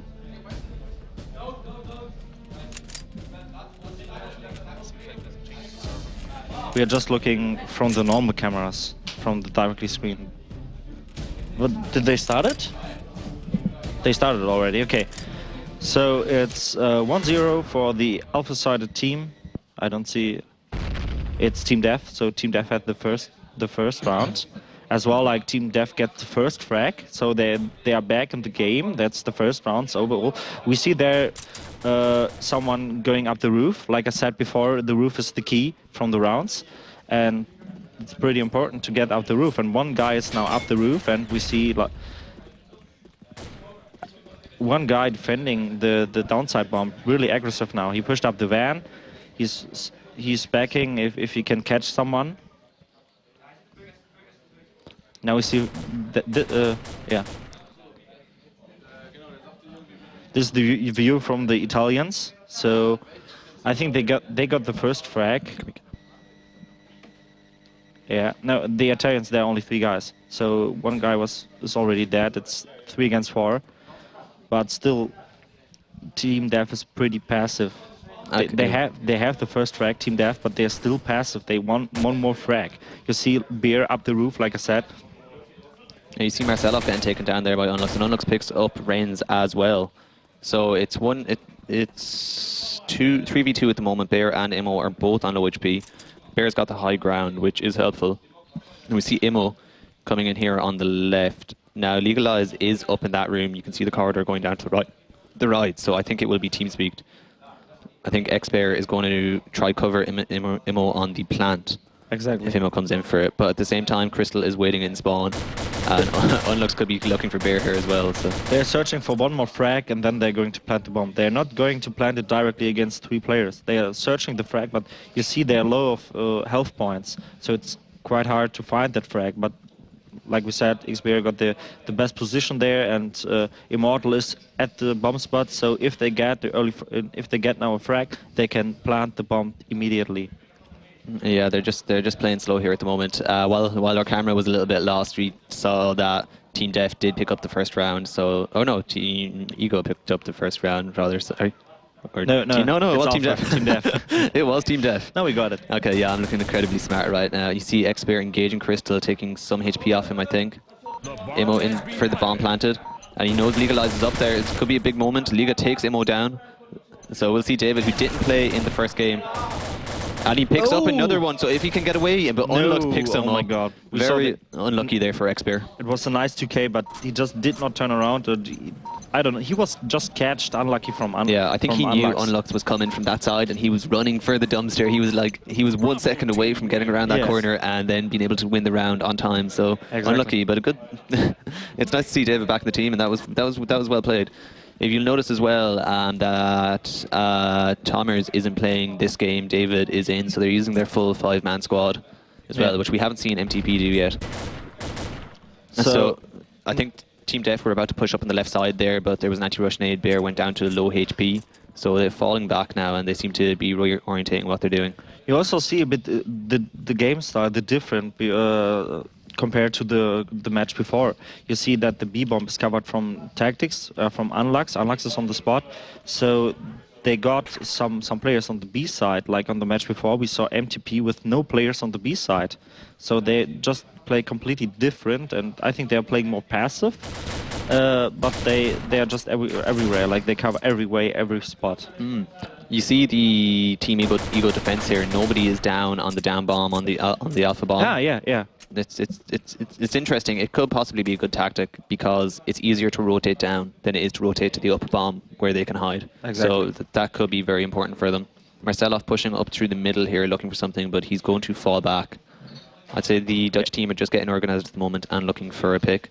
Yeah, teaming was really passive, you see that, because I think they are scared to pick up from Marcelov, because Marcelov is up there on the roof on the left side. He just going up the car and just pushing up the roof, tries to search the frag there. Yeah, well, it is a massive difficulty for them. They need to take care of Marcelov. Okay, Renz takes down Crystal, so we've got a 4v3. Bear and Marcelov are both down lower mid HP. So yeah, the advantage now is on Team Death, but yeah, they're both hit it, like you said. But Bear and Marcelov are hit it, so they can be picked up really fast. We'll take a look at the Italian positions here. Liga sitting in spawn, getting hit down. Renz takes care of Liga. Big round here for Renz if he can pick it up. So we see Tactics coming to defend the left-hand side. Yeah, now they're rushing on the A spot, and Tactics got the right feeling, the right sound. He just get the planter, he just get the first frag, and... We'll see if Renz can play Tactics here, and Renz does have very good game sense. Renz takes care of Tactics, so it's Unlux 3v1 now, trying to come down. He's going to need to press this bomb very quickly. And every player from... Oh no, the bomb never went down, sorry. Completely lost. Yeah. Well, now there's the bomb I was expecting to go down. Just waiting to see. And now he's spotted, now everybody knows that he's coming from there, and he fall down. Renz takes care of Unlux. That was 3 kills in that round for Renz, so a big round for him. Exactly. Good round for the team to be able to carry them through Good job. Now we see Team Death coming back to the games. Now we see the rounds from Team Death. You see the Italians putting, the Team Eagle putting 2 down at the Alpha Bomb this round. Maybe just at the start of the round to stop a rush, but then changing it around. They are switching their style. Like they had like less players on that side, and now they have more players. So they are switching the styles, and that can be a key. You see Marcel up here trying to get a pick on Crystal in the middle. Renz pushing up through the center street while Expert tries to sneak along. I don't think he's going to go in on the left. He's just looking towards center. And Liga takes down Immo. Didn't see that one. Interesting now. I think Immo was downside in front of the A-bomb, but there were 2 players there, so he had no chance to get that. Yeah, you see Legal Eyes pushing around. Bravo often do it on this map, pushing around to the left-hand side. He's been careful. He probably thinks Marcel is sitting deep towards the spawn, so he doesn't want to push out too far with the AR. That's a pretty good position to get know like what the enemy team wants to do. So he's spotting out, and then they can move and rotate. See Expert here taking on Unlux. That's a very even fight. Unlux takes care of Expert. So Marcelov pushing into the bomb now. It's 4v2 at the moment. Unlux takes care of Marcelov as well. A good defensive round here from Unlux. Yeah, it's 4 against 1 situation. If he clutched that, oh my god, then it would be so amazing for that team. But it's a pretty close match. I think that round goes to Ego, and then it's the score from 2 to 2. 2-2. Let's not count him out yet, though. I think Els and everybody at home is rooting for a good clutch situation. We haven't seen. I don't think we've seen a 4v1 yet. Although the pressure for these players in a 4v1 in a live stream at a LAN. So Ren's taking on Crystal. Liga and Unlux are low HP. He takes care of Legal Eyes. And he's doing okay on HP here. If he can pick up Crystal. Oh. And he gets Crystal. Crystal and Unlux are both down in the lower range of HP. And Crystal is now 1-hit kill. So Renz, he's making a good stab at it here. He's still got some time to play with it, 50 seconds. He can do that. Like, if you catch up Crystal, it's 2 against 1, and if he does it right.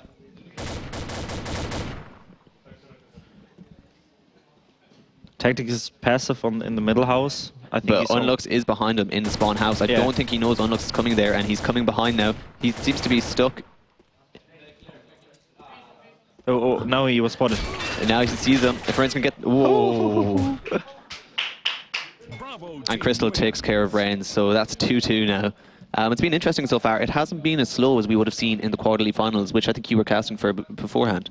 Before the quarterlies in the past, where they would have been very slow games on Ghost Town. This has been pretty rapid. Yeah, they just changed some things, like putting 2 players on that spot, so they are changing styles, and they play more aggressive.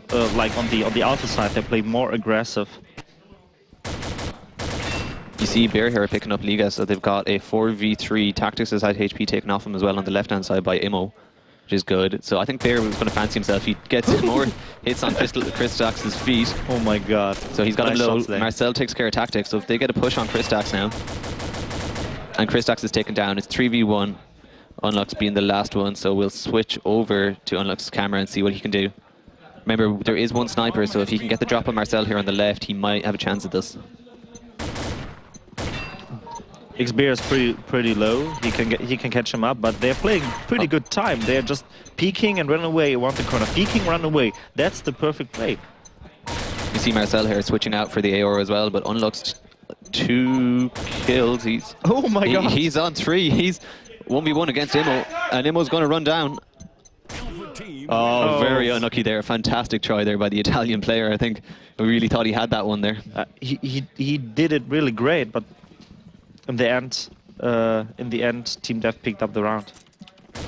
Let's see what Team Death do here. I think they're going for the push on left-hand side. It's 3-2 to them at the moment. And Unluck's continuing on where he left off, taking care of Immo, but he's on low HP from that. So Ren's falling back. Marcelov picks up Crystal in the middle. And Marcelov again a frag. Like, I think he's doing at least everyone one frag with his sniper rifle. Well, that's what you want. I mean, if your sniper can get 1 pick and you can push with your AORs, it's fantastic. Like, it could change the face of the game. So see, they're playing slow now. And I think he picked up the rifle from the dead player. He did. Yeah, he switched out for an AOR. That's also good, because the enemy team don't know that, and they think, okay, Maslov has still the sniper, but he changed it. He just picked up the rifle, and that can be that can be surprise in that round. Yeah, we're on Unluck's cam right now, sitting on the left-hand side. Back to Bear, who's coming up on him. I don't think Team Def realised that the defence is stacked on the left-hand side. If they switch down to right, they'd have a very good chance. And Ren's coming through centre, picks up Liga, so there's 2 on the left here for the Italian team. But Marcelo still thinks there's somebody on his right-hand side, so he could get a plant off, but he doesn't know it at the moment. And Tactics takes care of Bear, so it's 2v2. And Alex is pretty low from the HP. Yeah, so Renz knows the Tactics is up there. He still does not know where Unlux is. Oh. And Renz taking down a lot of HP. Marcelov, I think, is going to plant, but Tactics, you can see Tactics coming around the back of the spawn, but Marcelov gets it and gets away. So this will be interesting. Renz is just going to sit in the center of the map and wait for Unlux to rotate past him and then try to pick up the kill. The position from Ren is pretty good there in the middle. Also, Marcel planted upside. That can be a little plus on that time round to get time. Marcel is behind the tank. And Marcelov takes care, and Renz takes care of Unlux, which I think is now 3-2 for Team Def. I could be wrong. I'm 4-2 now, so that's a very good start to this by them. If they can get out of this with 5-2, that's a lot of pressure on the Italian team after that. That's pretty good. Like I said before, it's more alpha-sided map, in my opinion. Oh, nice boost there. Oh, hold on. This is like this is like some 3G tactics going on here. Jump trick on the left-hand side. Yeah. You're going to have to fall back from the nade. We'll switch over to the alpha view. Bear's trying to jump over the truck because they've got 2 in middle, but I think they were going to come towards the right, but they got stopped, so they're going to reorientate now and go again. Exactly, and I think there are 3 players down the A side. Yeah, the Italian defense is very erratic. When you say it's like we put 3 here or 3 here. Yeah, they're switching a lot, and that's a good idea, but they are not picking up the rounds at the end. But the idea itself is good. Let's see, maybe they're trusting Unlux to be able to take care of right side on his own, because we've seen him twice already playing very strong there and getting the frag. So maybe they think if they rush, Unlux is going to be able to take care of it until we can respond. So they're sitting down on the left. But it's very strange. I don't think I've seen this in an ESL match, especially not in any of the quarterlies or monthlies. If Unlux fall down, someone has to rotate over the map, and there can be maybe a little, not mistake, but the map is wide open. Team Dev has good positioning, and the ruins and the tower in the middle house. So if Unlux fall, they have to rotate. See, Unlux drops Renz there. Marcelov and Immo are both lower end of HP. We'll see what Bear can do. Bear takes care there. Immo gets dropped from behind by Tactics, so it's Marcelov who's low HP and Bear against Liga, Kristax and Tactics. I don't think Bear can get the plant off because Liga's coming up on his left-hand side. But oh my god, again Marcelov with the sniper shot. Marcel with his annual frag with the SR. So David's getting the bomb down now. Kristax has a long way to rotate, but he must have heard Liga coming up the stairs, so he's falling out of that for a moment. Let's see if Marcelov can work his way against Crystal here.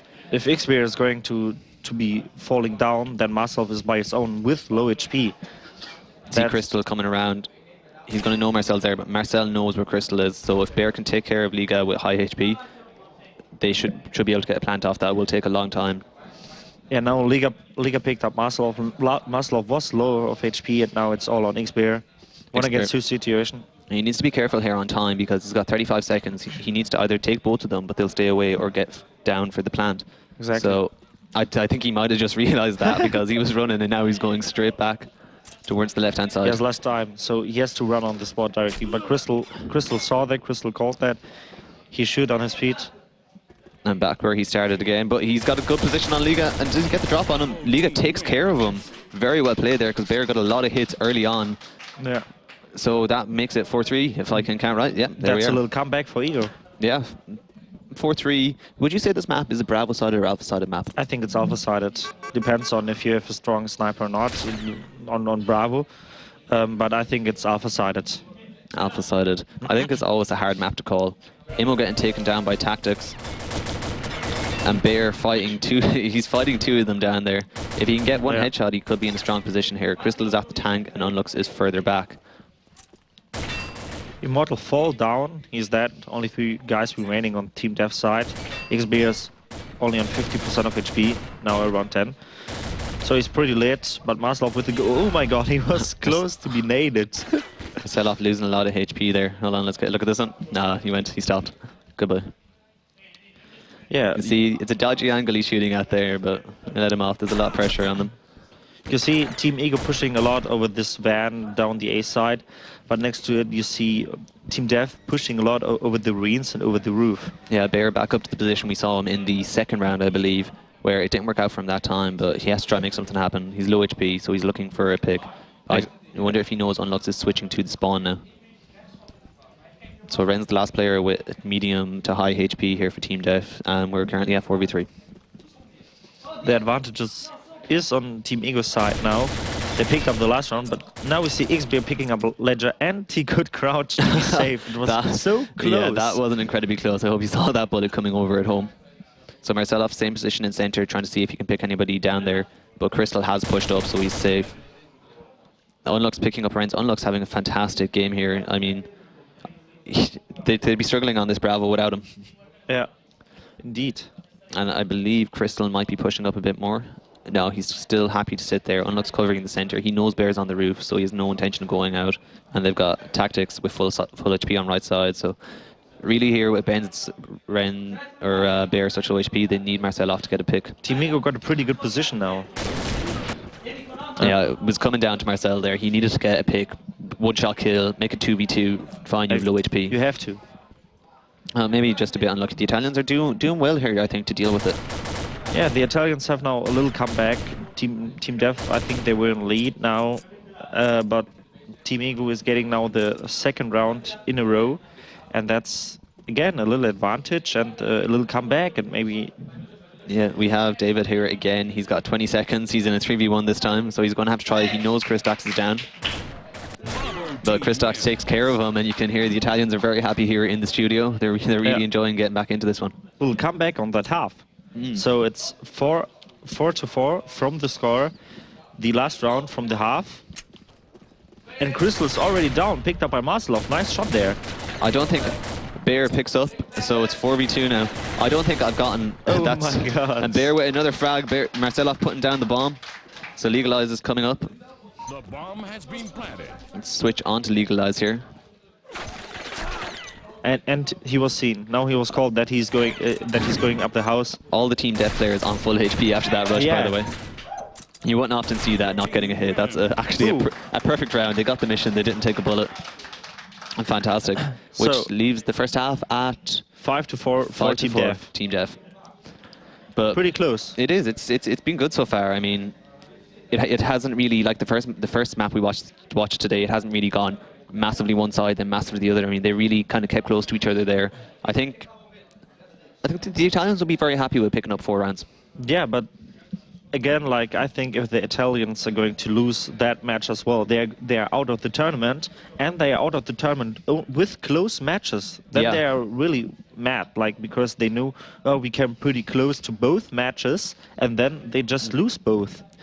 That's true, but I wouldn't say the Italians are out of this by any means just yet. I think the Italians will probably bring smoke into this game now. Hopefully. And try to take Marcel out of the equation. Because once they smoke it, they could make it The difficult for Italians him. are going to smoke because on the Team Dev side is going to be a sniper. They need to smoke him away.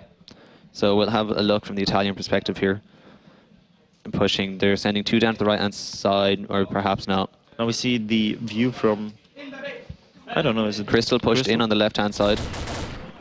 Crystal picking up yeah. Renz and Tactics picking up Bear. So you've got Unlux pushing down. We're looking at the right-hand side, that's Unlux pushing up. And Maslov again with the frag. He's doing such a good job. Like every round he's doing his frags. It's 2 against 3 in favor of the Italians. We will see if Marcelov can pull anything out here. I think I've missed all his shots. I don't think I've been on Marcel's camera for any one of his kills so far. The poor guy will probably be mad looking at me, talking to me after it. Yeah. So we'll see. I wonder if Team Ego are going to get bomb planted. Oh, looks no Imo is coming behind that truck, and he gets taken down. So we've got Marcel 3v1. If Maslov gets this, then he clutched the whole team. Then he got the 4K, but...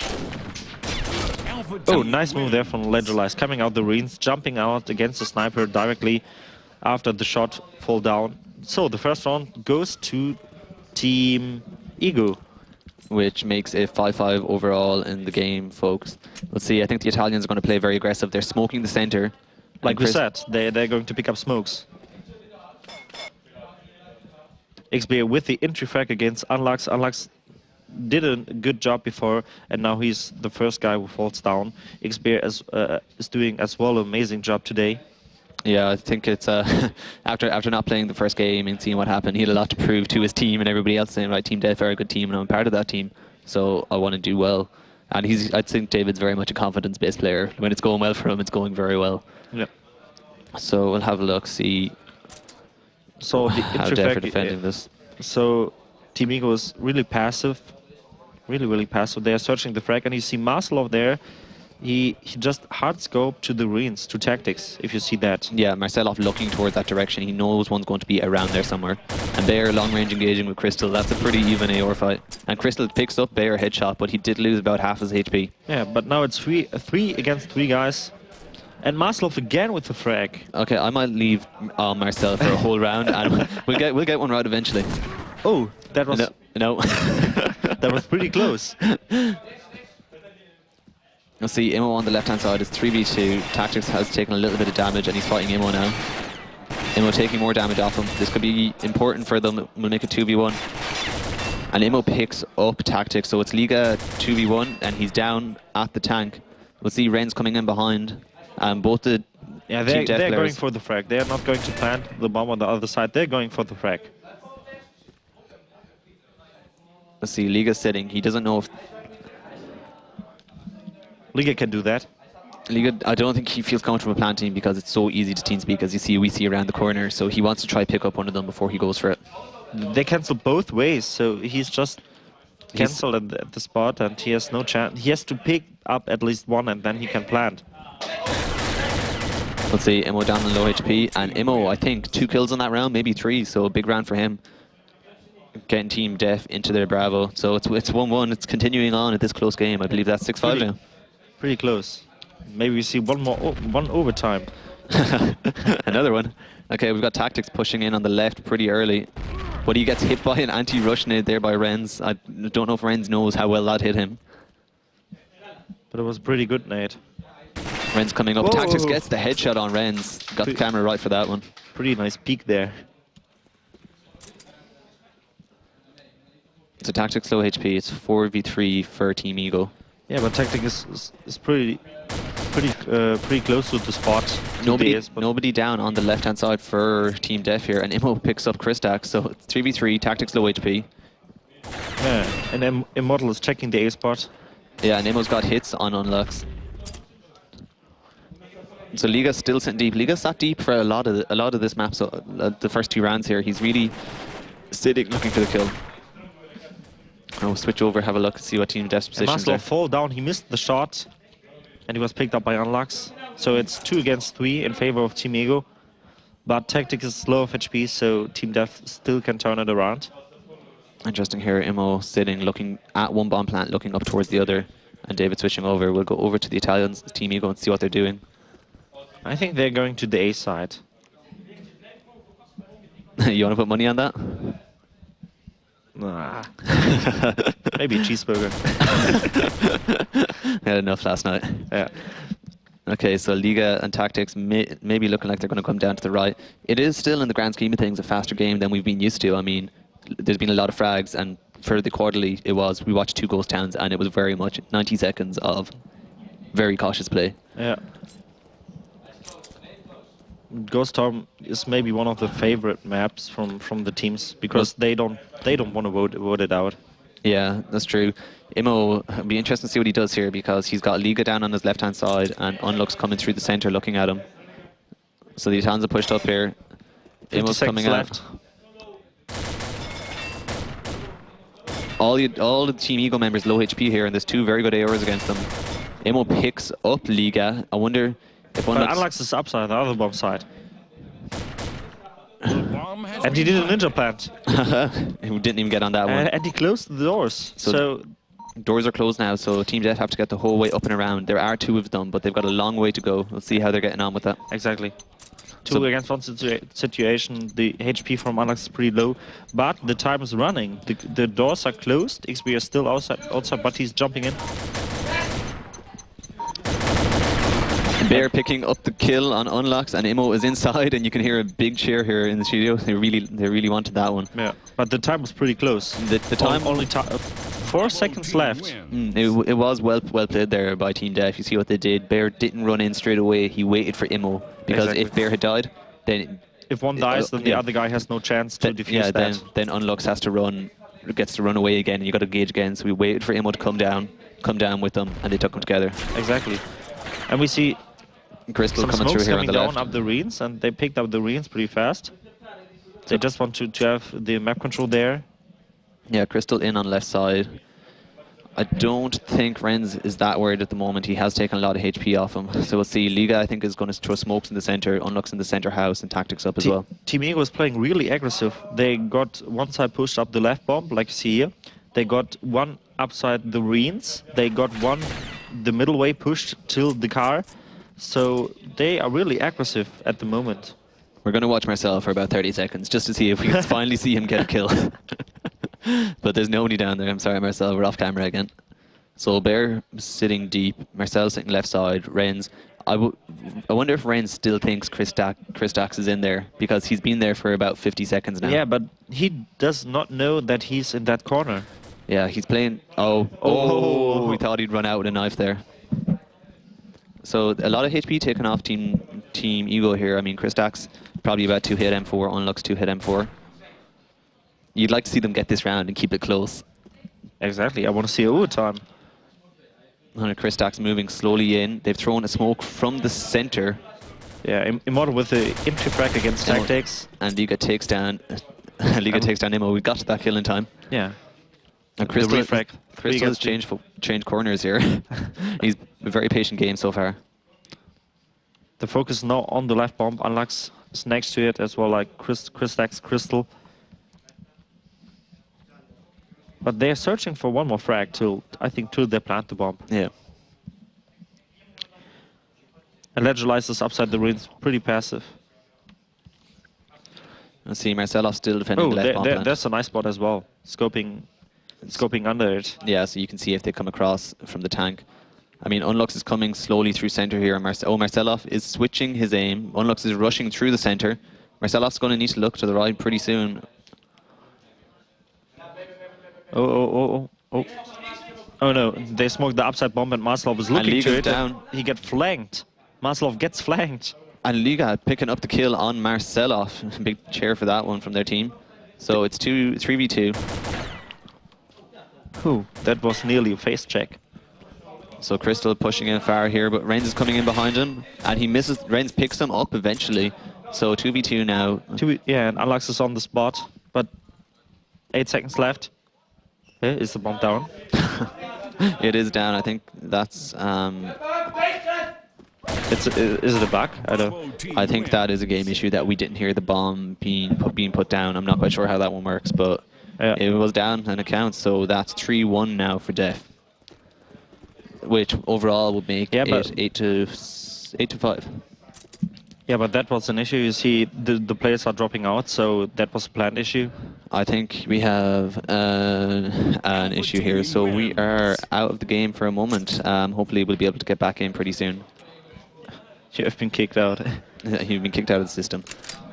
Yeah, so a little bit of a game issue here. We are quite late in this game now. So what do you think about that match so far? I think it's been good. It's been very even. That's what you like to see. I mean, it was exciting watching the two maps when it was 6-0, 6-0. Yeah. But these maps where it's one round each, one round each, one round each, and you're getting towards the end, and you're like, one player can win the game for them now. Exactly. I mean, the tension is good. I mean, we all love watching the attacking play and the 2 6-0s, but at the same time, that was a lot. That's a lot of fun. The pressure is what's good, and especially when you're here at a LAN, and you have everybody watching you, and the cameramen, and the casters, and all the crew, and everybody's looking at you doing it. I mean, it's a lot of pressure, and it's nice to watch. Yeah, it's for everybody. It's new, and they're doing a good job so far. In the first match, it was like compared to the other matches, the first match was pretty close. It was nice to see a close match with the overtime. Then we saw the other thing. Then we saw the second match going 6-0, and that's like the other thing. Because we see different matches. We see close matches and pretty high-won matches. And now, again, we have a pretty close match. Maybe it comes to an overtime. It's pretty, like I said 1,000 times, pretty close. But it's nice to see that they come back so far. That's true. Both teams lost their first game, and now they're interested to stay in that tournament. They fight for it. Yeah, definitely. Just been informed, the last round due to the bug with the bomb plant, that round will not count. So we're going back into game, and it will be 2-1. It's not 3-1, it's 2-1. For the defensive or attacking 2-1. I can't even remember. I think it was Team Def. No. Yeah, it was Team Def because they had 5-4 and then they had 2-1. So I thought it was 8-5, but it's only 7-5. It's 2-1 to Team Def now. Yeah. I hope somebody corrects us on this. There's a lot going on in my mind right now. I'm although I've struggled with the rounds the whole way through. Just ask them in the chat.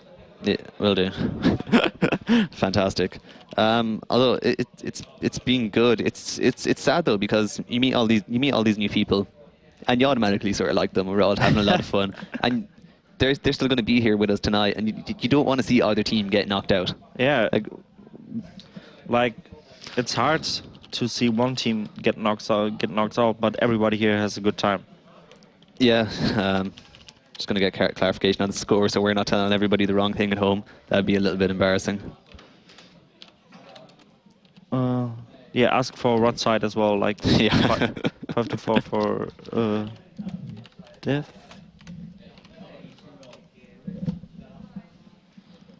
Okie dokie.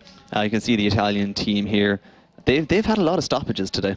I mean, if you think back to the first match where we tried to start and we had some issues with it. Yeah, like now here we are again. They're sitting there, and the issue relating to the score, so everybody left game. You can see everybody's a little bit uncertain. But I mean, Team Ego have to be getting a little bit stressed out at this stage that their matches keep being interrupted, and they haven't got right through one. It's like when an issue happens, you have a little break, and some players are getting then used to the game when they enter it back, and some are getting not used to it. They have to get like to play two rounds. Yeah. To get back in the game. Yeah, because you do get a little bit rusty. Yeah.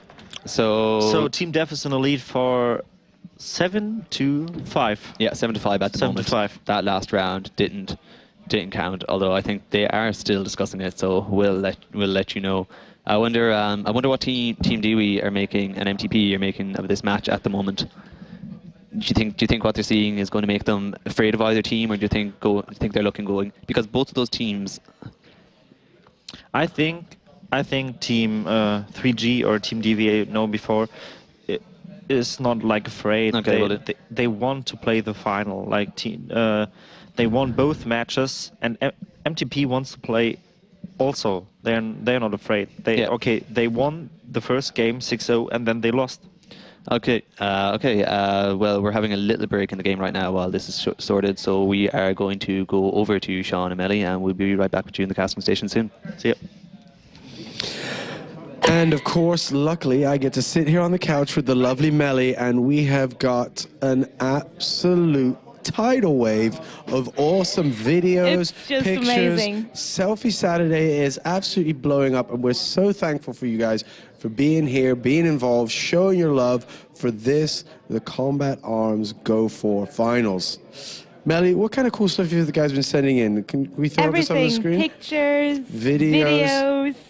and let's have a look. What's everything. going on? Oh, I'm really liking that one. I'm still roaming through the comments and picking out stuff because it's just amazing to see your participation in it. Let's put one up on the screen so the kids at home can see what we're looking at. What have we got here? Okay. These two guys, are they Seems gonna sing for us? Let's put one up. Go ahead. I don't know if they're singing. Press It's play. kind of a surprise. Let's see what it is. Oh. And I love playing it. And next song is my favorite. I like it. I like that these guys are getting involved. Yeah. I can't totally understand what they're singing, but I love the effort. Definitely A for effort. A for Perfect. effort. I feel like they're really getting a chance, and I'm sure. Let's see the next one. What else have we got here? Oh, the mom and son version. Exactly. Well, I like it. Keeping it in the family. My mom walked in on me watching the Combat Arms stream, and she wanted to take part. So here it is. Oh, that's got to be a winner right there. Anytime you can get your mother involved, that's brilliant. She's showing and I the like love as well seeing for the parents supporting their totally children. supporting their passion. That's brilliant. Exactly. We love that here. What else have we got? We have a nice picture. Oh, this is a good pretty one. Nice. Let's have a look at this They're one. big fans of Erm, so that should give them some support. Well done, Erm. Yeah, a round of applause. The guys are really liking that over there from 3G. They're appreciating the love, so by all means send more in. Oh, this is a great picture. That cake looks delicious. Melly, I love that you immediately noticed that the cake looked delicious. I just like the idea of the pie in the face. I thought that was brilliant. Well, guys, you just make sure you keep sending lots more in. Melly's here waiting for it. I'm loving seeing it. Keep watching, keep sending, and right now let's go back over to the commentator desk. Thank you. Okay, welcome back, everybody. We're just about ready to get back into game. I can tell you that due to an issue with the server lagging, that last round is not counted, and the score remains at 2-1 as it was. So the teams are just taking game now, and we're going to get back to the action. Now, overall, the score is 7-5 for Team Dev, and Team Ego is now attacking. Team Ego needs to come back to get their... Like, Team Dev has now a little advantage. But yeah, the last round has to be replayed, and we're going to see that round. So we'll see what happens. Team Dev, of course, on Bravo, and Team Ego on Alpha. So Crystal, once again, pushing down towards the left-hand side. Like the round before, he's going to be pretty aggressive. Takes a lot of HP off Renz there. So Renz down, Tactics killed by Bear, and Liga in the middle house. So Renz, it's 4v3, but Renz down to low HP. You can see Bear fighting Liga. Let's see what Bear's perspective on that is. Yeah, Bear picked up tactics. Yeah, so it's 4v3. Now see, they've got two down on the left-hand side. Immo's playing further up at the tank. Ren sitting deep. Marcel in the house. We might have a look at him, see if he can pick up on Chris Dax here. Not getting any joy at the moment. Chris Dax coming slowly into the bomb plant. Yeah. Like we see, Team Ego is pretty aggressive on the left side and on the middle side. And Team Dev next to it got Maslov in the middle, and they're a bit more passive. You can see Chris Dax mixed across to the left-hand side. Unluck's getting dropped to low HP by Immo, who must have rushed down to the car. We'll have a look at that falling back now. So now Unluck's down to one-hit kill, as well as Renz. And you can see as well that Chris Dax rushed into the left and got past Marcel's skull, but he's fallen back. And I think May will think he might be in there. He's trying to get a pick on X-Bear. They're doing... Oh, did Maslov hit the shot? I think that was actually a Marcelov shot we just saw. it didn't take us 10 rounds. Crystal got like 1 HP. Yeah, I think he got hit in the legs. So they've got two players on very low HP, but so do Team Def. So this could be interesting. You'd think with Bear up on high HP and Marcelov. Yeah, but next to it, like Immortal, like Immo has low HP as well. And you can see Bear here, Liga, he doesn't realize that Liga's down there, and Liga gets hit on him, but Bear picks him up. So it's two players with very low HP now. Unlux, Kristax. Kristax, of course, on the left. Unlux might try push up through center to get close to him, but at the moment we're not 100% certain. Unlux pushing into the middle. He's trying to get a shot on Marcel. He knows he's there. Takes a lot of HP off Marcel. No, he's doing something interesting. He's pushing behind Marcelov. It's 4v1 at the moment, but a lot of low HP, and Marcel picks them up with the pistol. So the score on that half is now 3-1 in favor of Team Dev, and overall it's 8-5 for Team Dev. So we'll go in now. We'll go to the Italian side and see what they're doing. Looks like to be pushing on right, but Bear gets hits on Unlux, and he's going to fall back now. Tactics and Liga pushing up as well. They've got smoke down. But Unlux low HP. Tactics taken down by Bear. Bear takes down Unlux as well. And this could be game over for the Italians if Team Dev continue this. If Team Dev is not picking up that round, the draw is now arrived, and they only need one more round. But big play from the substitute Liga here. He picks up Bear and Marcel off. He picks two guys. But nice then he gets taken down. Okay, we've got Kristax in the middle. He doesn't realize Renz. But Renz doesn't realize where he is either. Or Renz, I think, has just been told now.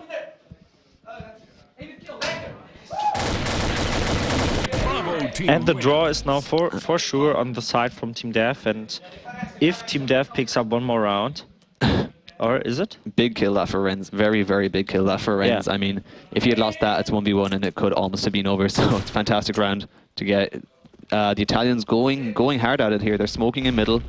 I think Kristax is trying to... They've got two in on the left-hand side. Kristax is up in the middle. They're waiting for Immo to rotate down on the right-hand side, down by that car. Crystal there with a good position. They know that Expert picks up Tactics. Expert picks up Liga again. That's two in that round. If he finds out Unlux is below him, he can finish this off. But he gets taken down from Kristax up in the middle. Big set of frags there. Immo takes down Kristax. And Unlux is now the last guy remaining. And he was Unlux is taken down. So that is the game, everybody. The Team Dev through, and unfortunately the first team to be knocked out of the Go4Combat Grand Finals here in Cologne is Team Ego after successive defeats to 3G Gaming and Team Dev. Team Dev won 10-5. The score is not pretty close. So yeah, it was a good win in the end for them. Team Dev really has to come back. In the first match, they did not manage to get one round. Yeah. Do you think you saw enough from Team Dev in that match against Team Ego to say they'll be able to challenge Dewey and MTP later on in the tournament? It's hard to say. Maslov hit it now more shots than the match before. So he just come into the game, and now hopefully he just hit more shots. Yeah, well, that's true. He didn't really get a chance in that first game. I mean, the pressure from MTP was overwhelming. They just rushed through the AORs. I saw Thomas and Renz get killed early, and then as a sniper in that situation in Ghost Town, it's very hard to pick up the kills. On a map like Warhead or Rattlesnake, you've got a better chance with the SR.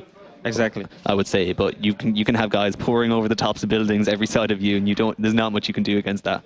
But a big win. Unfortunately, Team Ego are out, but of course they'll be sticking around to watch the grand final, which will come later. So what in the matchup that we have now? We have MTP against Def. Exactly, MTP against Def. What do you think about that match? What do you prefer? What is your favorite team? I think it's a difficult question. Again, it comes down to the map. It really comes down to the map for me. I would say. Yeah, only compared to the players. Like not like map decided, but what is your favorite team? MTP or Team Def? Team I did before the tournament was Def, but after what we've seen from MTP, it's difficult to call. So at the moment, I'm not going to go with it. Okay, we are going to hand you over for the post-match interviews. Hope you enjoy. Thank you so much, guys. I'm joined here by Daniel and Marcel.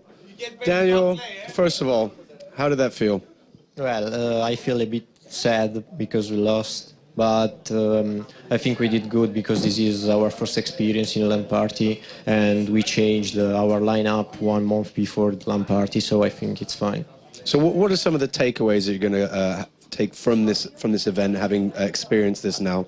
Yeah, I think it is one of the best experiences of my life. Yeah. Well, I'm really glad that you could share with us, and thanks for being such an awesome contender. And of course, stick around as we go into the next one. But of course, congratulations, sir. Thank you. How does that feel?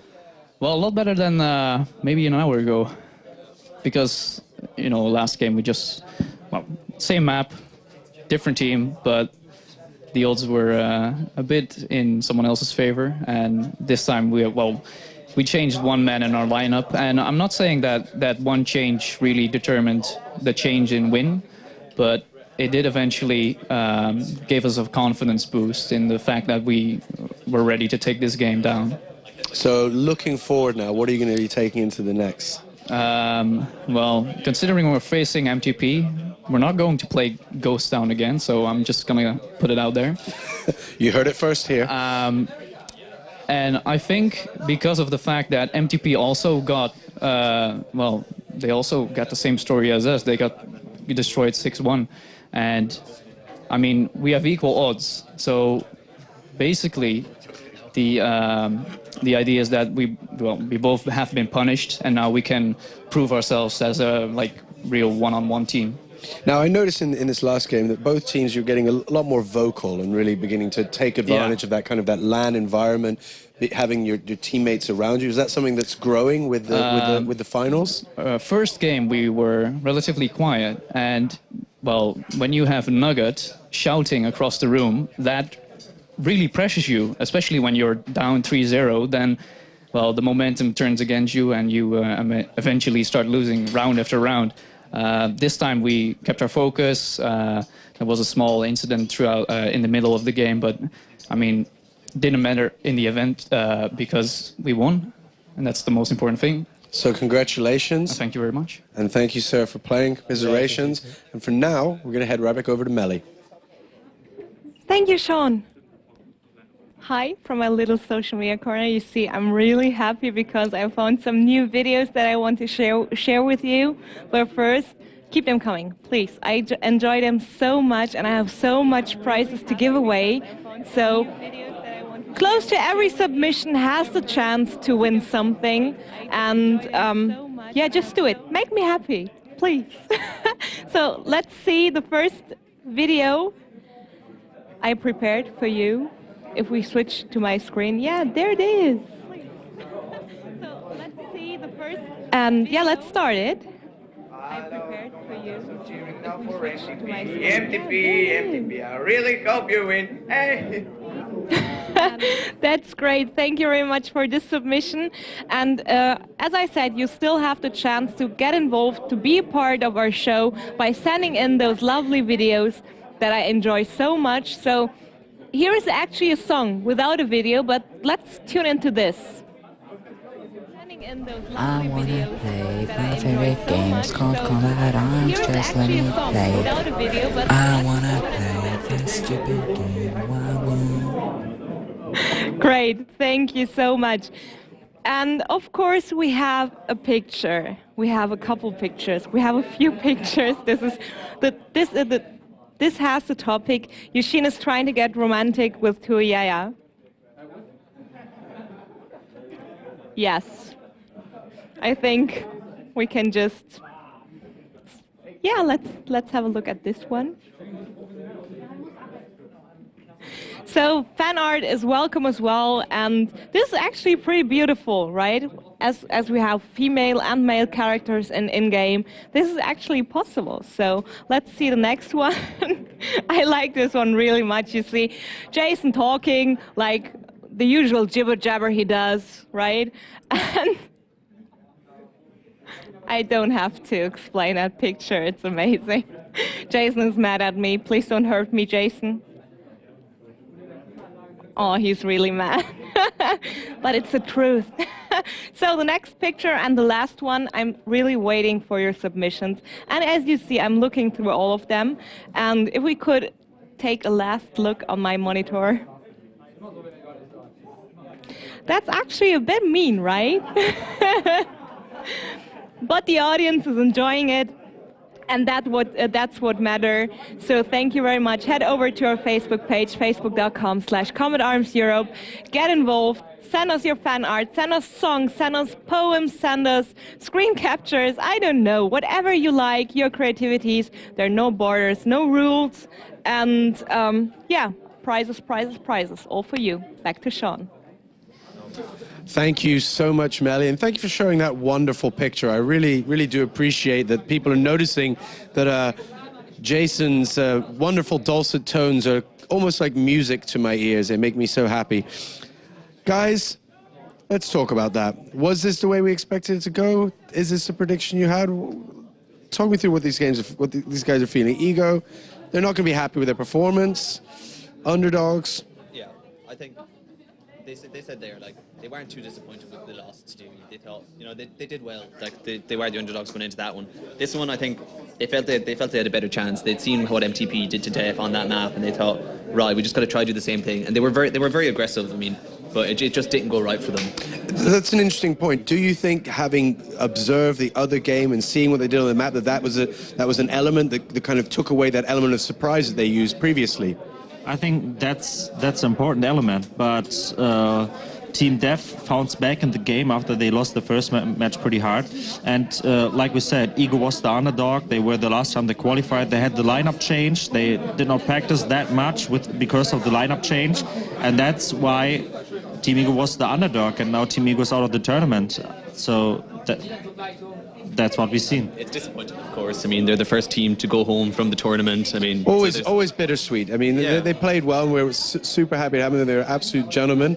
But somebody's got to be the first one to go out, and I guess this was, if we look at the standings in the games coming into this might have been the prediction. Yeah, it's what you would have thought happened. So, I mean, it's going to be very interesting now to see Def and TP. Now we get into the nitty-gritty. Yeah. I mean, Def now have that winning feeling back, and we saw how strong MTP were, but then we saw them be a little bit weak against 3G Gaming. So, you couldn't call it right now. I mean, as Antti was saying earlier, Extremes looked very good. Nugget as a rush player looked very good. I mean, they've got form. They didn't show it in that match, but they've got form, and I think this could be maybe a match of the tournament coming up. Super. Just bring your mic up a little bit, just so the guys at home understand exactly what you're saying, because I'm loving where we're going with this. Let's throw up the brackets right now and actually have a look and see how the guys are progressing this week, and pop it up on that screen right over there, guys. If you just talk me through. So what are we looking at now? So basically, MTP versus Def. I mean, do you have a favorite in this? So I think the Polish team 3G is still the favor, like everybody was suspect, and now it comes in the lower bracket, MTP against Team Def. Mm-hmm. My favor is MTP. Okay. They did a really great job in the first match, but they were overrun at the second match. But I think they're coming back now, beating Team Def, and then it's the fight in my eyes, the final, MTP against the Polish. And it's something interesting that we were talking about is that, Nuggets being so vocal in this last game. Is it something that's giving them an advantage? That kind of that pressure that they're bringing on, that we're here, we're in the same areas. You're not in the comfort that we talked about of your home, where, you've got all your bits and pieces the way you like it. You're really here on the line, kind of feeling that arena, that toe-to-toe vibe. Well, I wouldn't say so, because all of these guys have noise-cancelling headphones on, so a large amount of it's gone. They've got the in-ear headphones inside the noise cancellation, so they're not hearing a massive amount. I'd say the arm waving might be a little bit more distracting that we have going on, but I don't think they can say that is going to affect them. I mean, if they lose, they lose. I don't think Nuggets' enthusiasm is going to be the problem for them. But I went with Def from the beginning, and then they lost 6-0. So I'm going to make no comment, because whichever team I go for is going to be mad at me. So, so you don't want to jinx it? No. Do you think they have a map in mind that they're going to try to play for? I think it could end up being Power Surge, because Def obviously aren't going to want to play them on Ghost Town. I mean, even if they think, right, we'll restart and we'll give them a good game on Ghost Town, it's just they don't want to have it look back at it and go, why do we play them twice on Ghost Town, sort of thing. The open maps they probably won't go for. I'd love for it to be Greyhammer, but I doubt it will be. Snow Valley, unlikely, so I'm going to go with Power Surge. Yourself? I hope it's going to be Snow Valley. I want to see both snipers performing good, and Snow Valley is the biggest wide open map in Combat Arms for S&D mode. So I want to see Snow Valley. I hope it's going to be Snow Valley. Okay. Well, guys, predictions. I know you don't want to do it. Def again. Def again? MTP. Got a split right here. I say we'll keep it that way. Two guys that are going to be able to tell us a lot more is, of course, the always wonderful Monsieur Jason Kaplan and my good friend Antti. Take it away, guys. The show's getting more and more French as we progress on, or at least the introductions over on this desk. I don't know how it makes you feel, but it makes me like Sean that much more. But as you did hear, we are going to get underway with our lower bracket final between MTP and Team Def. We already saw this matchup happen, and it was a very one-sided affair. Yeah, but I guess this time it's gonna be a much more tight match. I don't wonder if we're gonna see an overtime here. I wonder if we're gonna see Ghost Town beat it out over on Team Def's side. Because that probably is. Yeah.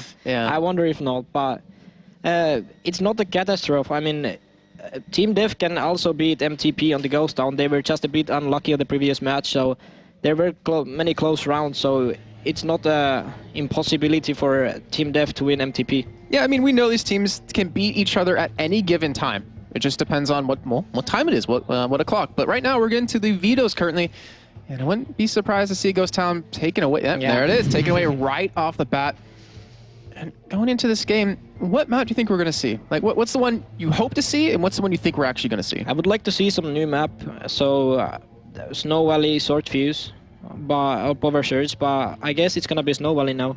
It's an open map with 2 snipers playing on it. Both snipers like to play on the Snow Valley, and it's giving a high advantage for the sniper rifles to kill on the long distance routes, and it's pretty attacking side map.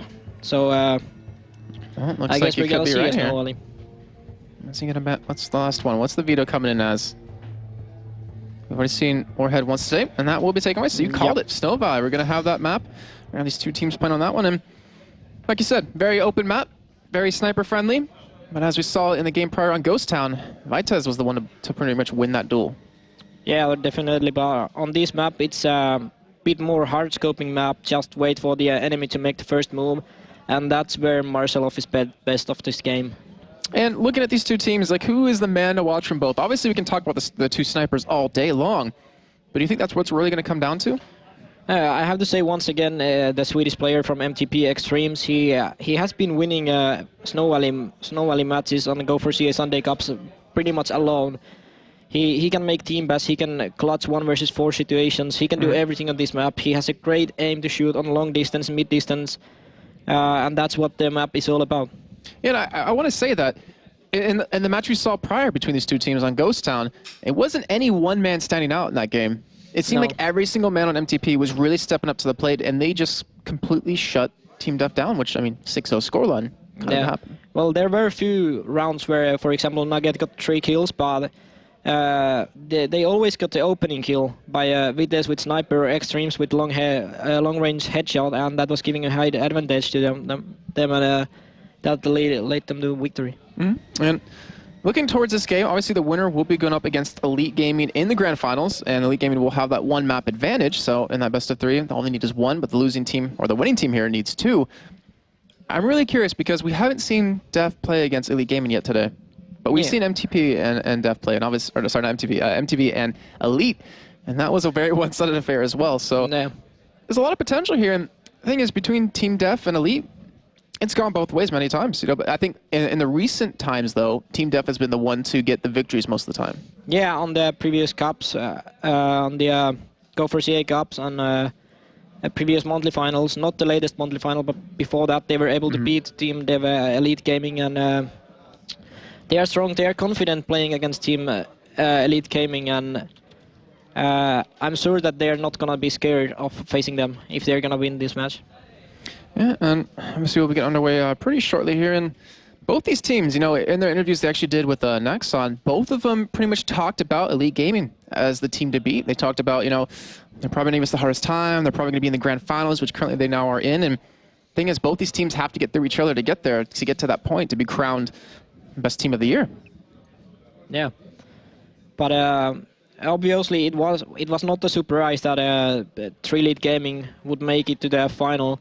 Well, without losing any matches, since they were dominating on the Go4CA Sunday Cups, winning 700 something euros, winning much more money than any other team. And it's like 7,900. Next closest was like 3,700 or something like that. Yeah, ridiculous how much more they've won. But you know, coming into this game, if we think about it, and I've talked to Asheen about this before, and the old guard, I want to call them, MTP and Elite Gaming, or Team Devi back then, they kind of fell out of not favorite, but they weren't really out in the scene as much. They weren't winning as many cups. They kind of lost to the newcomers here. And coming into this, it seems like the old guard has kind of come back a little bit. And the newer teams, like newer teams in quotations for Ego and for Team Def, have been having a rough time of shutting them out.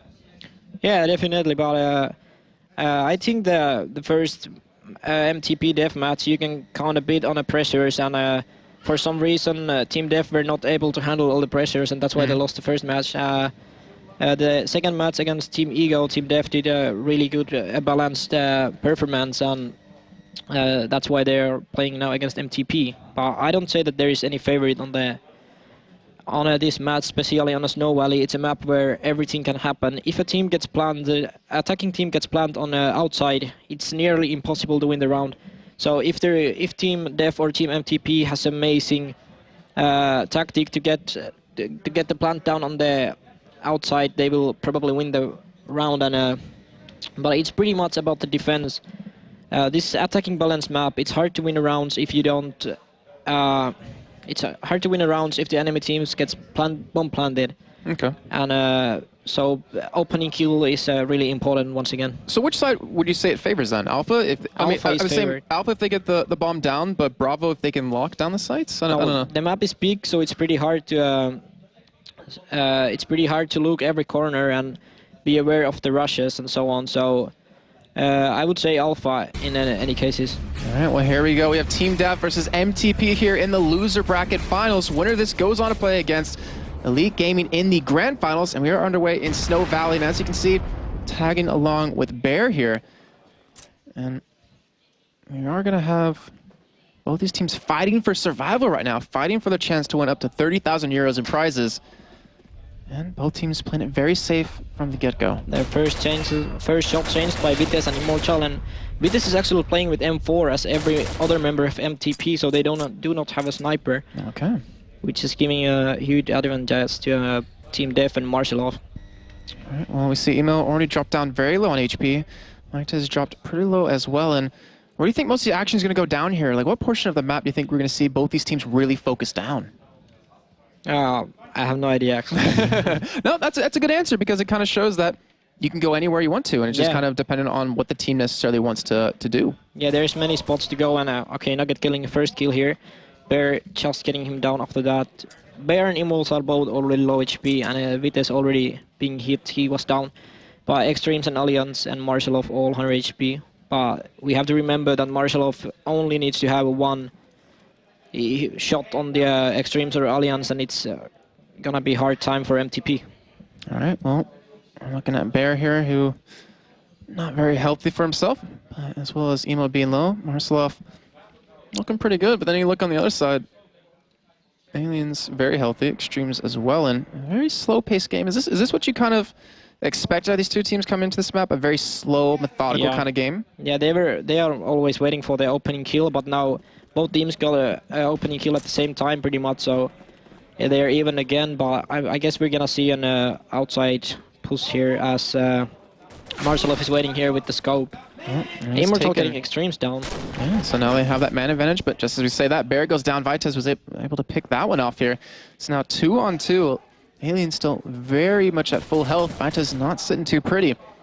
Neither is Emo on the opposite side of the game here. But right now, Marcelov pushing in. Looks like he wants to go for A here.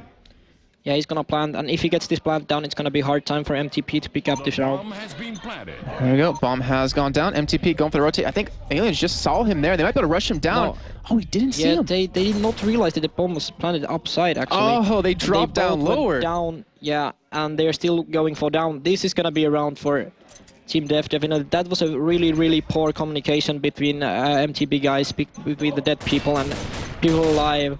They will not win this round, as you can hear people screaming with us killing Alliance, actually being a bit mad of the bad communication between each other.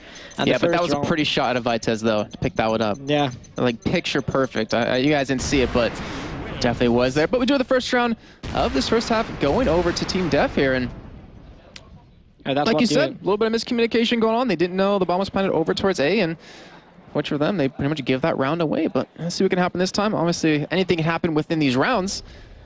And what do you see already happening here? What is going on? Immortal is going down. Marcelov is hard-scoping on the snow tunnel.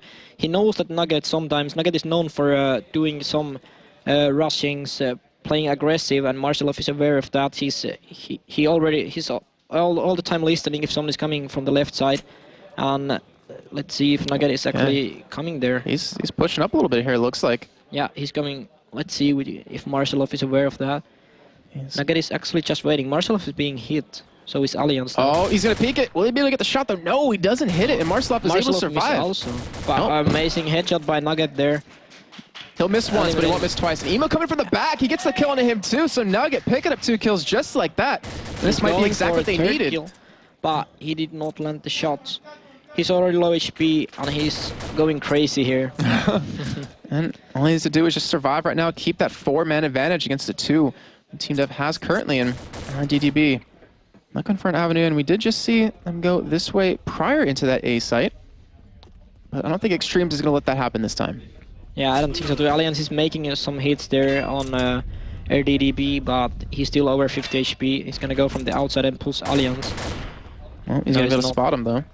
So they do have that little bit of information. They know exactly where he is and where he potentially could be going. But with a minute 20 remaining here in this second round, they're pretty much trying to find Nugget, and Nugget is going to chance RDDB here, but he challenged him and got him very low, and he didn't even get hit, so... But RDDB gets him down now. A bit lucky shot, unlucky for Nugget, but the kill has been made, and now it's Extremes versus RDDB on the close range. I think if you ask RDDB if that was luck, he'll say, nope, that was all planned, that was skill. Yeah, okay. That jumping shot. Let's say that. But right now, he's got a lot of work ahead of him and Bear.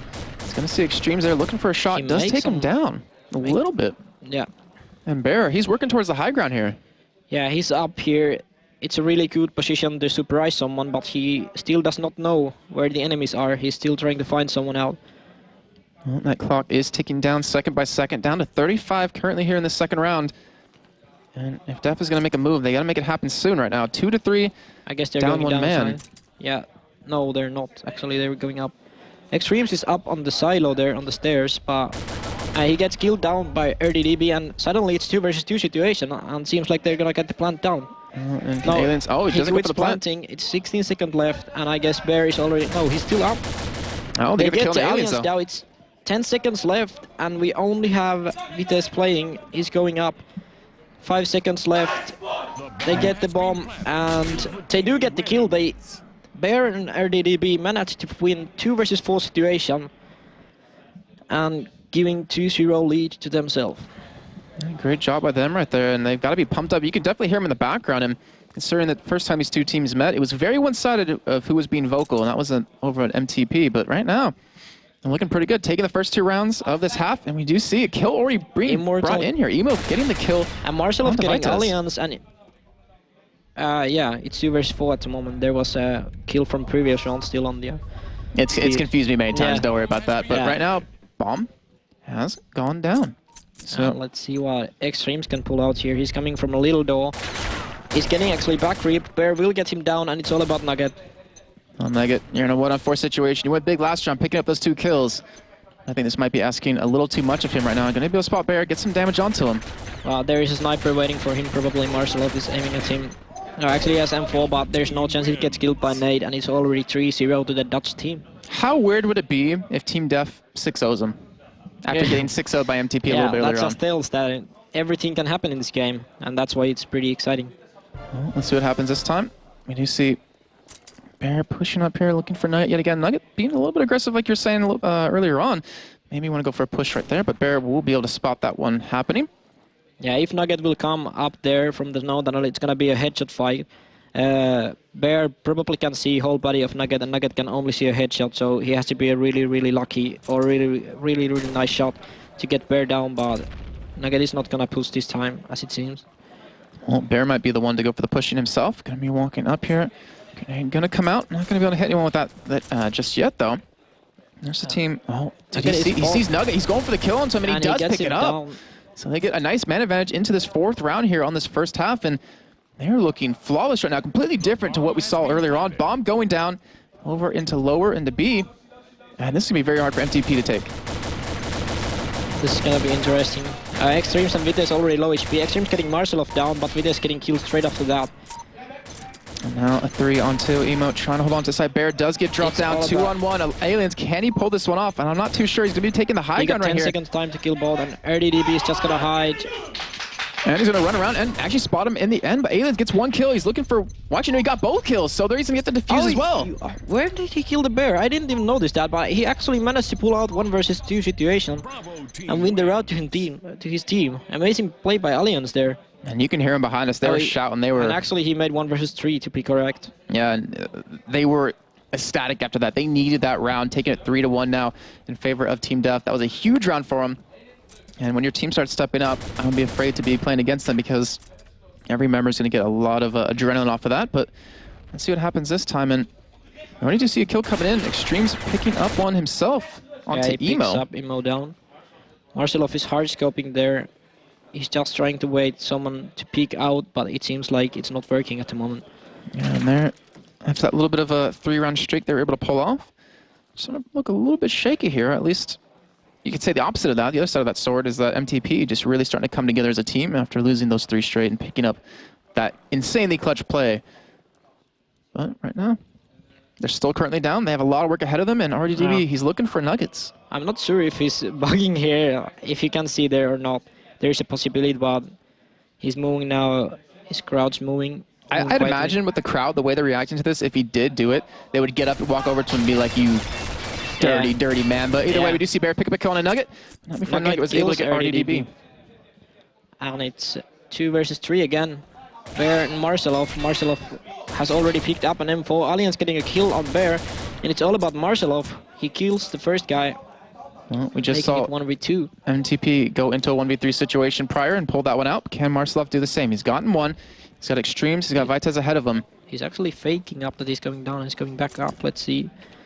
Extremes is rotated down, so it's Vitesse who's gonna get coasted pretty much. So they will know if Marcelov is coming. He's gonna get the bomb down here. Gonna drop down from the backside. Actually, I think Vitesse did see him right there. Marcelov gonna be able to get the shot. Marcelov with an amazing shot there. But Extreme's getting a kill on Marcelov, and he has all the time in the world to defuse the bomb, and he gets the round, and it's already 3-2, still in favor of the Dutch team, Team Def.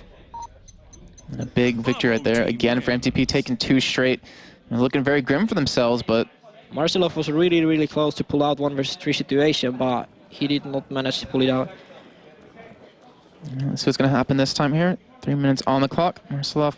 He's hard scoping on the rock. Yeah, he's looking for something. But Vitesse is not going to peek up. Is he? Nope.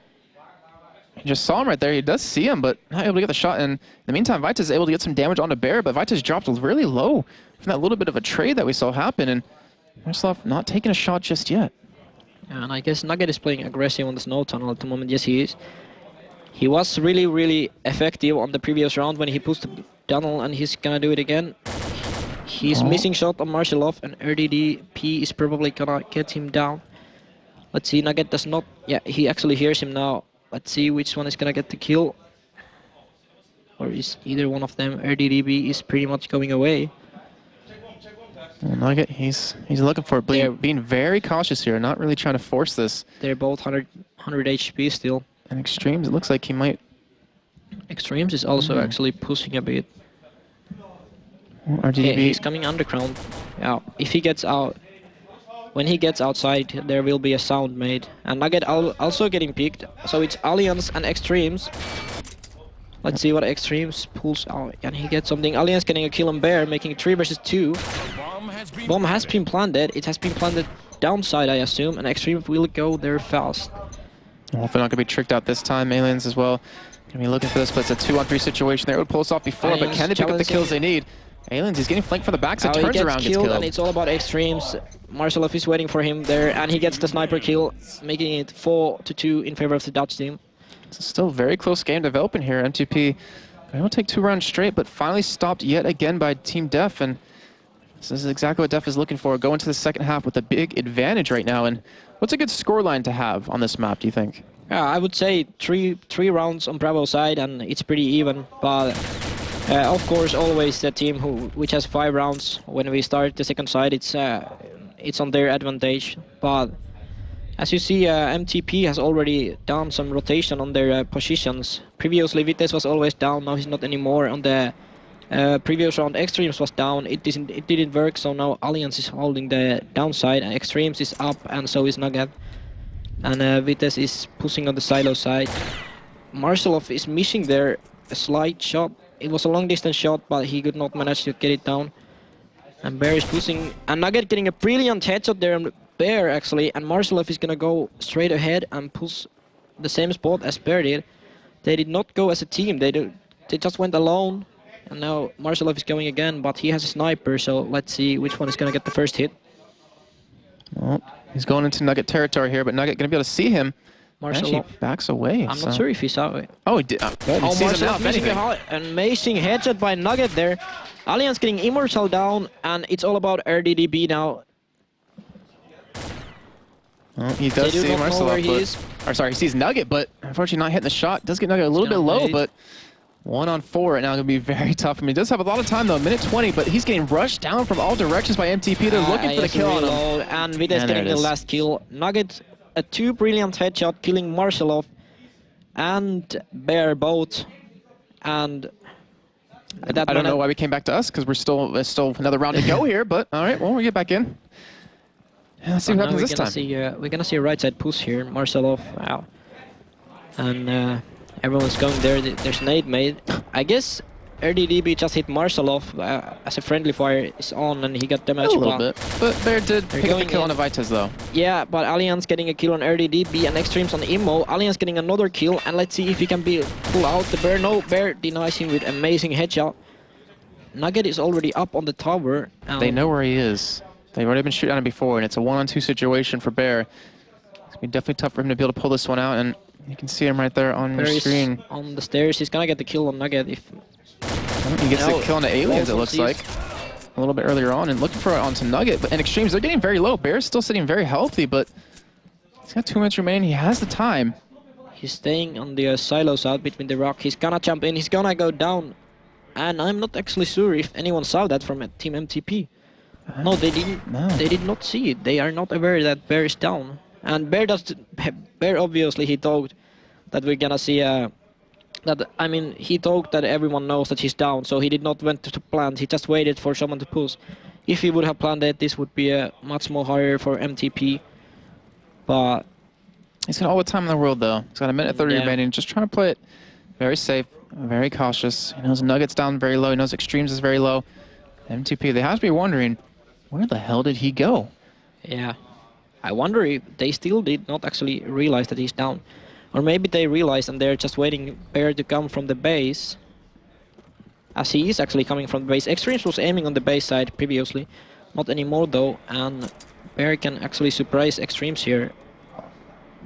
But he cannot see him since Extremes is behind the wall. This would be a shot you don't want to miss if you're in Bear's seat right now.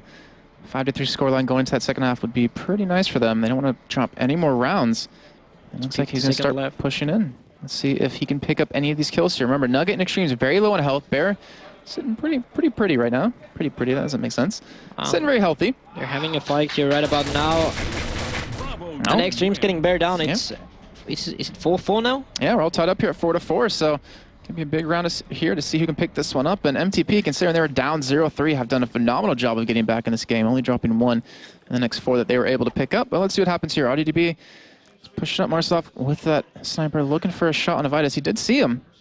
I guess he did not see him. He was aiming on the rock, and Vitesse was on the left side, so he did not see him, if I'm correct, but I'm not sure. Extreme's already being hit, but he gets Immortal down. It's actually 4 versus 3 round at the moment. Let's see, Alliance is trying to challenge Marcelov. Marcelov is missing the shot.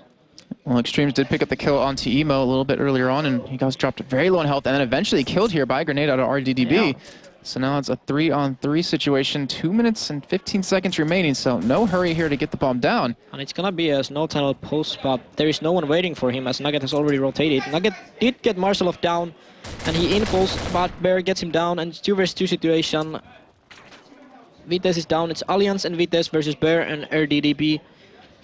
Bear is gonna go up. He's gonna nade for Alliance. He just misses the nade, does not make any damage, and A Bear still up. He's just waiting for Allianz to peek. Which one is gonna get the kill? Allianz falls down, but Vites getting the kill on Bear, helping him from the side. And it's all about RDDB again, once again. Let's see if he can pick this He has to 1v2 push situation up. He Allianz. does see Aliens. Not gonna pick up the kill just yet, but get some damage onto him. He doesn't take anything. He's backing away, and right now NTP, they know where he is, Makes and they're more trying to damage on duel him. Allianz. Allianz getting also hit, and Vites getting the kill and giving the 5-4 lead to MTP on the defensive side, and it's looking really, really good at the moment for MTP. Well, considering how the whole map started out, being down 0-3, I'd say going 5-4 in the end is definitely something they were happy to have, but going on to this next side, it's going to be very tough. Yeah, they're gonna have their good flow now. Let's see if they're gonna do some boost tactics here, as I've seen before. MTP has done some boost tactic, boosting one player up to the upside plant, and they will get a free plant because no one is expecting them to be already on the plant. They have done that before when I've been looking at their matches, but we will see what's gonna happen. Well, you did call an overtime before this match started, and it's looking like more and more we could see that happen. But still, anything can really develop here as we're going to be getting to the game very shortly. Remember, the winner of this will be going on to play against Elite Gaming in the grand finals here. A lot of money on the line for well, all three of these teams that are left standing right now. And as Ego did get knocked out earlier against Team Def, losing to MTP, sorry, not losing to MTP, losing to Elite and then to Team Def. They still get a nice chunk of money, though, for showing up. I wouldn't complain with that. Yeah, definitely. And also, playing for, I think maybe even more importantly, the trophy and the title. Yeah. I mean, the 2013 victors, after playing for 37 weeks with over 170 teams participating, to be that one team that stands out and shines bright, would definitely be a nice little thing to go home to. But right now, let's see what we got here. Allianz is staying on the... He's playing passive, as he always is. Nugget is playing aggressive. He's known for this aggressive gameplay, but no one knows that he's here, actually. I guess so. Let's see if he's gonna get the RDDB down. Shots changed, but no one's gonna get damage. Marshallov and Bear already getting damage. And Bear getting a huge headshot on Extremes. Marshallov getting a kill on Vites, and it's 2 versus 4. Allianz getting a kill on Bear, and it makes the situation 2 versus 3 at the moment. Team Def was able to pull out 2 versus 3 situation on the previous side. Let's see what's gonna happen here. RDDB getting Allianz down. Nugget getting kill on RDDB straight after that, and Nugget is on hard position now. He has to kill the sniper. He's gonna go down. I'm not sure if anyone saw him. If anything, he went down with style. Let's see if bomb does get planted here momentarily. Yes, it does. And let's see if he can hold on in this 1v2. Marcelov and Emo looking to take this round back, looking to give them a nice little early start here. Marcelov will go with M4, and they're gonna... Nugget has to push Marcelov. Let's see, he's gonna get the kill. He gets the kill, but Immortal gets the kill straight after that, and giving 1-0 lead to Team Def. Once again, they pick up the first round between these two teams. And remember, they were down 5-4 in that first half. M2P was able to take that one, but it's a good way to start things off. Remember, they did take the first 3 in the half prior. And then M2P was able to pull quite a few rounds back here and eventually take well, the victory on that side. But let's see what happens here. Let's see if M2P can change their favor currently. And both teams still playing relatively slow. But like you said before, Nugget likes to be very aggressive on the outside. Yeah, and Allianz is known for really, really passive plays. He's just waiting for Nugget or Vites to make the opening kill. I guess there was some shot chains already. And Extremes being dropped down a little bit here, as well as they're gonna try to fight Marcelov, who is a sniper. But let's see. No, Marcelov getting a quick scope kill on Nugget, I assume. He got rushed down too, and he was able to pull that shot off. And even the smoke grenade coming in. Extremes isn't gonna be able to chase him, but doesn't matter. He does end up going down. Extremes drops. Extremes kills Marshall with the nade, but Bear getting 2 kills at first. Extremes, then Vites. Allianz getting 1 more kill. And it's 1 versus 2 situation. Allianz is 50 HP. Bear is same HP as Allianz, but RDDB is still 100 HP. Everyone has M4A1. Allianz does not have any grenades since he's a player with the smoke. He's trying to peek out to a headshot fight against someone. Let's see if he's... No, he's not gonna go up.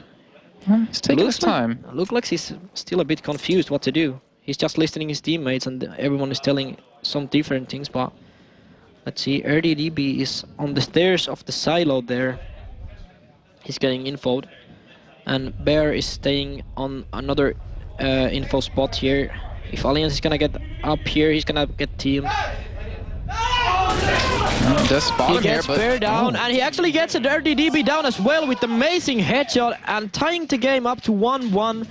Amazing gameplay by Alliance, clutching 1 versus 2 situation. Actually, it was 1 versus 3 if I'm correct. Since he got the first kill on he got the first kill on Immortal, and then he killed Bear and RDDB at the same time.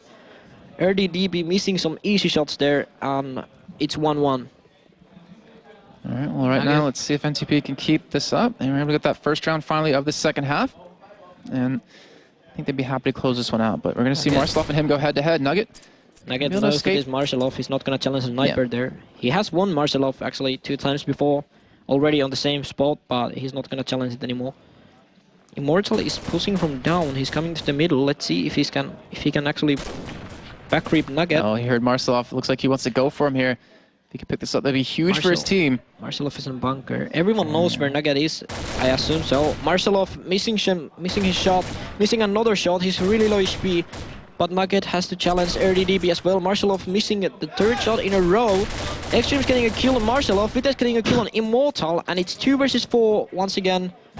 Let's see if the defensive team can do something brilliant. Nugget is really low HP. Bear and RDDB still both higher HP.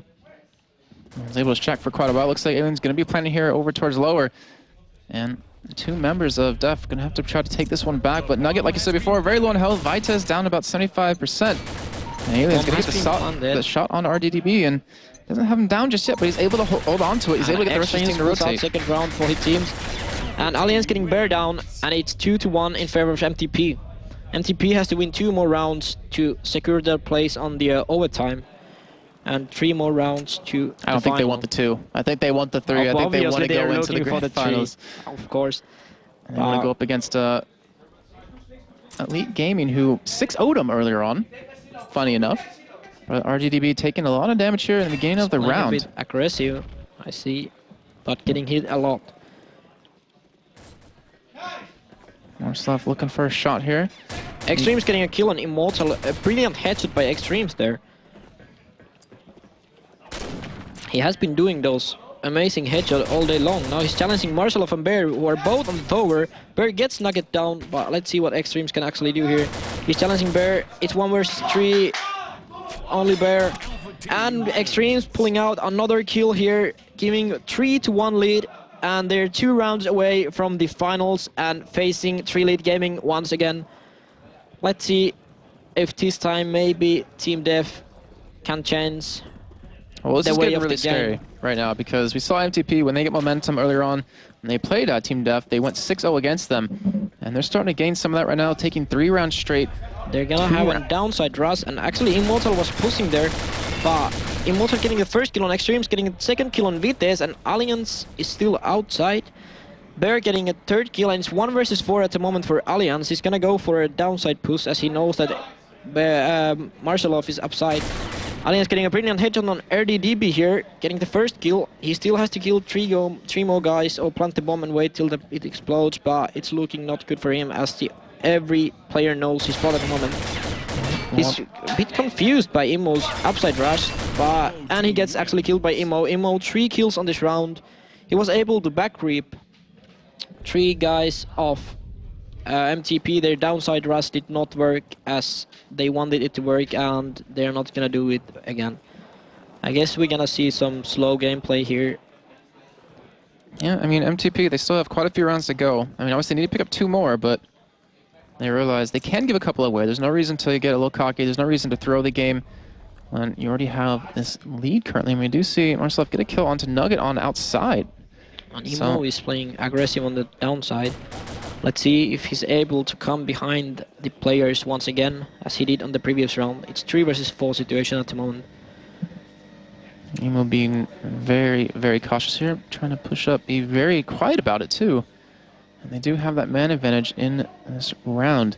6th round of the second half. 2 minutes remaining on the clock. But MTP, they pulled back rounds in harder positions than this. Let's see if they can do it again. Bomb actually getting planted here. Already planted. Looks like on the top side, and right now, Team Def got to fight for this one. Immortal is coming from behind the Extremes. Immortal team killing Marcelov by headshot. He was trying to kill Extremes. Bear getting killed. Immortal getting Extremes down. It's 2 versus 2 at the moment. RDDB is defusing, is getting killed.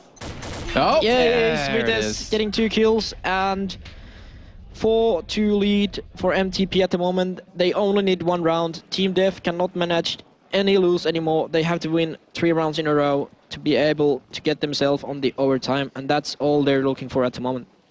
Just as you said, once you get that bomb punted onto A on the outside, it's pretty damn hard to take that one back, and they're able to hold on to it. But let's see, can Team Dev pull this one back? They need to get up. They need to get every single round left here, and they will be knocked out. And Emo, it's taken down to almost half HP. Does get a little bit of damage onto Nugget. You see even the grenade come in, but not enough to pick anyone off just yet. And you can see the pressure mounting on Team Dev side, but they do get a kill on Aliens on the hands of Bear. And Marcelov looking for a kill on the Vites right there, but Marcelov has been missing a lot of shots today. But let's see if he can still hit some shots. He's waiting. Every member except Marcelov has been hit already from Team Dev.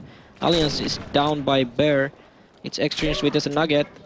And once again, Marcelov missing shot. Nugget getting a brilliant headshot once again on Bear. And it's 3 versus 3 situation. Let's see. Extremes is just trying to find someone. He has been informed that Immo is on the broken house. He's gonna go for... No, he's not gonna go for the tower. Or is he? So he's challenging. Marcelov getting kill on Vites. It's 2 versus 3 at the moment. There's still plenty of time left. And Extremes is gonna go down. He gets some fall damage there playing... I think he was just following with style, I think is what we'll call it. But Marcelov does get a kill on the Vites. So 2 on 3, but bomb has been planted here. It looks like it is over towards lower, if I'm not mistaken. Yeah, it is. But Extremes and Nugget, they got to hold on if they want to be able to pull this one out. We do see the kill come in onto him, so RDDB picking that one up. Let's see if Extremes can pull out 1 versus 3. He's known for this kind of situations and being able to pull this out. He has to wait for Immortal to come, and Immortal is coming, but Marcelov's already in as well. Extremes getting Immortal down, getting RDDB down, and it's Marcelov alone. Marcelov is actually defusing. Extremes says, no, and he gets the kill. Extremes 1 versus 3. That was what I was talking about. Extremes can pull out 1 versus 3 situations. Amazing gameplay by him. He was patient enough to wait for Immortal to rush from the downside, and then he get another kill, and Marcelov was defusing and had no chance. And what a way to do it, too, to close out the lower bracket finals with a victory, to go into the grand finals against Elite Gaming. Very well done. I mean, we saw a couple of people of MTP pulling off some 1v3s. We saw a lot of clutch plays, and we talked about it earlier on at the expert desk, saying everyone on MTP has the potential to really rise up to the occasion. There's no one man that will really stand out, and at least on that map, Extremes was able to do it in that last round, under pressure too, which is no easy thing to do when you're playing here in the studios with the cameras, with the audience, seeing the other team right next to you. Yeah, it's definitely not easy. Especially when he told me after the first match that his hands were shaking all the time, so I guess they were shaking a bit as well there, but he still somehow managed to get it out. It was pretty, let's face it was pretty poor play by Dev. As they come 1 and 1 and 1, and Extremes was able to kill all of them. If they would have come like 3 guys all the time, it would be much more harder for Extremes. But very well played by Extremes. Yeah, and I mean, I want to give Team Dev a lot of credit. I mean, I think all the casters have them to be the team to win. Yeah, if I'm not mistaken. Pretty much, yes.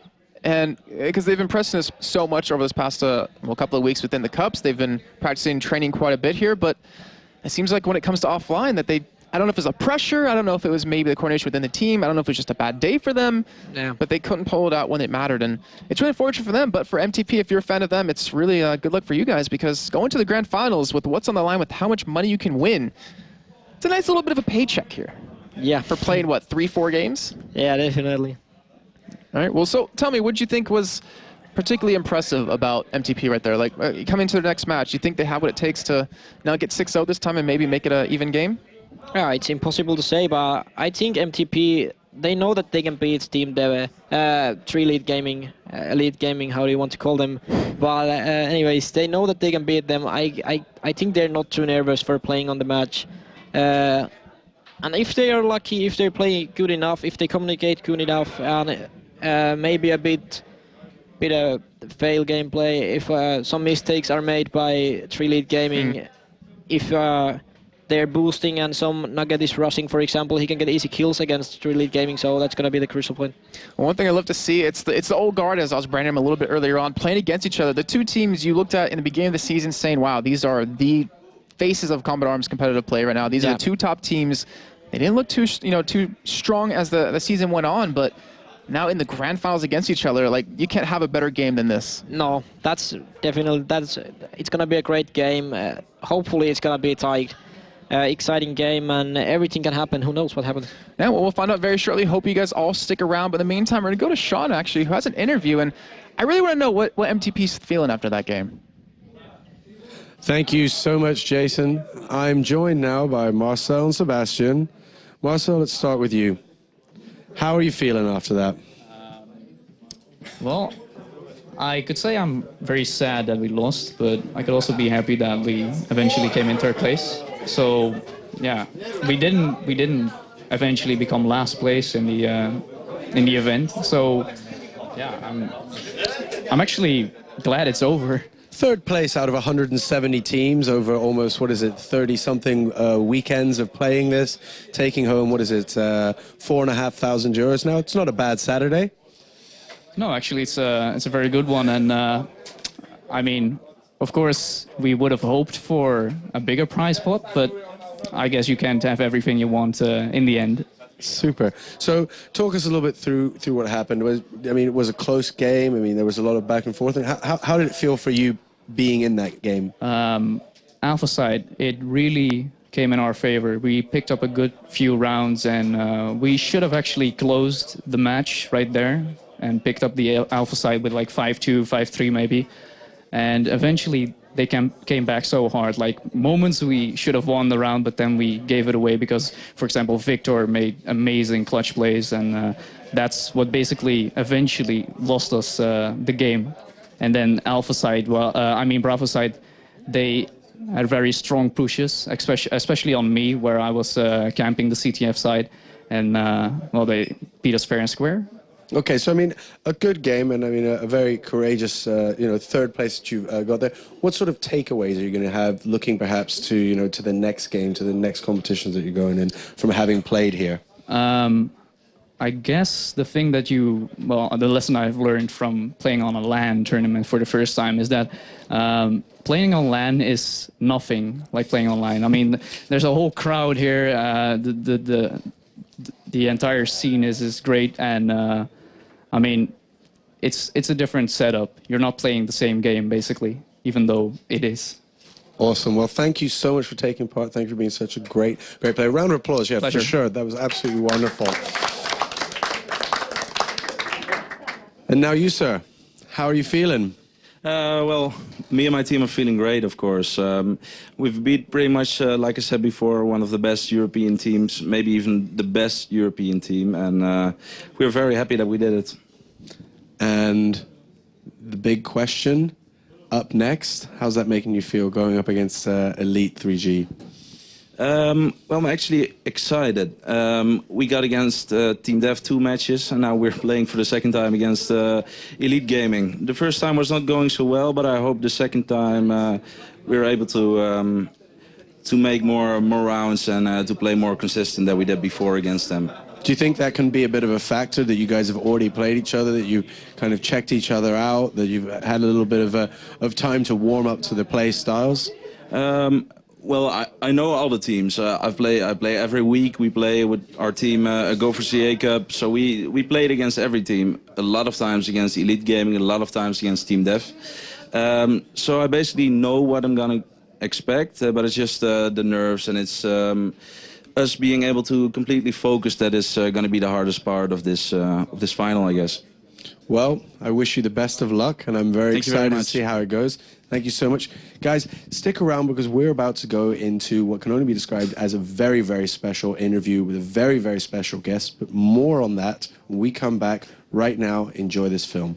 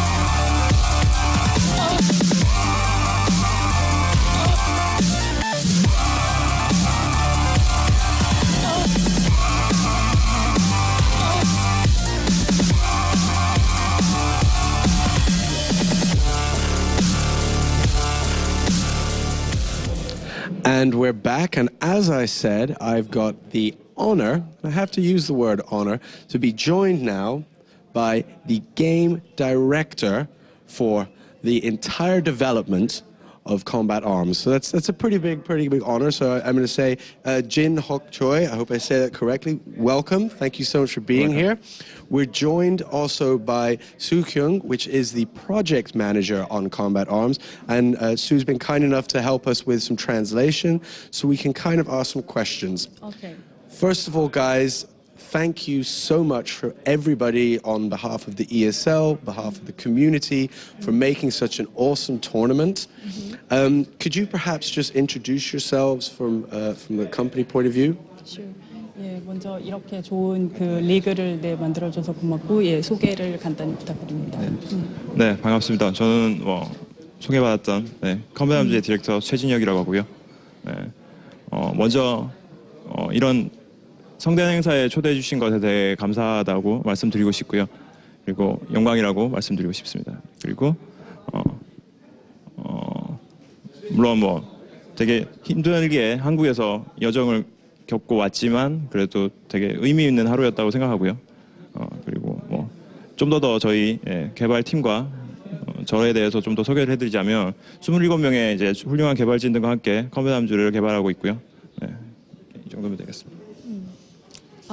First of all, he's the director of Combat Arms dev team, and he joined the team in 2007, and he's been working with 27 other members in the dev team, and it was quite a long journey to be here from all the way from Korea. But despite the long journey, he think it's really honored to be here. He's really happy to be here. Thank you for having us to be here. Well, it's absolutely our honor, and I can say that the response from the community has been great. So really thank you for creating this Combat Arms game and letting us be a part of the Combat Arms Cup and creating this amazing competition with 170 teams taking part. 네. 170개 팀이 참여할 정도로 정말 좋은 게임을 만들어줘서 고맙다. 네. So I heard, and some of the people will have noticed if they've been following the conversations today, that there was this VIP meeting that we did earlier today for a select group of lucky winners. Can you tell us anything about that? Sure. 예, 유저 미팅에서 어떤 얘기를 했는지. 네, 먼저 2014년에 대한 리뷰와 어떤 컨텐츠들을 개발했고 어떤 서비스들을 공개해줬는지를 먼저 리뷰를 했고요. 그리고 2014년에 이제 제가 2013년부터 디렉터를 맡았기 때문에 2014년에 대한 그런 디렉션, 개발 방향성 같은 것들을 설명해 드렸고요. 그래서 한 가지 이제 메인 키워드로 저희가 삼고 있는 것은 바로 유저라는 부분이고요. 그래서 여러분들과 함께 저희 개발진들이 여러분들과 함께 컴뱃 암즈를 2014년부터는 만들어 나가겠다라는 취지로 말씀드렸습니다. Yeah, what he said was. First of all, we reviewed what we've done in 2013, and then what we are going to do in 2014 next year in terms of development, how we are going to develop the game next year. And then in short, our direction of next year would be, the keyword would be users. So we are going to focus on listening to users' ideas. So we are just looking forward to receiving good feedbacks and ideas from users, and we are hoping to make Combat Arms with our players. Well, that's absolutely awesome. Really, really great stuff. I know that's going to be music to ears. People love to be involved in such a great game. I do have one last question, and I don't want to have to put you on the line, but who do you think will win in the finals coming up? 어떤 팀이 이길 것 같아요? 네, 정말 어려운 질문인 것 같고요. 네, 워낙 저도 예선전부터 지금 계속 지켜보고 왔는데 너무 쟁쟁한 팀들이 정말 박빙이 넘치는 경기들을 펼치고 있어서 사실 누구 한 팀이 이길 거라고 예상하기는 정말 힘들 것 같습니다. We've been here from the beginning. Today. So he thinks most of the matches of today were pretty close. So it's really hard for him to tell who's going to win today. So we will just, have to see who will be the winner of today. The diplomatic answer, I like. Thank you guys so much for joining me. It was a real pleasure. And again, on behalf of everybody, thank you so much for taking the time to sit down with us. Thank you. Now, guys, as you know, you've been taking part in all sorts of lovely action on the social media side. And in order to hear about what's happening there, before we go into this ultimate final, I'm going to pass you over to the lovely Melly. And I believe maybe Jason might be around there somewhere too. Who knows? Thank you very much, Sean. That was really interesting. So, as interesting as your submissions, I'm having a great time. I'm sitting here, roaming through your videos, your pictures, your fan art, your poems, your everything. Head over to facebook.com/CombatArmsEurope to have a look yourself, because it's really worth checking in with that challenge. We have great submissions. And yeah, without me further talking, let's check first if my streams are turned off. They indeed are. So let's get straight into the first video. I have prepared a couple. They're pretty short, but very enjoyable. Combat Arms is funny game when you get that bullet in brain. Booyah, nades and throw away. Get fantastic. Man, you are great. Good luck to all players. So let's get quickly into the next one.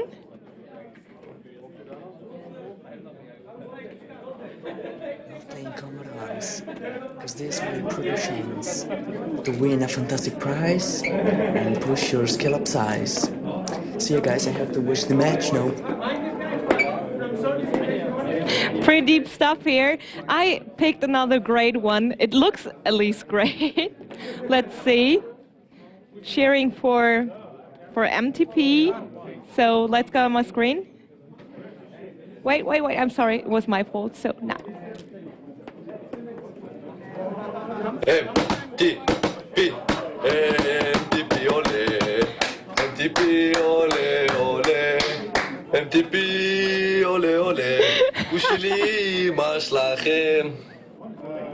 I think that's a proper song for one of our finalists. It's great. Let's check the next. And yeah, here we go. It has an intro. So now we're trying to make the sign visible.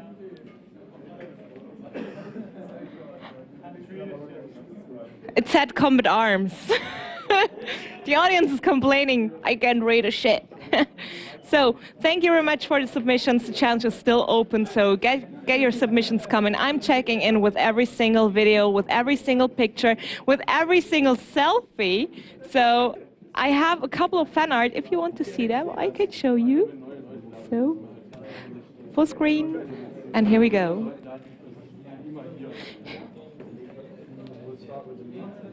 This paper doesn't have anything useful to say. And the troll face on the paper, don't oversee that. That's actually pretty nice. Since I'm from Turkey. I like this one really much. It has the Cookie Monster, it has weapons, it has everything, grenades. And I really enjoyed this one. I don't know if you figured that's me with a helmet. The audience is just looking at the screens with open eyes. It's amazing. So thank you very much for your great submissions. As I said, check the Facebook challenge yourself. There are a lot of pictures, there are a lot of fan arts, a lot of songs, a lot of videos. Just head over to a Facebook page and check it out by yourself. So Sean is already waiting. Let's get this going. Sean. Thank you so much, Melly. Thank you so very, very much. I love hearing about what's going on. I love those videos. I love how excited and how the community is really getting involved and really basically showing their love, which is really cool to see. But enough about that. The task at hand. We've had a pretty awesome day so far. Let's just go straight out and throw the bracket up. And you guys talk me through what's been basically an epic day. Well, it started off, obviously, with the 3G Gaming playing against Ego. And that game, it was surprising because everybody thought Eagle would go down pretty easy against 3G. But they didn't. held on. They did. They held on and they battled and it went to overtime and 3G came out too strong in the end. And then, of course, we had MTP Def, which was sort of... It was sort of the landslide. I mean, it was... Yeah. That was sort of a walkover. I mean, there wasn't much that they could do against that game. But then MTP came out against Dewey in the winners bracket. And there was a landslide again. It was 6-0. Yeah. So we thought, wow, what's going to happen? And then obviously Eagle got knocked out. And then Def followed them with the game we just watched on Snow Valley, which, I mean, they gave a good account of themselves considering what had happened earlier on. I mean, they got rolled over in the first game they played, but they came out fighting and for that match. And like, I know it's terrible to lose, but I think MTP deserved it. I mean, the clutch play in the 3v1 and the two 3v1s and I think a 4v2. I mean, it was fantastic. It really was. So I'd say probably the two most worthy teams from what we've seen are in the finals. So it should be cracking.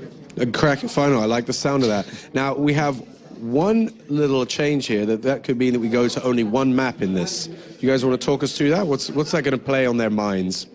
Well, there is a slight chance that Elite Gaming will not concentrate on the first map so much because they know that they still have a second chance even if they lose the first match. But it's still mentally hard for MTP to think that they have to beat the best team, the team which has been the best previously. They have to beat them 2 times in a row now, and it's not going to be easy for them. So guys, the ultimate question, before we look at the teams, do you have a preference? Do you have a favorite? Favorite? Well, I've jinxed every team I've tipped so far. I had the Italians and I had Def and I had Def. I'll go with MTP. I think they can pull out these amazing situations. I mean, with Nugget and Allianz showing up fantastically, and Vita's playing good with an AOR when he has to, swapping out, and just Extremes and Nugget and Allianz they've played so well that you have to believe that they're going to be able to do it again. I mean, they kind of got me rooting for them, even though I was a Def fan. Yeah, well, I think it's pretty hard for MTP to race from one map to win 2 maps in a row, but MTP is still a bit my favorite. I think they have the mood now. They have beaten Team Dev 2 times, even though Team Dev has been dominating before, and they did a great job beating them 2 times. They already lost 1 time to Elite Gaming, and that's not going to happen again. Predictions on the maps they're going to go with? Whoa, it's a toughie. I don't think we'll see Ghost Town again. I have a feeling Power Surge is going to come up. I think both teams are definitely going to avoid Rattlesnake at all costs because everybody knows you can get done 5-0 and that's pretty much game over. So I can see Power Surge being played. On the other one, I'm not sure. I don't think anybody, like, obviously they're not going to go for Greyhammer after what happened last time. It could be Ghost Town, Power Surge. If there's 2 maps, I think, if first map I see Power Surge, after that, maybe Ghost Town. Snow Valley is not impossible to play either. I think it's always a pretty even map, and it's like 50-50 chance for both teams to win. So I don't see why any teams would avoid it. Well, guys, it's all coming down to this exact moment. 170 teams, 37 weekends. This, the grand final of Combat Arms in the Go4 for 2013. We're about to go into it. Any last words? Hopefully it won't be the last one. I hope so too. Yeah, me too. And thank you so much for taking the time to talk to me throughout the day. Thank you for being here.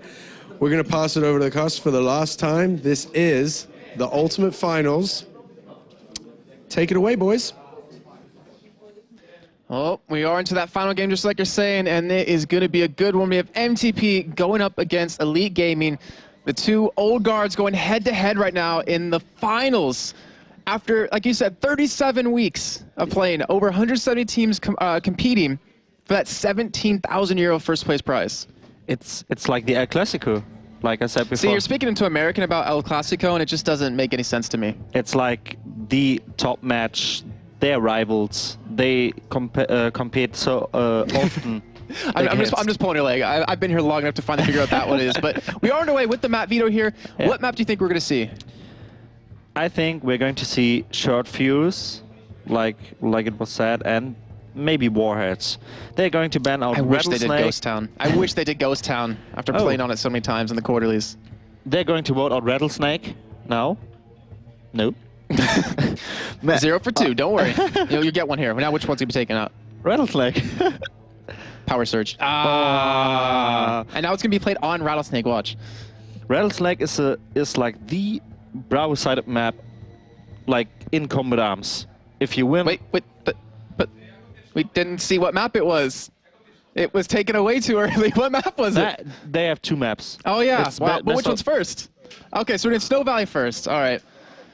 Don't scare me like that, guys. That was a little freaky, but hopefully we'll have a good set of games. So remember, since Elite Gaming was the winner of the winner's bracket, that means that they will have a 1 map advantage come into this. So all it takes is just 1 game, 1 map, 6 points to close it out and to win that 17,000 euros. However, if MTP do take that one, we will be all tied up at 1-1. And that means we will go into the final map of the night. And right now, I mean, these 2 teams played earlier. It was very one-sided match. It was 6-0 in favor of Elite Gaming. Yeah. What's your thoughts on this one? Okay, so apparently it's Short Fuse going to be the first map here. Yeah. Short Fuse, the first map, the second Rattlesnake. So I think if MTP picks up the first map, because 3 Gaming is an elite, because they are come from the upper bracket. So if MTP picks up the first map, I think they're going to take the final.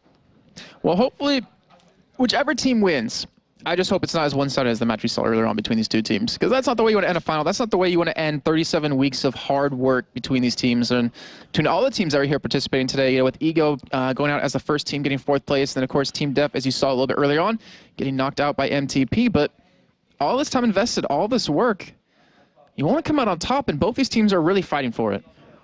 Actually, we saw them playing in the quarterly number 2, playing on Short Fuse. So this is the rematch. Okay. We're going to see what's going to happen there. And sorry, it wasn't 17,000, it's 15,000 euros for first place. Got my numbers all jumbled up. It's 7.5 thousand for second. So either way, you're going to win a lot of money, but you want that first place. And I want to go into a quote that MTP said when they did an interview with Nexon, because it was kind of a precursor on how this thing would go out.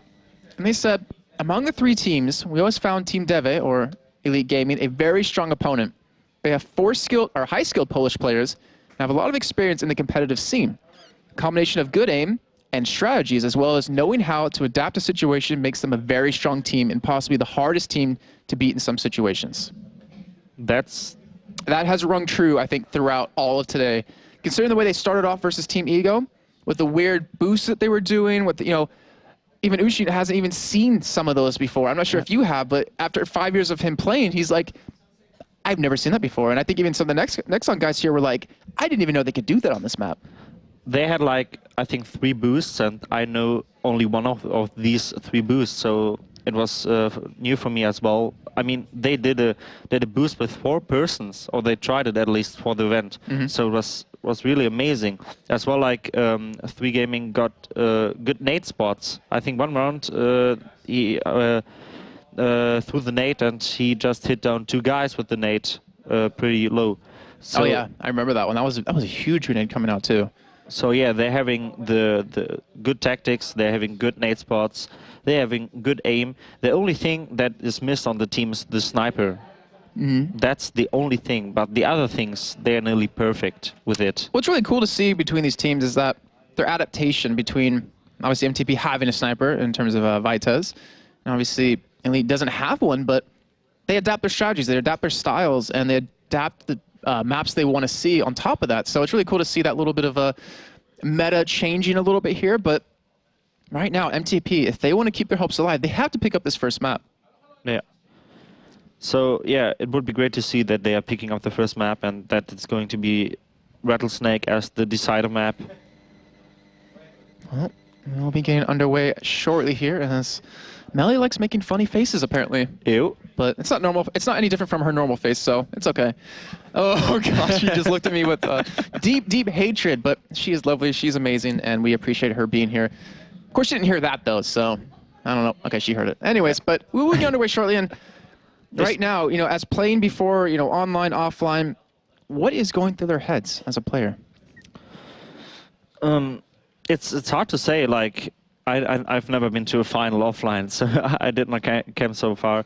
But they are thinking now, okay, we are on top, we are at the final, we want to do that. We want to win that. We want to bring the trophy home. That's what they think. I wonder how many nerves are going through them on top of that, too, because they have to be very, very nervous about that. I mean, offline, As you can see, Elite Gaming at the tag 3G versus MTP here.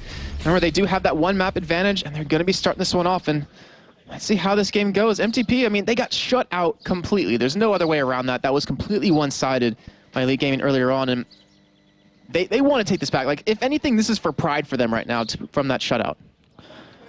Now, you definitely see that both teams has respect at the moment. They're both playing really slowly. They're not peaking so far. They're waiting the first 2 seconds. That shows respect in my eyes. I think they're maybe even a little bit afraid of Vitez peeking down this area before. We've seen them actually, like you said before, in quarter number 2, and they, wow, I mean, Vitez just shut down that alley very well. But see, Aliens taking some damage from Doxiu here. Well, actually, he's doing a lot of damage to Doxiu right there with that spam. He almost even picked up the kill here, and that would be a great start. But walk us to this map. Like, who do you favor on this side, or on this map, like in terms of Alpha versus Bravo? I favor MTP on that map. Now they started on the defensive side, on the defense side, on the Bravo side. But if Vitez is switching a lot over the spots, and if he's like flying, then he can catch up everyone, and then it's a good way to get the rounds. If 3 Gaming don't know where Vitez is, they are going to run in the orb. All right, like here. Oh, pretty close. That little jump shot right there, a little cheeky. So you see Ermac pick up the first kill on a second kill on a Nugget, but getting a kill onto Zoli here. But the smoke coming out, and Ermac isn't going to push up Doxiu. Looking for a kill or two here. And this was the site, if I remember correctly, that both these teams really fought hard over in quarter number 2, where MTP did come out as the victors. But if you see here, Pikachu is in the back. He's at the spawn, and they just picked up the last guy. So the first one goes to 3 Gaming. All right, well, a strong start for them right there. And let's see if they can keep the momentum going. Obviously, they did have that 6-0 earlier on today. Yep. And let's see if they can, well, that momentum pull it off. And we saw a lot of extra play here too, with Elite Gaming definitely trying to work off a couple of picks right now. But Zoli, you're seeing them, like you said before, respect the other teams, both not trying to rush that one down. But Doxiu picks up a kill very early on to Extremes. And that can give them a nice little advantage coming to the rest of this round. Yeah, indeed. Now we see Vizoli and Doxiu are pushing the right side. Doxiu is coming over the window there, and Vizoli is coming from downside. Now they did perfect smoke that Vitez is not going to hit. Oh, wow. Nice headshot coming out with Zoli right there onto Vitez. And that might have opened up this A site for him. Now they have a 2-on-2, as we do have MTP responding with a couple of kills themselves. With Zoli going head-to-head against Nugget here, looking for the kill as Nugget does drop down with the help of Doxiu right there. And that means they should be able to get the bomb planted. But now it's all in the hands of Aliens. Can he pull this one back? Can he get them on the board here? He has a lot of work ahead of him to make this happen, though. He's going the right way. He's coming from back because now he sees if someone is upside. He's going upside because that is the camping place overall if you plant up the bomb. If someone is up here, he can play so much time. The idea was good, but 3 Gaming is doing it better. Like, wow, great positioning by Elite Gaming right there too. You saw with Zoli, who's back there by the boxes. Doxy was pushed up inside of the building, able to just sandwich him in, and just like that, Elite Gaming taking a 2-0 lead. Remember, if they close this one out, that's it. They will be the victors. They will win that 15,000 euros and come home with the first place and that trophy. But Vitez with the sniper going to be looking for a kill here. And we did see Doxiu and Pikachu both picking up kills. Vitez missed 3 shots, and now only 2 guys remaining from MTP. Well, maybe only 1, and yeah, that's all in the hands of Nugget now in a 1-on-4 situation. A lot of time on the board, but Elite Gaming going to get the bomb down. Now down to 40 seconds here, and Nugget, honestly, I'm not sure if he can pull this one off. He does get 1, though. He gets Ermac down. He's going to be looking for another, as you see Pikachu very low on health. Zoli not as healthy as he'd like to be, but entering this site is going to be very difficult.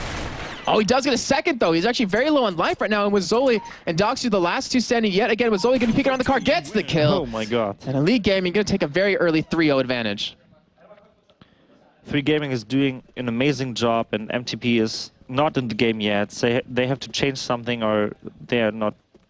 They get less rounds. Well, they have to change something if they want to be able to keep this going on into a second map here. If they, we see, I think that leaves Vitez right there, missing that shot. It's the second one though, so that will give him the first kill of the round. Gets that one onto Pikachu. So finally, Elite Gaming playing a man down now, and it looks like they're working towards the other part of the map here, and they might be able to catch MTP off guard, but I think Aliens has spotted one. Mazzoli, you see him pushing over towards A right now, and Extremes, he's waiting by the van. You see that? Mazzoli's walking there. We don't see it directly, but... It's happening. Yeah, we promise you it's happening. Here. Extremes on the corner, Mazzoli there, walking in.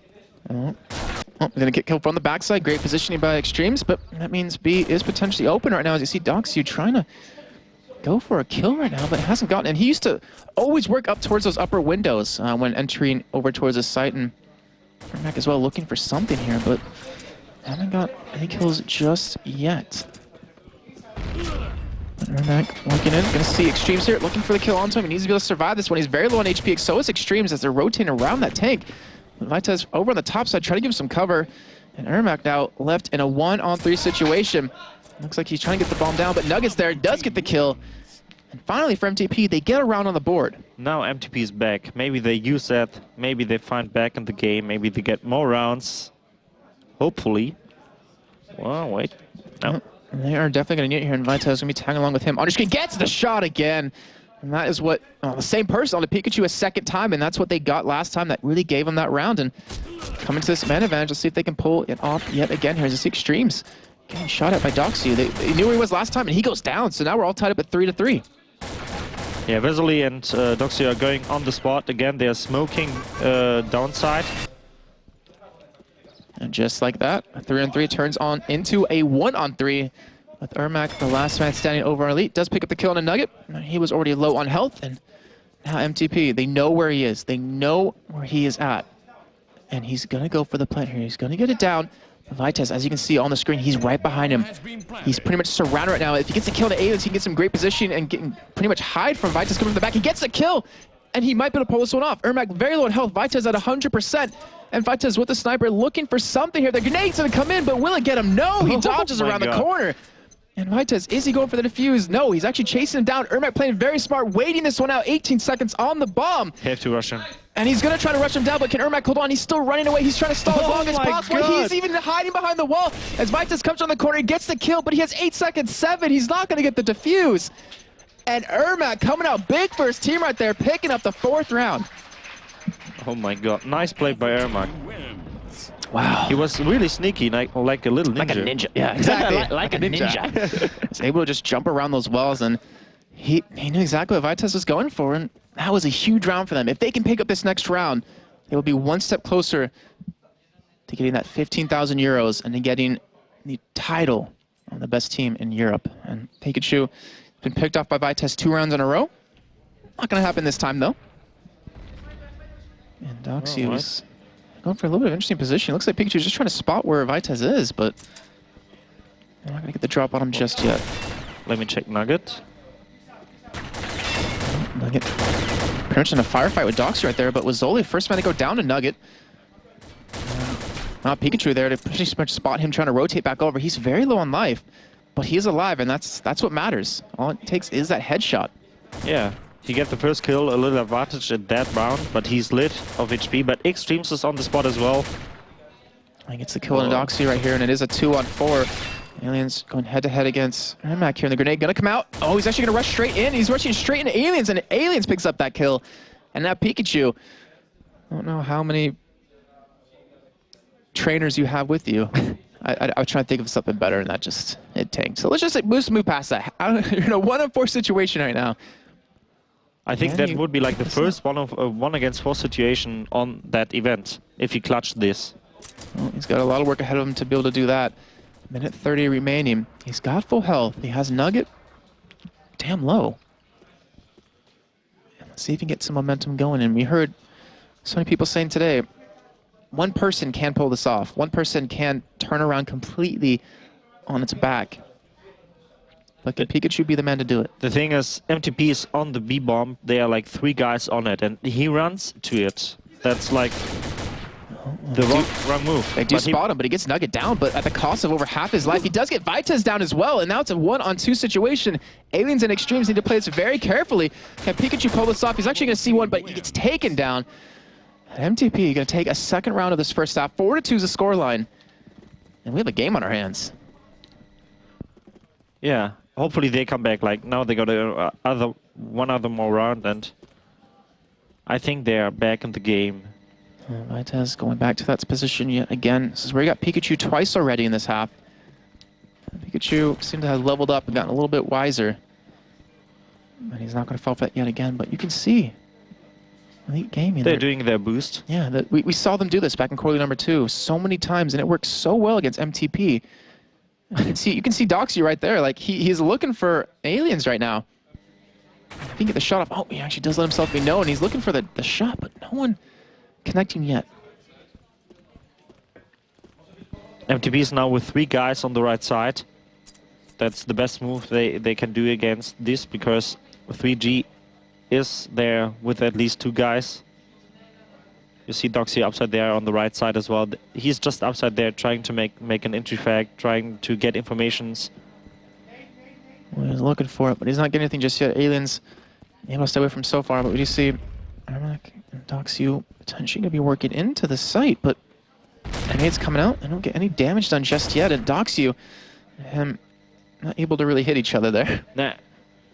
Oh, Doxy just going straight for the rush in, as well as the backup of Ermac, and they get aliens right away. Nugget gets 1 kill onto Doxy at least, but then we see the response out of Ermac with the headshot onto him, and Vitez with the sniper. Can he pick up the kills that he needs? He needs to be able to hold on to this as the rest of the team backs him up, but Pikachu gets the bomb down. Oh, Vitez is all in the hands of him. Can he pull this off? 1 on 3 right now. You see Vesely there. Oh, he's going to get flanked from the backside, but it doesn't even look like that's going to matter. Actually, it does. They end up getting the kill. And we have a 5-2 scoreline going into the second half.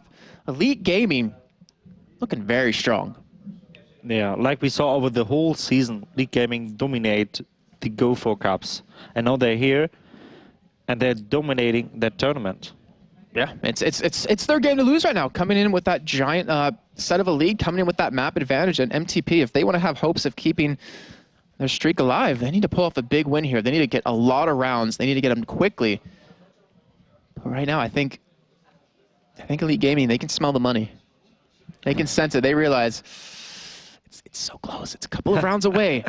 I can go home. I don't even know what they would buy with it, but I can think of a couple things I would. But either way, we're going to be started into the second half. I'm not going to go too far into what I would pick up. But right now, MTP on that alpha side, Elite Gaming over on Bravo. And wait, oh my God. Oh, it's not worked. He fall down. Maybe we'll see that coming a little bit later. If anything, Elite Gaming is going to show all their cards right now. They want to be able to pick this up. They want to close it out right now. And so they already taken down low, but Ermac able to get the kill on a Vitez, and now Nugget being dropped very low right there. As we do see Pikachu back away. I think MTP wants to do something over the middle to get an entry frag, and maybe they work over the B side then. Let's see if they can pull it off. They got 2 minutes and 10 seconds on that clock. Time is definitely not a factor for them right now. Health is, if you're a Nugget. And Elite Gaming, they're playing it very, very slowly. They're just waiting for MTP to come to them and to try to pick up the frags then. But right now, we see them actually working towards B, it looks like. Doxy, he's playing towards the dumpster side, and if they come in that direction, he's going to be able to pick up a kill or two, it looks like.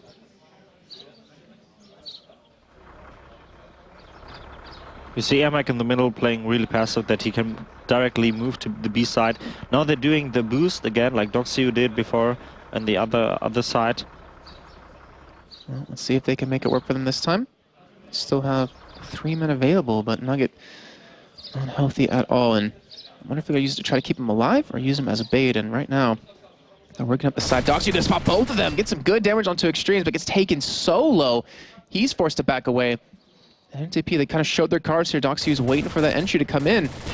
You hear, actually, Ermac pick up a kill onto Aliens right there. So they pick up 2 kills, but look how low they are. It looks really bad for MTP in that round. Both are known where they are. Okay, well, Doxy gonna dodge a grenade, gets a kill on a Nugget right there, and it's all the hands of Extremes. And Doxy can see him, they know where he is. It's looking very bleak for him to be able to pull this round off as the rest of the team able to rotate over, but he has 40 seconds remaining. I want to say he could pull this off, but probably not likely in this round. Not in that round. He got like 10 HP, 1 hit, he's down. All right, well, let's see if he can do something. 25 seconds remaining. Vesely and Pika rotated to the A side. looking for something. Able to get a kill to Doxu, but Pikachu picks that one up, gives them 1 round and makes them 1 round closer here to locking this one out. Remember, the first half was 5-2. So then if I'm correct, if Elite Gaming picks up 3 rounds, yes, they win. Ooh. They're boosting straight up. Oh, this could give them a 2nd round. This would be huge for them if they can pull this off. Oh, he's in, yeah. Oh, Wazzoli, can he make a big play here? He's just waiting there, I think. He's waiting for his prey to come to him. Is even Doxu playing a little bit aggressive through those windows? And he's not pushing just yet, but I don't think MTP know he's there.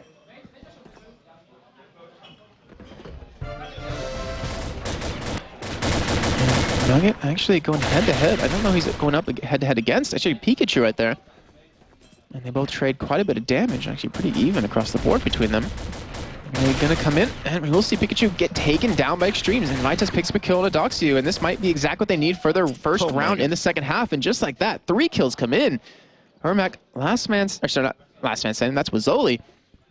He can do this, though. Look how low MTP is. He has 36 seconds on the clock to make it happen. Nugget is still in the middle. Can he pull this off? Can he pick up a kill? Oh, he gets hit from the backside, actually gets flanked. So MTP going to pick up a much-needed round here, and tie it all up here in the 2nd half, 1-1. And again, they're doing the boost. Yeah, they didn't really use it to its full effect, I would imagine, last round. Wazzoli wasn't able to do anything with it, it seemed, but let's see if they can make it happen this time. You already just see Extremes take it. Wow, a lot of damage from Doxu right there. That is not a good sign for him in the beginning of the round. Let's go ahead and tag along with Wazzoli. Did he actually get inside of the building? Wait, you mean Wazzoli?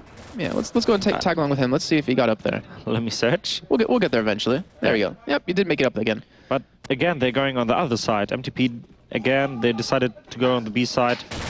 Oh, Nugget picking up 2 kills. Doxu picking up 1 for himself. Picks up a 2nd on the Aliens right there. He does get taken out in the end, but Wazzoli full HP.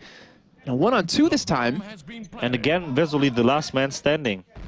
Maybe he's going to play a little bit aggressive next time, but he's looking for something. Extreme's very low on health, as he was from earlier on, but look at the position that they're using. They're spreading out quite well. Vitas, last man in the site, takes him down.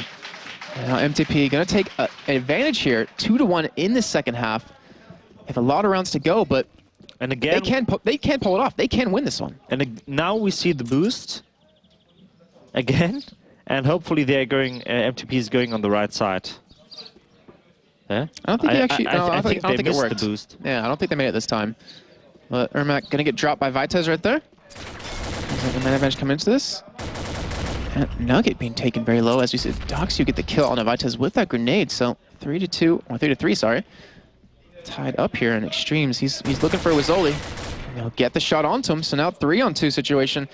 Nugget and Aliens pushing over towards B. Wow. And Pikachu and Noxu. Well, Noxu's at least there to kind of defend against this, but can he get the kills he needs? He's actually taken down right away almost. He's sitting on no HP right now. He's actually being attacked from a couple different directions. And he does go down, so Pikachu. Oh my god. Apparently he wasn't chosen by Ash, and he gets taken down too. So now MTP up 3-1 here. What a comeback. MTP win these last 2 rounds. Nah, the last 3, I think. But if they win the next 2 rounds. Yeah. Then we'll be seeing a 3rd map here. Well, technically 2nd, but Elite Gaming is up 1 map in this series just from being in the winner's bracket. But we see Doxu already dropped. Nugget dropped very low from it. But Nugget gets the frag. Nugget is doing an amazing job. He gets his frag every time, and he just get out the fight alive. We're looking towards. Now they did the boost. But unfortunately, it didn't result in the kill. And they might have shown their cards. Or maybe in prior rounds he should have pushed a little bit more aggressive, but he's still pushing towards the outside. And it's Vitas down very low, but he does drop low as well here. The bomb has gone down over towards B. Pikachu and Alliance going head-to-head, but wow, the headshot coming out of Aliens gets them. But Elite Gaming, I don't really see them taking this round back. Ermac going to be dropping straight into sight here. Does pick up a kill. Will he go for the defuse? Actually get hit from outside. He's in a 1-on-2 right now, and I'd imagine there's no way he's going to be able to pull this off. There's just too many people in too many good positions, and he does get taken down. MTP, 4-1. Now MTP won 4 rounds in a row, only 1 round left, and I think then they get the draw, or? If they do win this round, yeah, we will have gone into a map number 3 between these two teams. Ah, yeah. And we already know what map that will be on as well. Snow Valley. But it's not one just yet, obviously. The next map is Rattlesnake. But we will see. At first, let's play that map. Okay, well, let's see what happens here. Nade spot here. Let's see if that connects with anyone. Looks like Wazzoli might be in position for it. Nugget gets taken down, actually, by Wazzoli. So a 1 trade currently for Elite Gaming, but Wazzoli very low on health now. You see Aliens trying to pick Doxu right there.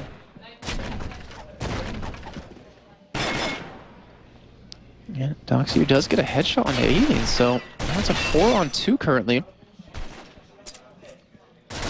And whoa. We just fighting in the middle with Airmac, and Extremes was on the spot with Wazzoli, I think, but he went back. Well, right now, Elite Gaming take 1 more round. That's all they need to tie this one up and to take it in overtime. Or to at least guarantee an overtime. They do have 2 people standing in that way with Extremes and Vitas here, but they're working over towards B. Vitas looks like he will be able to get the bomb down, but where is every... Actually, no, Ermac, he's here. He's here to stop this. He's going to get some damage onto him. He hasn't gotten the kill just yet, but he's delaying them. He does get taken down by Extremes, who comes in from the side with the flank. So now a 3-on-2. Bomb will go down here. Elite Gaming, this is their round to lose. Doxu going to be coming in towards Extremes, looking for the kill. It gets taken down. And now Extremes in a 1-on-2 situation, looking for Pikachu, gets him very low. He's actually surviving, gets Pikachu down, now a 1-on-1. This. And with Wazzoli and Extremes going head-to-head here, Well, Extremes, 4K. wow. What an ace. Woo. Very well done by MTP right there to get back in this. That was the round, the important round for them. Like, if they lose the round, it would be an overtime. I think it would be an overtime. And he clutched this. Well, no easy feat for him, but he made it look all too easy. That means we will be going into a map number 3 here, even though it's technically 2. I don't know how you want to call it, obviously, since we have Elite Gaming coming through the winner bracket, so they're 1 map advantage, but... Exactly. That was some solid play of MTP, and they're not going out with a fight. I mean, considering how the first half went 5-2, pretty crazy. That was an amazing comeback from MTP. That's like we want to have in a final, like a comeback and to get this best of 3. Well, there's 1 map standing in the way between these 2 teams. Oh, one guy joined? 1,000. He watched the stream, he watched the password, he just joined the room. I don't know where they got the... A random guy. I don't know where they got the password from. I didn't even know the password. Oh, there he goes. That should be fine. They should be able to start this one up in time, I would imagine. Or maybe it's just 1 person. I don't know. We'll let the admins deal with that one and figure out what they're going to be doing here. But still, if you think about how they got here, 37 weeks of playing, over 170 teams. These 2 are the last men standing here. And every map they played today doesn't matter now. It all comes down to this last one. This last map, it's it's like the defense map in Combat Arms. Normally the Bravo team picks up 5 rounds, and the Alpha team is good when they pick like at least 3 rounds. Normally it's like 5-1, 5-2 score-wise. Bravo 5 rounds, Alpha 2 rounds. So it's pretty hard, like, to see some. Like, I hope I see some interesting boosters on the Alpha side. Well, like you said before, we will be going on to the final map here on the Rattlesnake. Who do you really favor on this map? What side do you think is the real side to be on, and where's all the action really going to go down? Yeah, this map is Bravo-sided. I think the action is more in this big hole. When you look from the Alpha team, it's the A spot, now the right side.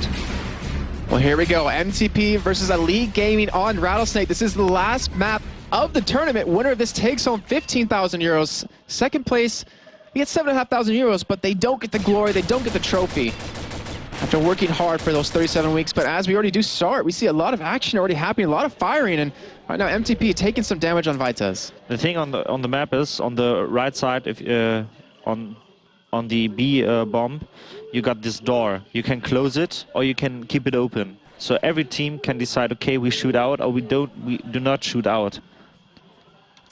Wait, it's hard to see. You have this downside area on the left, and there's the door, the electric door on the B entrance. And if it's closed, you let the enemy, the alpha team, you let the control outside. So they have the control outside then. If you let it open, you have to fight. And well, let's see, Ermac actually did some damage to Aliens right there. You know, walk us through one thing in particular. Remember, MTP, they do have a sniper there. They do have that ability to use it. But over on the other side, for Elite Gaming, they don't usually run one. And would you say this is a map that really favors snipers? Not on the alpha side. On the alpha side, normally you have 4 rifle players. On the Bravo side, it depends where the sniper stands. The sniper can look outside and shoot outside on the right side, or the sniper can go upside where Ermac is at the moment. Like here. Now they go in. You do see the first kill coming onto Extremes with the grenade out of Doxu, and Doxu, wow, that was really fast, that round. It really ended with a bang right there with 4 kills coming in. Ermac getting 2 with the grenade, Doxu getting 1, and Mazzoli getting Aliens with his gun. But so, early lead going over to Elite Gaming, 1-0. The thing is, the alpha team has to come out at this door. Wait. One moment, this keyboard. Here, on this door. And that's the fighting point, and it's pretty hard to come out there from the alpha side. Yeah, so major choke point. And 3 guys are aiming through that door. So not easy, not easy for you on the alpha side. But right now, Ermac taking a little bit of damage here, and see Mazzoli pick up a headshot onto Extreme, so they get that man advantage now. And 2 minutes and 15 seconds remaining, and he said this is a Bravo-sided map. How many rounds do you want to pick up on alpha to feel confident going into that Bravo side? 3. Only 3. Only 3? Like 1 round or 2 rounds are normal, and if you catch up 3, 4, or even 5 rounds, you're good. Let's see what MTP can do about it here. They call themselves the most talented players, but can they prove it here in this final game? And Doxu just waiting for the push to come. I mean, obviously we saw it come in a little bit later on in that first round, and it ended with a bang. No pun intended with those grenades, so let's see what Nugget can do. We had a little bit of health missing off of Doxu and Ermac, but Exchange is already down here. The minute 30 remaining. Nugget is waiting down. I think they're waiting for the upside to push. Like now it's wow, that flank coming in from Mazzoli right there. Him and Doxu working that very well. Pick up to kill themselves. We see Pikachu get one. Nugget gets one back for his side, but he's in a 1-on-3. Sees Mazzoli right there, down half HP, but he does get the kill onto him, and Nugget. And he still has around 50 HP left. Can he make this happen? He does have the sight. He can get the bomb down. But he has 2 men in Elite Gaming to stop him. Ermac is pretty low from HP-wise, so... Oh my god! Ooh, Doxu goes down. This could be very dangerous, but they do get the kill on him. Doxu closes out with a headshot. And we will see Elite Gaming pick up another round for themselves, going 2-0. A little bit of crowd action in there. Excited to see what's going on here. I think everyone here is glad that we didn't have actually a shutout coming into that first map. We really want to see it taken to the brink here. And right now, Elite Gaming have to be feeling good right now. But I don't think they're content in just or just a couple of rounds. I think they're not content in giving anything away. I think they want to take this 5-0. And they want to be able to secure this. But you see Vitez, they're looking for something on outside. Yeah. That's like a tower duel. Like you got the balcony there, there's Ermac, and here you got the Alpha Tower. And yeah, some teams are sending one guy up there and trying to get frag over Ermac. Well, right now, Ermac is the man to fall by Extremes right there. And let's see, can MTP make this work? They do have a man advantage for once in these 3 rounds. And just to start to say that, Doxu actually gets Extremes dropped down. Still 2 minutes and 10 seconds remaining. Both teams with what's on the line, playing it very cautiously, very safe. I think even the tension's building for us right now, just watching this, just to see these 2 teams being very careful and calculating every single move. And see Aliens even peeking around the corner with that jump, trying to get Mazzoli baited in here, but... Oh, Aliens with a nice frag there. Yeah. Doxu responds with a kill onto him, and a second. Vitez was able to clean up Pikachu, and Doxy, last man standing. Can he pick it up? Bomb does go down. He doesn't get the kill onto Nugget, but really bit of chase this one. Ooh, he does see him. Looking for the kill. Noxu does get taken down. And MTP gonna pull a round back for themselves here. Nice round there from MTP. 2 good entry frags there. Whoa. So that's the first round for the Alpha side. I mean, you can win on Bravo 5-0. A couple of teams did it so often. So it's pretty good to have at least 1 round. And hopefully they get more rounds, and hopefully it's going to be still it's going to be a close match, and hopefully we are seeing an overtime. Well, these are the only 2 teams here today that were able to pull out a 6-0, a flawless win. I'm not going to see that happen in this 3rd map here. Noxu still trying to protect this ace site. And MTP, they're pretty comfortable just trying to work off a pick. MTP is now building up there with 3 guys to get peaks, and they did. Like, they peeked there with 3 guys. There we saw coming in. A little nade trick. Oh, Vitez getting very low on health here, and Mazzoli looks like the only man here to defend this ace side. And MTP, they haven't committed just yet to anything. See Nugget working outside. It looks like he wants to come around the side, as Extremes as well out there. So Mazzoli might get trapped in here. They're working 2 outside, 2 upside, and then I think they're going to push both sides with 2 guys. So, wait. I don't think Mazzoli wants to be the meat in this sandwich, but Pikachu does get the kill on a Nugget, so we're tied up at 3-all, and Alien's going to be pushing straight into Mazzoli here. Gets the kill onto him, and he might be able to get the bomb down. He does have... Wow, he actually gets picked up by Ermac when he's trying to plant the bomb down, and now Extremes in a 1-on-2 with no bomb down. The minute 15 remaining, and with him spotted, it's not looking good. Oh, amazing move there from Ermac. He just pushed directly Vitus and Alliance that they're not planting the bomb, and he gets both. And he's still got 100 HP. He's full of life. Full of life, indeed. And Extremes right now, he's got 2 men to pick up here. Pikachu's up there. But Pikachu, he can hear him. And I don't think Extremes knows for 100% certainty that he is there. And Pikachu actually playing very safe, backing away. He does get spotted. Not taken down just yet, though. He's missing a little bit of health. And Extremes, if he can pick this up, this is a very likely possibility. But Ermac closing in from the side as well. They're trying to sandwich him in, and they do get the kill. So that would be Elite Gaming now taking it 3-1. Yeah, like you said, 3-1 score-wise. Again, that's Bravo-sided. MTP is now working towards downside. They're just doing like the same move every round at the moment. Nugget downside, opening the door. Upside, there are 3 guys. Oh, last time they were able to get an early pick on a Doxy, they were able to pull the round out, and Mazzoli gets knocked down as well. And Extremes taking out a little bit of HP, but Ermac, we saw him make some big plays in the round just prior against Vites, but he shuts him down with the headshot. And that almost, and it does solidify this round. Now 3-2 in favor of Elite Gaming, but MTP, they're fighting for everything.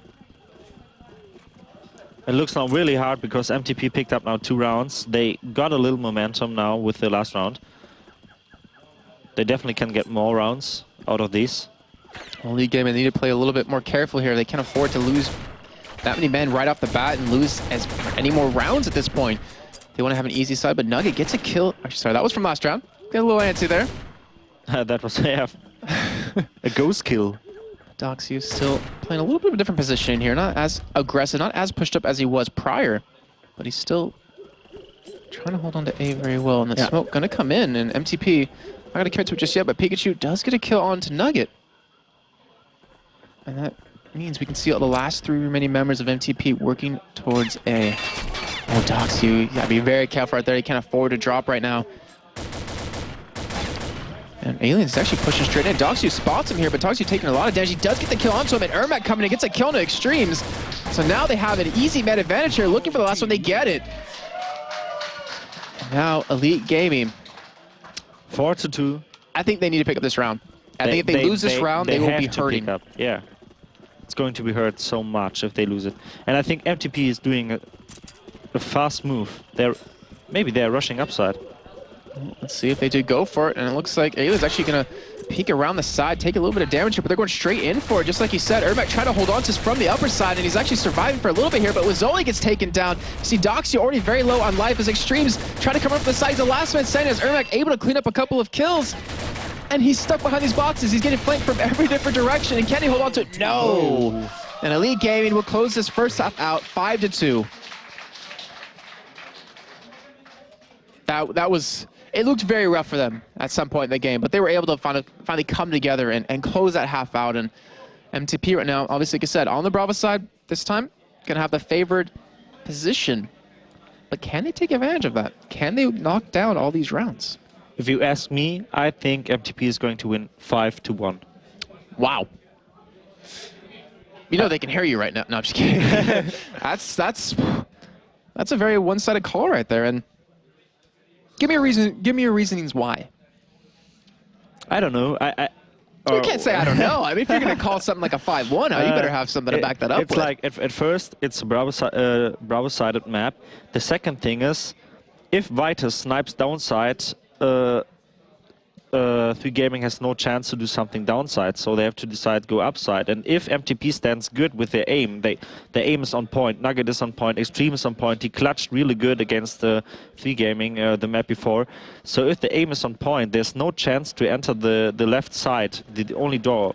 There's no chance. All right, well, here we go, guys. We're into the second half, potentially the last half of the grand finals between MTP and Elite Gaming. Winner takes home 15,000 euros.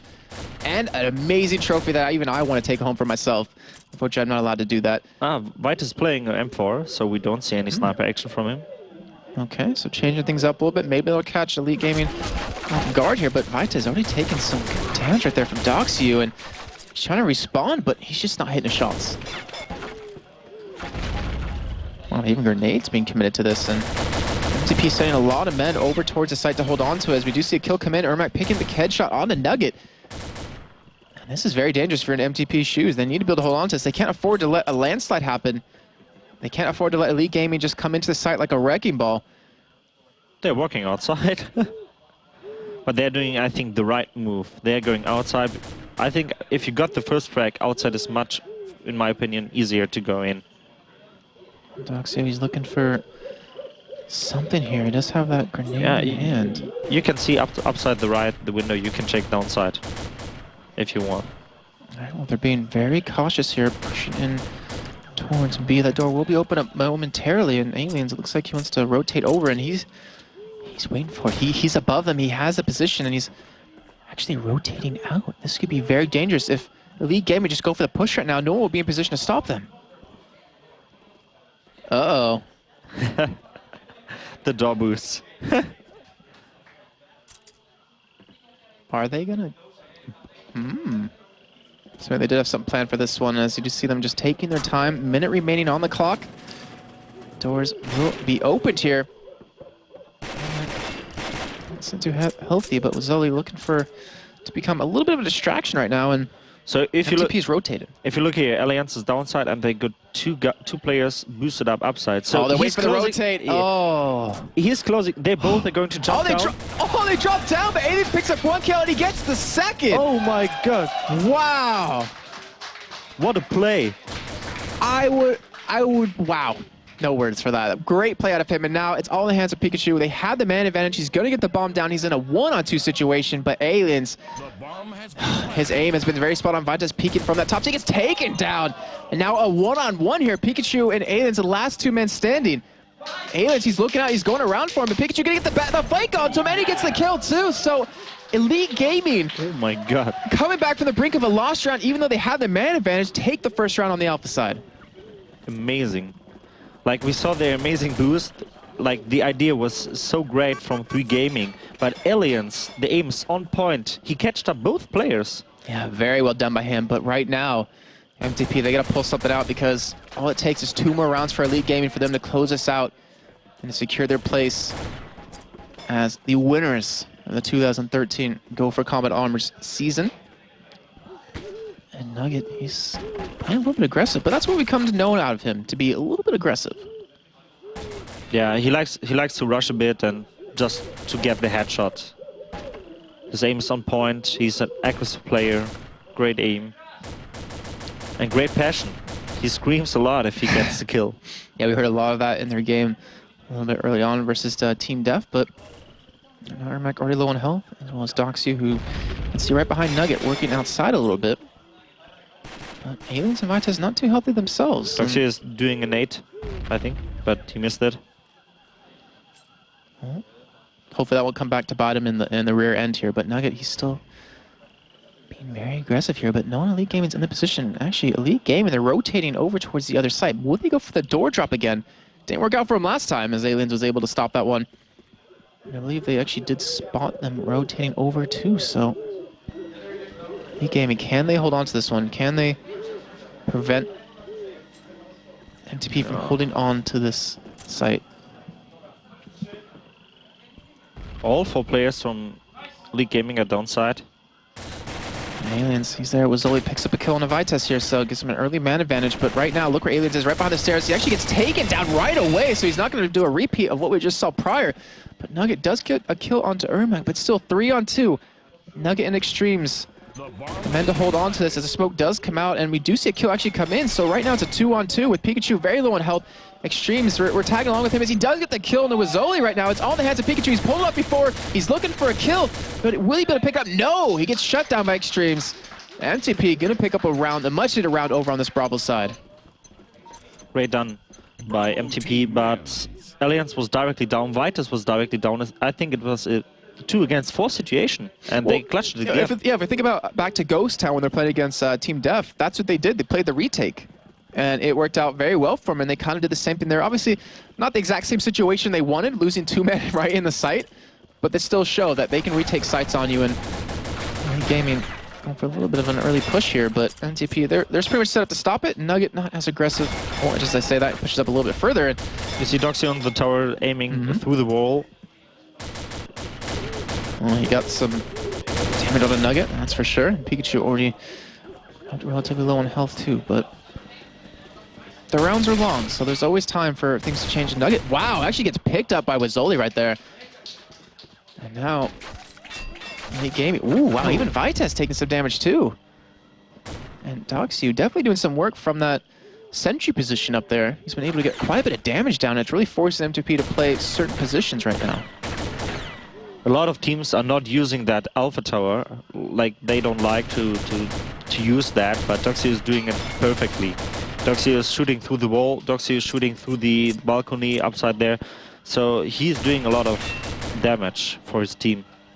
Yeah, he's harassing quite well, and it forces MTP to react to it, but right now, 35 remaining. Now get pushed up very aggressive. He gets taken down by headshot out of Ermac, and now Alien's gonna hold on, gets 1 kill for himself. So that's Extremes that got that one onto Wazoli here. But he's still pushing up. He's looking for the rest of Elite Game, and he's trying to go for a flank here. He actually does see, I believe that was Ermac. Oh my god. And he gets taken down with the headshot out of him. So now 3 men, Elite Gaming remaining, and Extremes. If he's gonna go big, this is the round to do it. Gonna be dropping in, looking for Doxy right there. Doesn't get the kill onto him, but he gets taken down. And right now, Elite Gaming are 1 round away from being called the champions. Exactly. And let's see how they play this one out. They have a lot of rounds that they can work for this one. They don't need to pick it up right here. They don't want to let momentum slip at all, as Alien's already knocked down to half HP. This is not a good start for MTP. And they need to live up to their name right now. Most talented players. Currently 1 round away from coming in second. And we see Doxu gets the kill onto Aliens right there, so it gives him a nice man advantage, gets the headshot onto him, but look at that, they're just pushing straight into the site, and right now, we see Extremes pick up a kill into Wazoli, so we're all tied up 3-3, and Doxu not very healthy. And he's, Pikachu, he actually got in. Yeah, but Nugget knows it. Oh, you see him drop down for it, gets the kill. Actually, he gets killed, sorry. Pikachu picks that one up, and Pikachu picks up a second, and now it's all in the hands of Extremes. 3 men of Elite Gaming, very low on health. Extremes, he can pull this one off. And if he did, he'd be a savior for his team. But it's going to be very tough. Bomb going down. 36 seconds on the clock here. He needs to be able to pick something up right now. He needs at least 1 or 2 kills to really make this happen. Going to be dropping down. Can he make something out of this? Gonna be... Doesn't look like he's sure on what side he wants to go, or which way he wants to go, but he's gonna be pushing in. He's looking for Pikachu. Will he be able to spot anything? No, he's so low enough. He gets taken down. Oh my god. And Elite Gaming are gonna come out as your victors, losing the first map against MTP, but to come out big right there, very well played by them. And after 37 weeks, after all these cups, all this time they invested into it, they come out as the victors, winning 15,000 euros, an amazing trophy, and the title of the champions. Amazing game. Like, they were the team over the season, and MTP was always their rivals, and we had that great match here, and we had the best match. It couldn't be better in my eyes. I think one thing we'd say about them is we always talk about them as the old guard, you know, the team that was the face of competitive Combat Arms back then. I can't even call them an old dog, but they show them they can learn new tricks right there. I mean, able to pull it out, able to pretty much destroy the newer teams coming in, well, newer teams, the up-and-comers, and able to lock that one down. So well done. Like you said, probably one of the best matches we've seen today, able to take it to the very end. Everyone playing extremely well. I don't think there was one man that really stood out. Maybe Aliens in that last map because he played really well getting those 2 kills, but both these teams pretty much playing to the peak of their performance. It's like they played so great, like both teams, but Team 3G got really good tactics, and that was the key. All right, well, that's going to do it for us here at the caster desk. For now, we're going to head over to Melly and see what she has to say. What an amazing game. Congratulations to Elite Gaming for winning the grand finals of the Go4 Cup series. Congratulations. I just see them roaming around, being happy, being excited about there when they won like 15,000 euros. That's amazing. That's a huge prize pot. Oh, and I see someone strolling into the picture. How professional, Jason. I was told to come now here. we bring out... This couch is very low to the ground for me, actually, but... Yeah, you're not used to those heights, right? Or maybe not heights. But an amazing game, as you're saying. Indeed. Fantastic game out of both teams. I was standing in front of that screen. It was so exciting. And yeah. The crowd was great. They loved it. They were so into it. I just heard one, I asked, well, I actually mentioned that I liked how they cheer after every round, not only for one team. And somebody said, well, we're cheering for Combat Arms. It's a great game. It's nice to be here. It's an amazing atmosphere. It's just an awesome event. So we have to clap after every round. And I really, during this event, I got to know the Combat Arms scene, and I must say it's really nice. Good people to work with. There's a lot of passionate people out there about Combat Arms. I mean, the game's been out for quite a long time, and you have people still playing it 5, 6, even more years later than that. Yes. And it shows that they really love the game. They really want to see it grow, and they really want to see the competitive scene do really well. Which over these past 37 weeks, with over 170 teams signing up, I think it's done quite well. It's not that small. No, not at all. Not really. Well, when it comes to the scene, I got a couple more submissions. Oh man. Some videos lined up. Shall we have a look at it? I think we should. I think we should. I have one here. I believe I can kill them all. I can't hear what he's saying, but I will say this. You have a glorious beard. I wish I could grow my beard out like that. I tried for No Shave November, and it looked... You lasted like 2 days. I lasted till way late in the month, but it was like a 13-year-old boy trying to grow out his beard. So, are we gonna watch it again? No, I must click. I'm sorry. This one looks interesting. I think we need to start this over. I think we need to put this on screen. But no, let's pause it. I think we need to start from the beginning here because we can't just start halfway through. And that's true. I was looking at this. I was wondering, what are we looking at? And you'll find out here in just a second. Belly button. I'm sorry. I ruined the experience. The camera angle must be a little difficult to do because, as you can see, all we can tell is MTP. But oh, there we go. Now we can see Elite Gaming on the bottom side of that. But great, awesome. What else do we there are got? a few more pictures. I like this one, to be honest. That's very true to Sean's style. That's Sean in his natural habitat, right? See, actually, when he's not here hosting, that is exactly what it looks like. He has the gold chains. He actually has his grill in. Yeah. He's got the Yankees hat on. Look at that. Oh, look, that's what you talked about. In a relationship since 8th of April, 2011. That's a lucky girl. That's a handsome man. I will give him that one. Combat Arms, you lucky one. So this is actually a pretty awesome wallpaper. You could directly use it on your PC. So this is what makes me sad. I can never produce something like that, ever. My Photoshop skills or paint skills, I can't compete with that stuff. Like, how do I even win anything here? I don't, apparently. No, why should you? Those stuff is really reserved for you guys at home. And a big thank you to Mad Catz, our product sponsor for today's show. Thank you very much for providing us with so many, as Sean would say, swag, right? But well, we have, I must say we have around 500 submissions, so I can't pick a winner now. That would be unfair for everyone at you at home. Shall I count out the prizes again? Yeah, sure. What do we have Remind everyone for you? at home what they have a chance at winning. Okay, 50 times 6 months of ESL Premium. Then 6 times 50K NX cash. That's a lot. Jason, that's a lot. And 10 times the Phoenix Series. Have you heard about this Phoenix Series? I have not, actually. But I did hear you talking about it a little bit earlier on, and it's intriguing to me. Yeah, it was, earlier this year, Combat Arms Europe started a challenge for the users at home, where they could design a skin set for weapons and other items, and a user won. He designed a set called the Phoenix Series, and which is not released yet. It will be released end of December, and 10 people have the chance to win this very set and to play with it as one of the first. They will have 30 days sponsored by Nexon using this Phoenix set, and yeah. That's very cool. Being able to show it off. And also for the person who created it, to see it in action, to see people picking it up. It's very cool. I like that idea. Yeah, it's pretty awesome. So I heard that Sean is already waiting with the trophy ceremony. With his swag trophy, I think, is the term you're looking for. Jason, thank you for being here. Thank you for joining me. It was a pleasure. It's always a pleasure. Thank you guys at home for participating that much. You make my job really easy, and it was a big pleasure for me to work with you. And as promised, I will announce the winners throughout the next week. And yeah, that's all from me. Follow us on Facebook, facebook.com/CombatArmsEurope.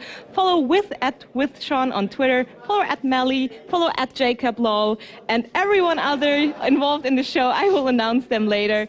And yeah, thank you very much, and see you later. Thank you so much, guys. I didn't get to see all those pictures, but I'm sure each and every one of them was absolutely lovely. And anytime Jason is laughing like that, I know that something is awry. I'm joined now by Kenny Chang, who is the managing director of Nexon. So first of all, Kenny, thank you so much for helping us, for being involved, for taking this step to make the Go4Combat Arms and make it such a success. 170 teams, 37 weekends, and this ultimate final. And of course, I'm joined again by Jin. Thank you, sir, for joining us. Without further ado, the moment that I'm sure you're waiting for, as we are, let's first invite the second place team, which is Most Talented. Come on out, guys. Round of applause. Well done, buddy. Well done, buddy. Well done, buddy. Well done, buddy. Well done, buddy. Thank you so much for taking part. And I believe you have a check over there. If you'll hand over, hold on to your check. You want to have that one. And then, without further ado or any more gilding of the lily, it is time to invite. Guys, if you'll just wait around here, and we'll invite up the champions, your champions, Elite Gaming. Come on out, guys. Round of applause. Sir, congratulations. Congratulations, sir. Congratulations. Congratulations. Right over there, you have a trophy. If you please give them the check, guys. First of all, this is your prize check. This is what you've been playing for all this time. And now, the moment. Kenny, would you do the honors of handing over the trophy to these guys? This is your Go4Combat Arms champion 2013. Absolutely perfect. Guys, Without a doubt, they've been an absolutely wonderful team. Thank you guys so much for taking part. Thank you guys for watching. Thank you guys for tuning in, for sending all your awesome stuff. It's been absolutely amazing. We're getting the questions to ask for words from the guys. I will go over and say, how does it feel? I don't know what to say, really. I'm so excited, you know. I can't hold my breath, and I don't really know. I'm so sorry. Speechless, that's what he is. I want to say thank you on behalf of everybody at Nexon, at ESL. Thank you for these guys, all the players, the 170 teams that took part. I hope we'll see you next year. Tune in then. And for now, once again, Elite Gaming.